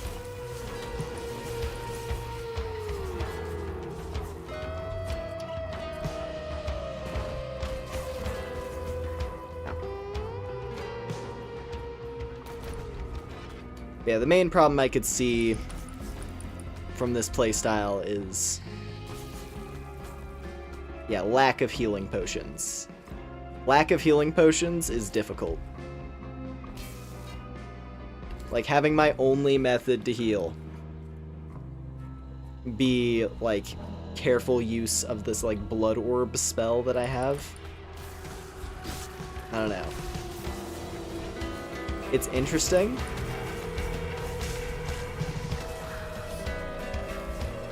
And, like, yeah, you have to, like, use your super specifically as your heal. Oh, there, yeah, there's the floor boss, okay.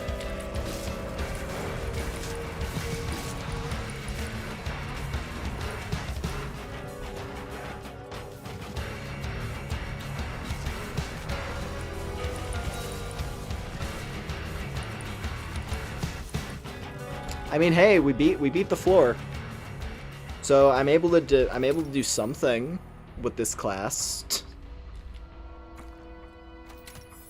I'm able to kind of get stuff done with the vampire.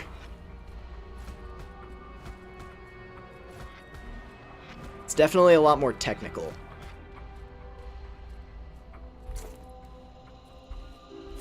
And it's like, oh man, I have to, you know, I don't have healing potions to heal, but at the same time, ooh, I don't need to worry about healing potions. Bit of a double-edged sword, but I could probably figure this out.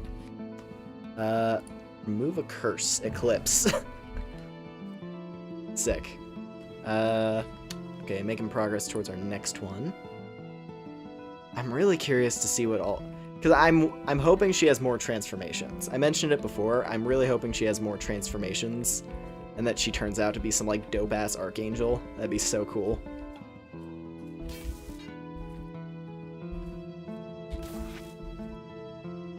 And I'm not gonna spin. Okay. Well, off to the dungeon again.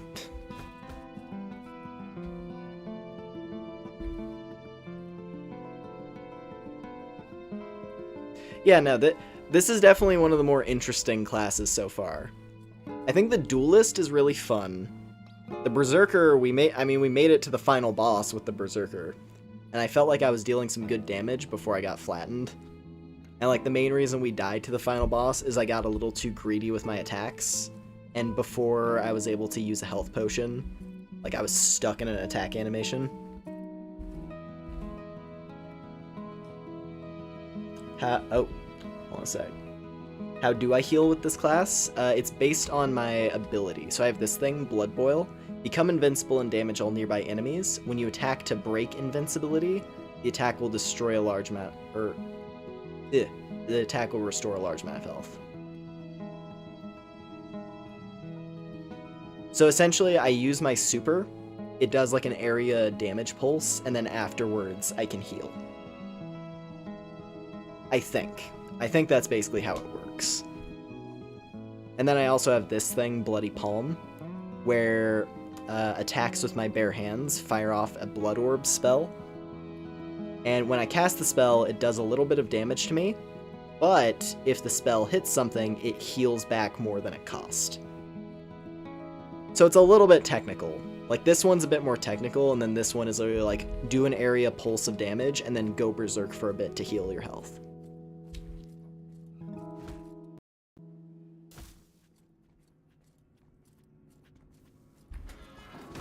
Like, I'm into this. It's a cool fighting style. But there's also potential for me to accidentally, like, my usual thing that I like to do, which is like the kick, like the, what was it, the dash, kick, and then attack combo that then leads into a spin attack.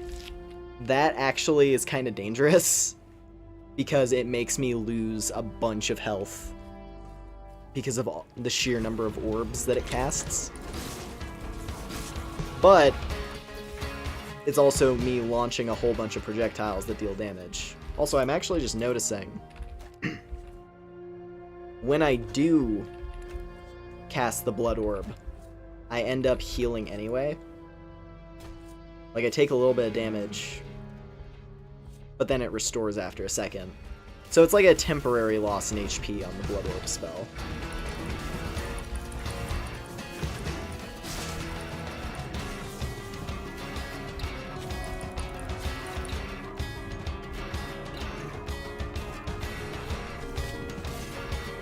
Okay, I can definitely get behind this playstyle.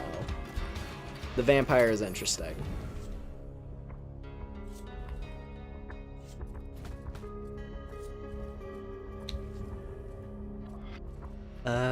Ooh, sustain a 2.5 combo multiplier for 7 seconds. That might be tricky, but we'll see if I can make that happen. Speed multiplier probably help with that.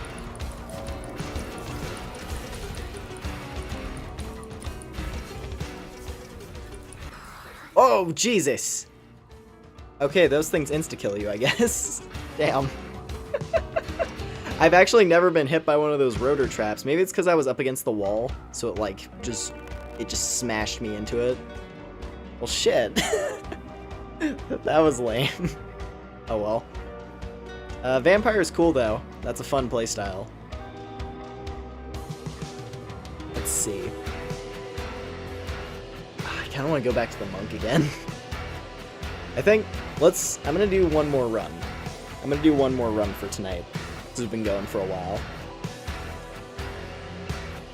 This game is so cool. More cool people to work on it. Here's the thing. The guy who's working on this game, he's pretty committed to it. Like, he's done, as far as I can tell, he's done consistent updates for, like, the whole time it's been out.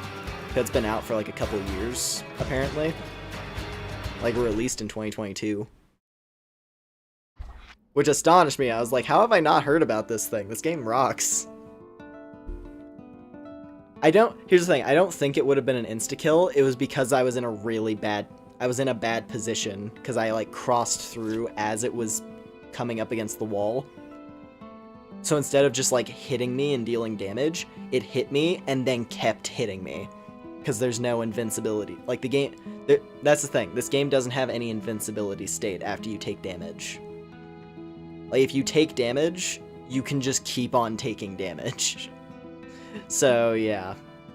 That was just me, like, I stepped in the worst possible position I could. Oh, well. Monk time.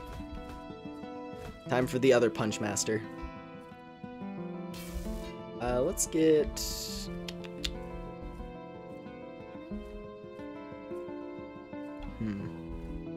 Take these boots.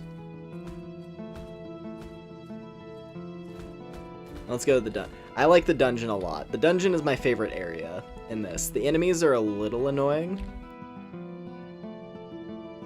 Oh, actually, complete without using potions. I could do that. Since it's only the first stage. First stage without potions is very much a possibility, if I'm careful.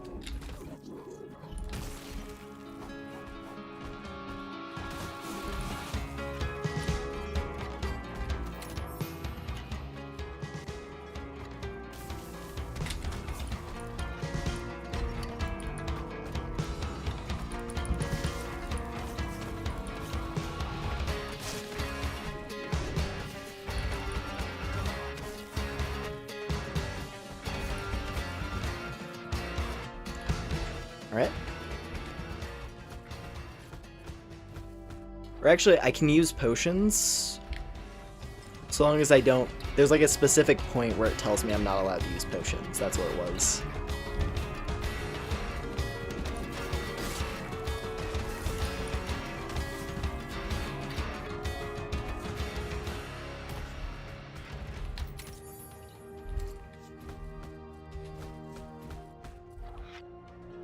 Pressing every floor plate will respawn all enemies. Oh, that sounds funny.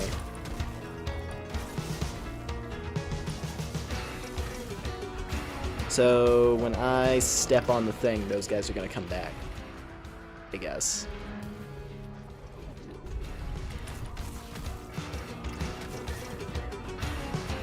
Yeah. Maybe?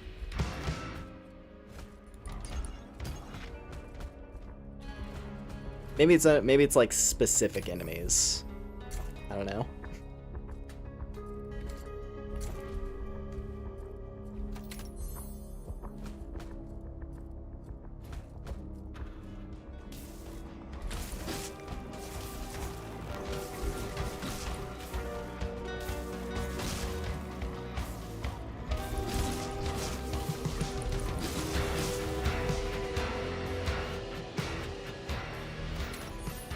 Ooh. But Sinward is good. But those are also... I think pink is the highest rarity. Like, it's the highest tier equipment item. So, whenever you see a pink thing, it's worth taking. Yeah, Frenzy is amazing on the monk. Definitely want that. Here we go. Okay. Take that.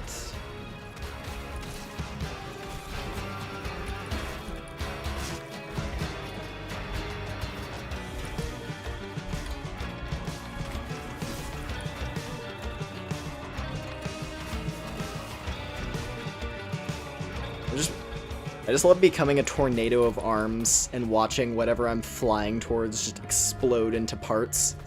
It's great.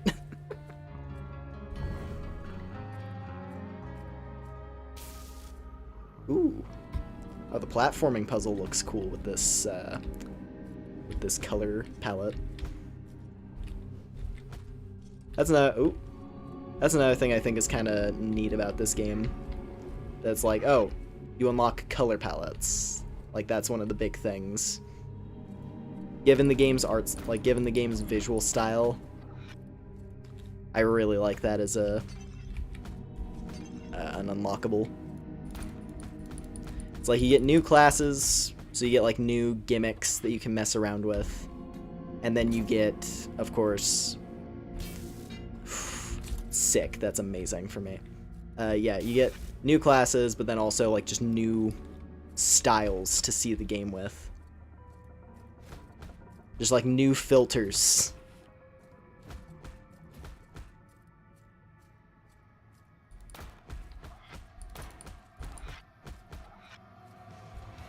Like, it's also kind of... Oh, hello there. There's our big boss. Punch! I just punched his leg off. Hell yeah.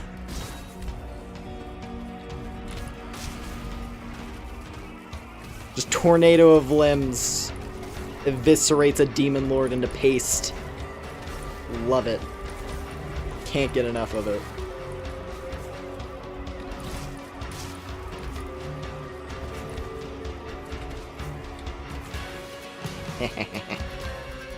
Sick. Alright.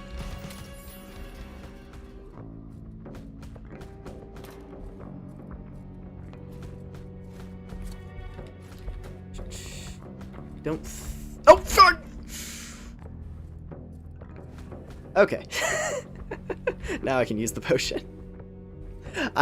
Good to know you can cancel a potion. You can cancel a potion use by blocking. I was about to use the wizard potion to fix my durability, and I think that probably would have failed the quest because I hadn't entered this room yet. That could have been really bad.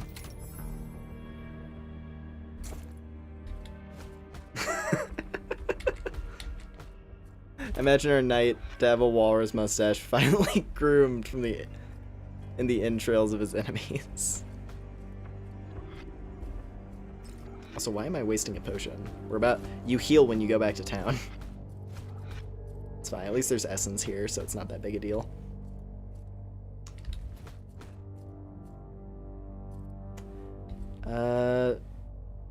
Yeah, those just give more speed. Okay.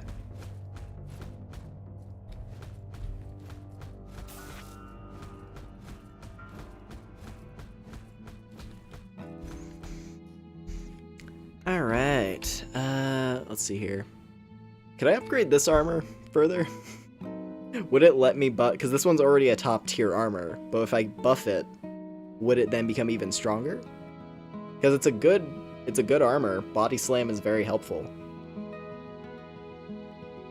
Because it makes it so that your punches are increased by your defense.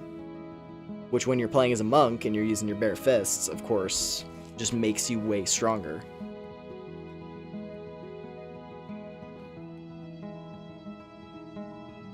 It's like bash and punch damage increased by half my defense, meaning that my attack power is functionally all equal to my defense right now. Because I have 65 defense, so I'm effectively getting like what? I'm gonna guess it rounds down, so I'm getting an extra 32 points here. So I have 67 attack power on my punches and bashes. Well, let's see.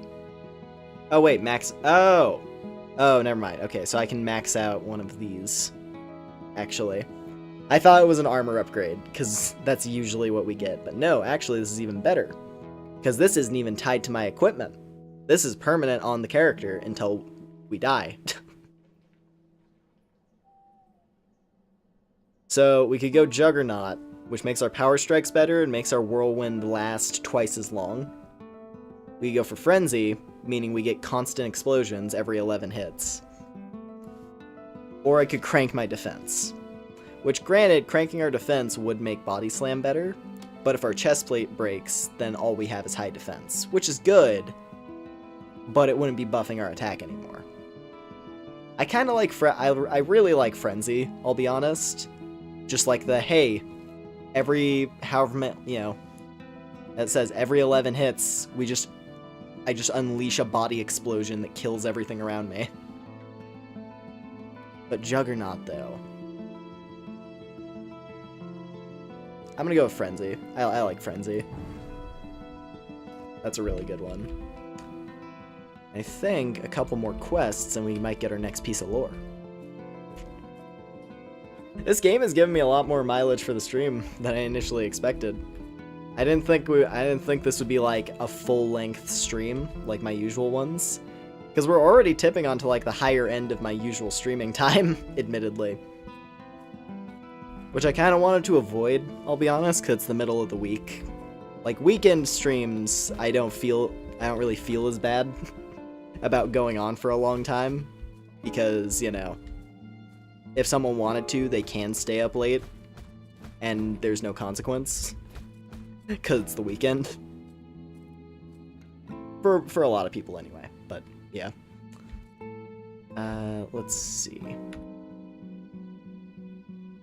We'll see how much further we can go on this run, and then I'll probably end things off.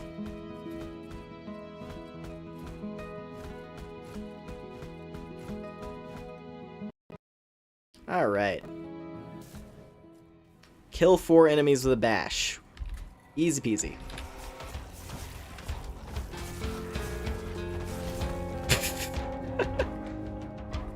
Easy peasy. Gave me the side quest immediately.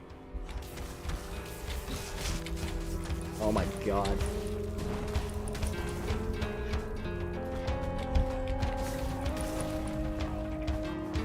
Jesus. This is wild. This game is just so... I don't know. There's just something about, like, the feel of this game. It's hard to explain. But just, like, the way it's... I think a big part of it is the way the enemies die.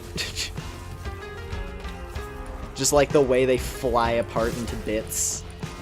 And, like, the way you can, like, see each body part take more and more damage and, like, change color to indicate that. Like, when you're fighting a big enemy and, like, you see the legs start to get more and more red until they eventually pop, and then the enemy drops down and is just, like, a crawling torso. Or, like, you kicking an enemy and seeing their head just explode. There's something about it. I don't know.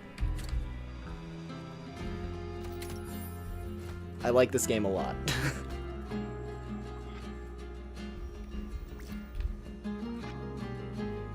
It's like you're fighting early internet animated models. Let's see here. Ooh, Lightfoot. That's really good for me. Juggernaut. I like doing the whirlwind. So, considering that's like my move of choice in most scenarios.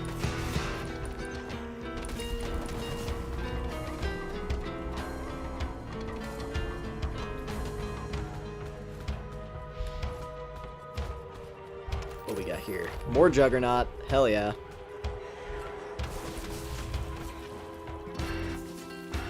And also it's, you know, playing as the monk. Playing as the monk, you're punching dudes. So it's not like, there is the satisfaction of the Berserker, like just obliterating enemies with the sheer amount of hit stun that the Berserker gets. Because the Berserker gets a crazy amount of hit stun, and that's very satisfying. Just like running into a group of enemies or doing the spin into a group of enemies and it taking like like multiple seconds for the game to process each hit. Where like as you're spinning with the greatsword, it's just like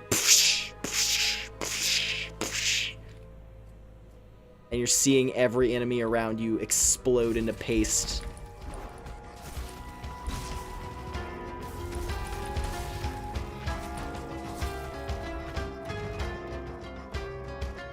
I love it.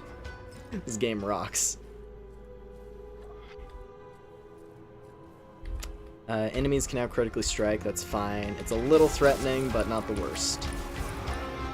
It only sucks if I get surrounded really bad. Which is most likely gonna happen now that I've said it.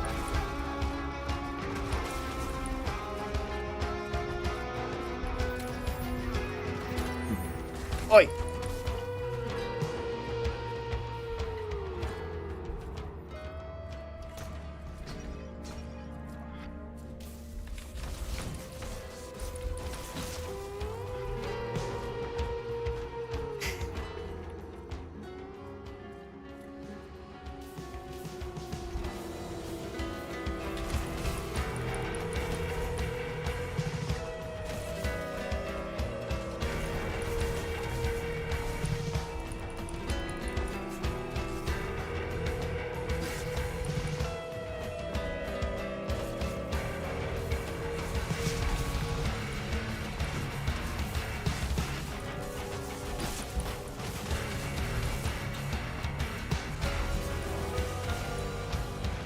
Who's left? Halberd Man. And he's gone. God Hand? This fist-only combo unleashes a devastating blast on impact. Bash, attack, kick, punch. Bash, attack, kick, punch. Okay, let me see. Bash, attack, kick, punch. Bash. Do I have to have a weapon? Like, do I have to, like, pick up a weapon and then switch off of the weapon mid-combo? Because it specifies punch and attack differently.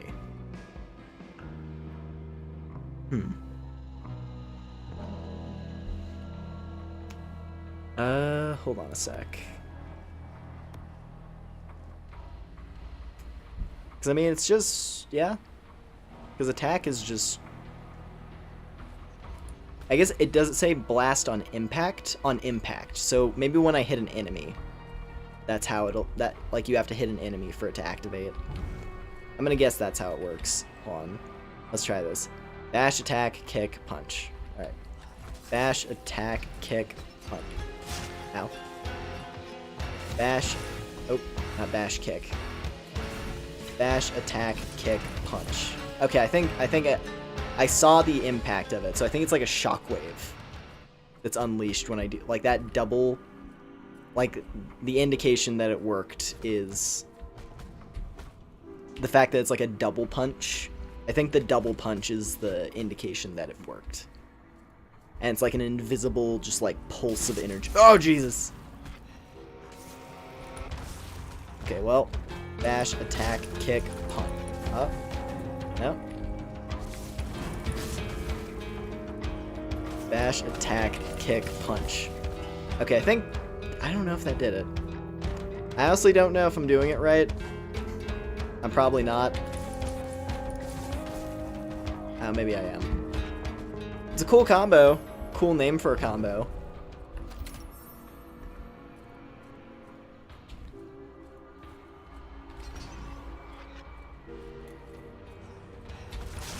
I'll vanquish demons with my God hand. I wish I remembered the lyrics to the ending theme of God Hand off the top of my head, but I do not, sadly.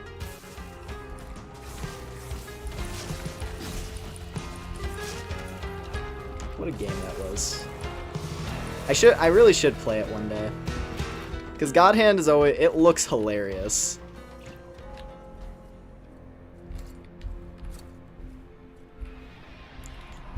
Whoopsie. Ow.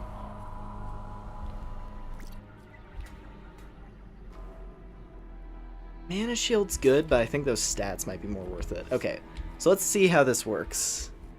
So if I was to, like...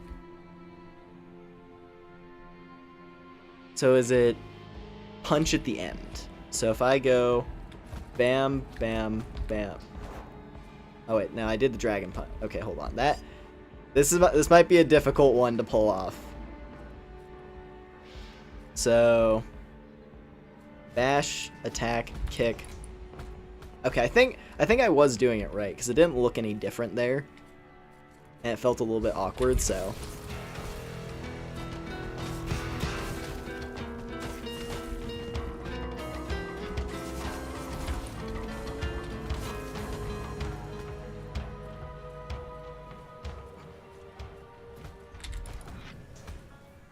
quick step unlocked. Item skill, increase dash distance. You're invulnerable while dashing. Okay. Enemies may release corrosive gas on death. Nope. Not playing with that. I don't like that at all. Monk, in theory, doesn't need any equipment to be functional, but I still don't like the sound of that.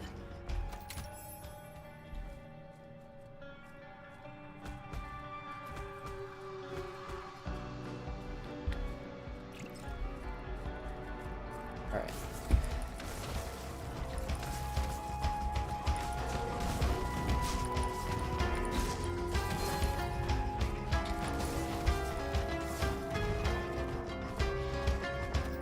Okay, more Juggernaut.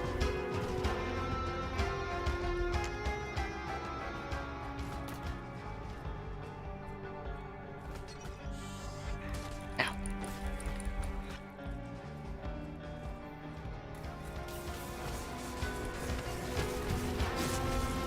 I think it is working, and it's like, I think it emits a similar shot. It's just like another shockwave skill, I guess. That seems to be the idea. I think it's just another shockwave skill, like where it's the radial body explosion thing. Which, hey, I mean, having a way to fire those off consistently is pretty cool. Because those are really strong.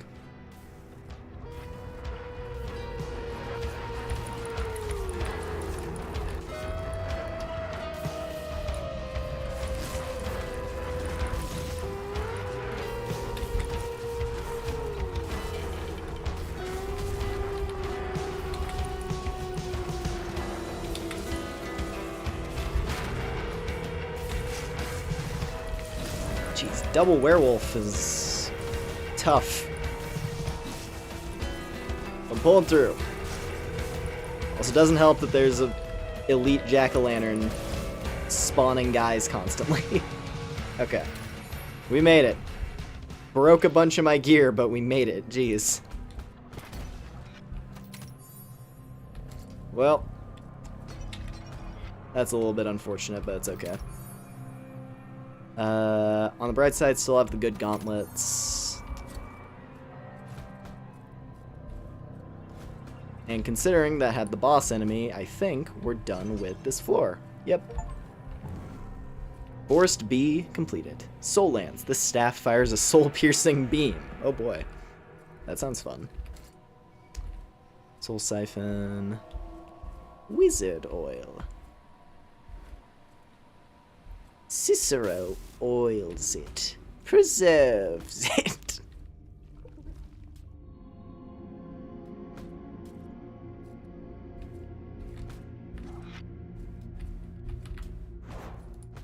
Okay, I'm not gonna bother with that.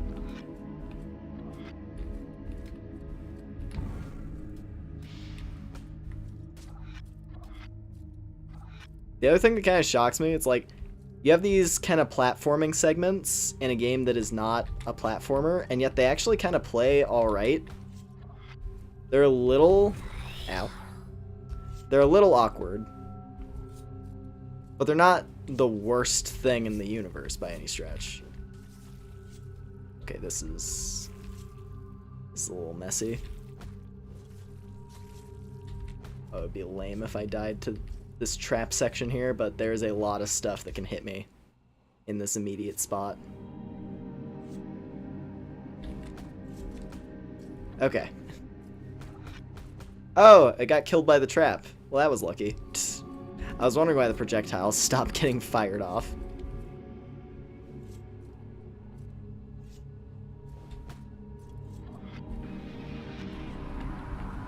Oh, projectiles. God fuck. Come on! Okay. Well. Projectiles from the trap. Right.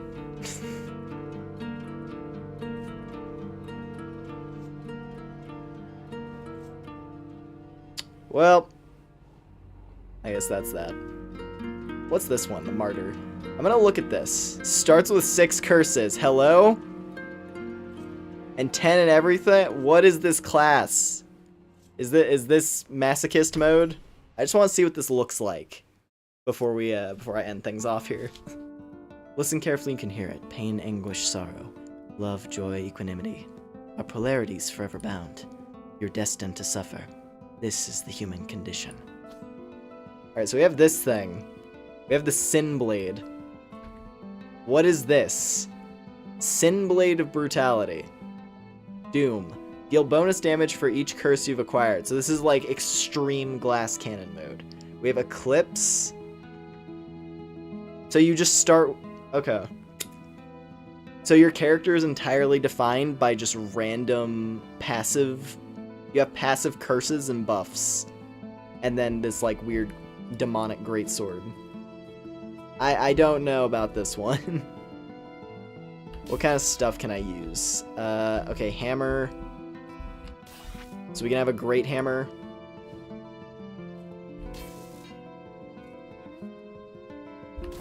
I'll take a Sin Ward. So this is the kind. I guess this is the kind of character where you can't get hit. I have 10 HP. Literally anything will insta-kill me. So this is like extreme hard mode, I assume. That's the vibe I get. And then you get like a unique weapon to do it with. That's like a relatively fast greatsword.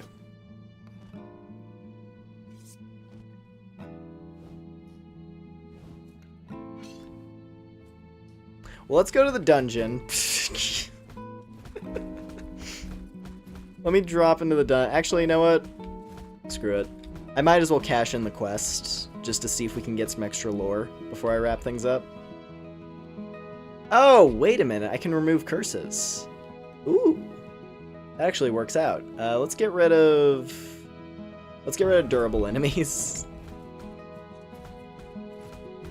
And did she get an extra dialogue? No, not quite. Still a little bit further to go for that. All right. I guess that makes Doom weaker, I assume. Then. So maybe that's not the way to play it. Maybe you just say screw it and deal with the cards you've been dealt. I don't know.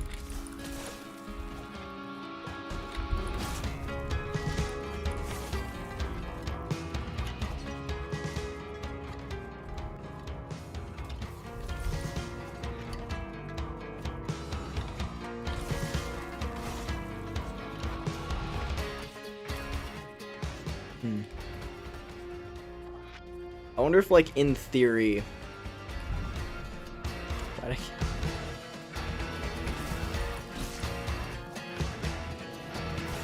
I mean, it seems like I insta-kill anything I hit. I don't know if that's actually, like, the gimmick here. If it is, that's cool. No, it is not. You do not, in fact, insta-kill everything that you hit. But I also didn't die in one shot, which is shocking. I thought that was gonna happen.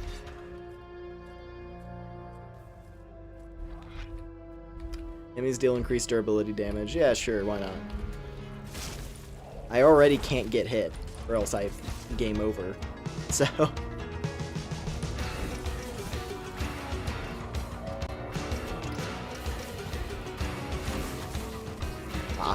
yeah. Okay. Well, good to know that's how that one works. That's a hell of a character. So the next one on the list would be Gladiator, which already based on just like looking at the description there, Quake and Iron Grip with weapon mastery. And then Battle Cry, I assume is probably some kind I assume it's either some kind of stun or some kind of buff. And you start with an axe. Gladiator seems like it'll be another fun one. Then there's the Warlock, who gets some more magical stuff. Dual cast. Don't know what that would do. Then they start with the Hellfire spell. Stalker, you get a Cleaver. With Wave Blade just built in. But you have very little HP. So another kind of glass cannon-y one, like the Hunter, I guess. That is cool, though. You get a lot of passives as the Stalker. Interesting. Well, anyway. Yeah, so this is Mortal Sin, created by Nikola Todorovic. Nikola Todorovic. Donut Games. Yes, this game is very cool. I'm very happy that I happened to cross it.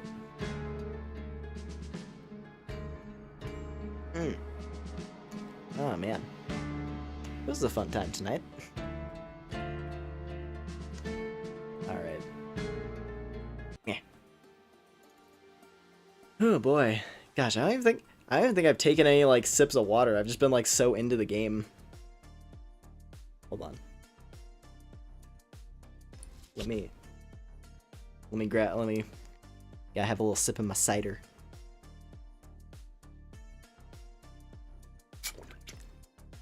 Not cider, actually. It's a... What is this? It's a pomegranate lemonade. Ooh. This brand normally is cider. This is just one of their other offerings. Anyway.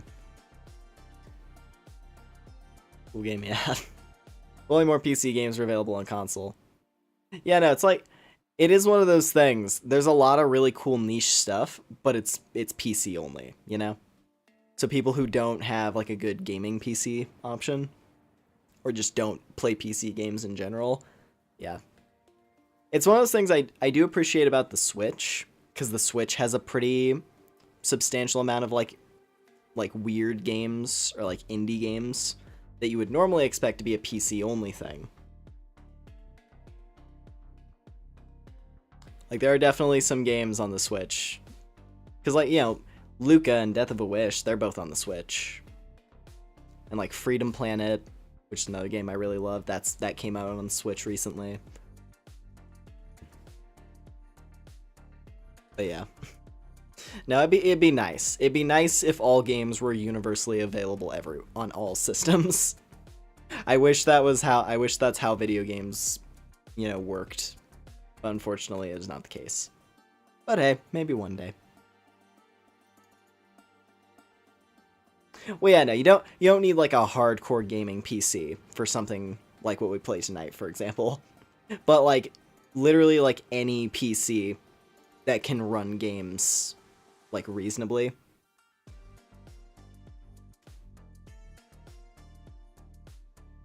Like obviously like you don't like this game doesn't need a 4080 or something. But you know.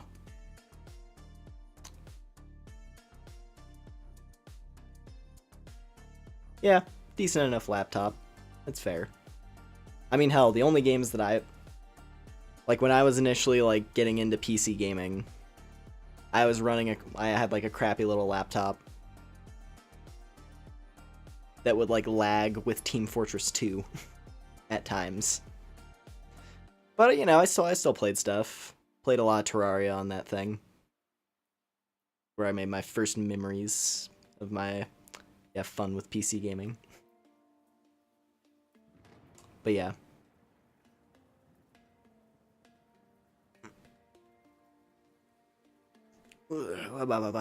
Okay. Well, anyways, thank y'all very much for hanging out tonight. It was a fun time. Oh, man. Another fun and interesting roguelike you played recently is Hollow Shell. Interesting. Hold on a moment. Let me,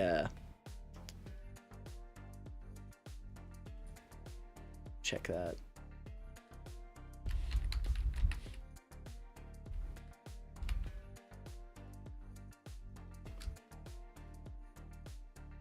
I don't know what that, like, what was that on?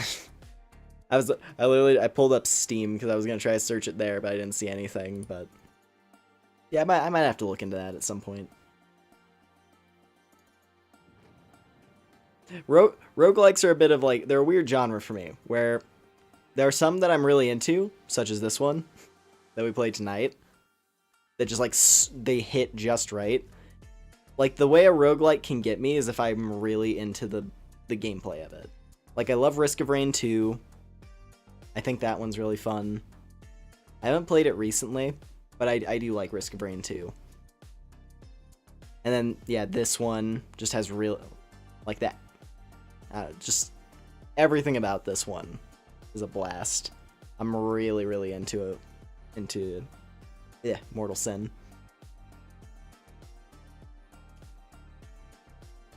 Cool game and stream. I'll put 2 bits and a pan for a digital head pad. Okay, fine. On. Let me just... Yeah. There we go.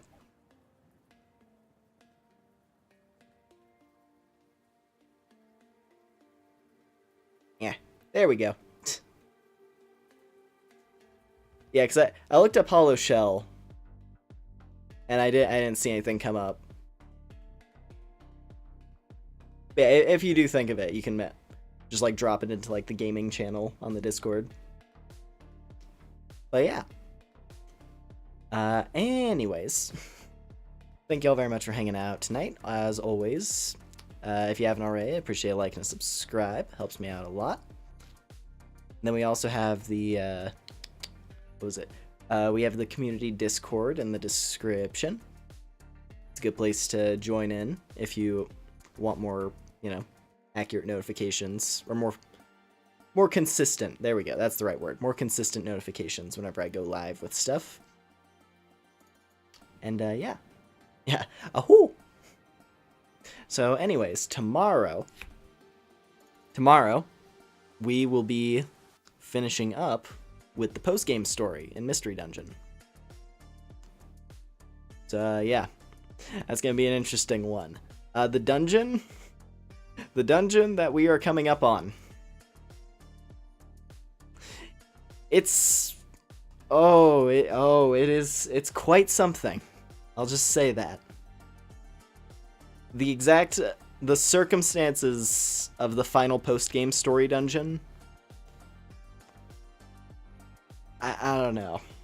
I don't know how else to describe them other than just the sound of you know that feeling. So yeah, it should be a fun time. There'll be plenty of salt for the mines, from the mines. And it'll be great. I love Mystery Dungeon, but it does have some stuff at times that is just like pain. The post game is particularly unforgiving at times, and the final post game story dungeon is kind of the embodiment of that. Now, I could be completely wrong. Maybe I'm just misremembering and I haven't played it in a long time, and the last time I did, I'm dumb. Maybe we'll crush it. Maybe we'll get really lucky and we'll just crush it, right? We can hope. We can definitely hope.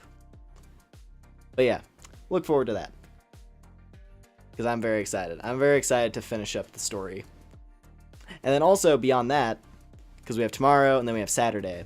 And on Saturday, we get to go from the lowest low to the highest high, because my favorite part of Explorers of Sky will be on the next stream. So yeah, we got fun stuff lined up for the rest of the week. Well, going into the weekend. So yeah, hope you're looking forward to it. But yeah, I think that about covers everything I gotta say. Yeah, once again, thank y'all very much for hanging out tonight. And whatever your time zones are, hope you have a good day, hope you have a good night. And I'll catch y'all next time. Take care, everybody. Bye.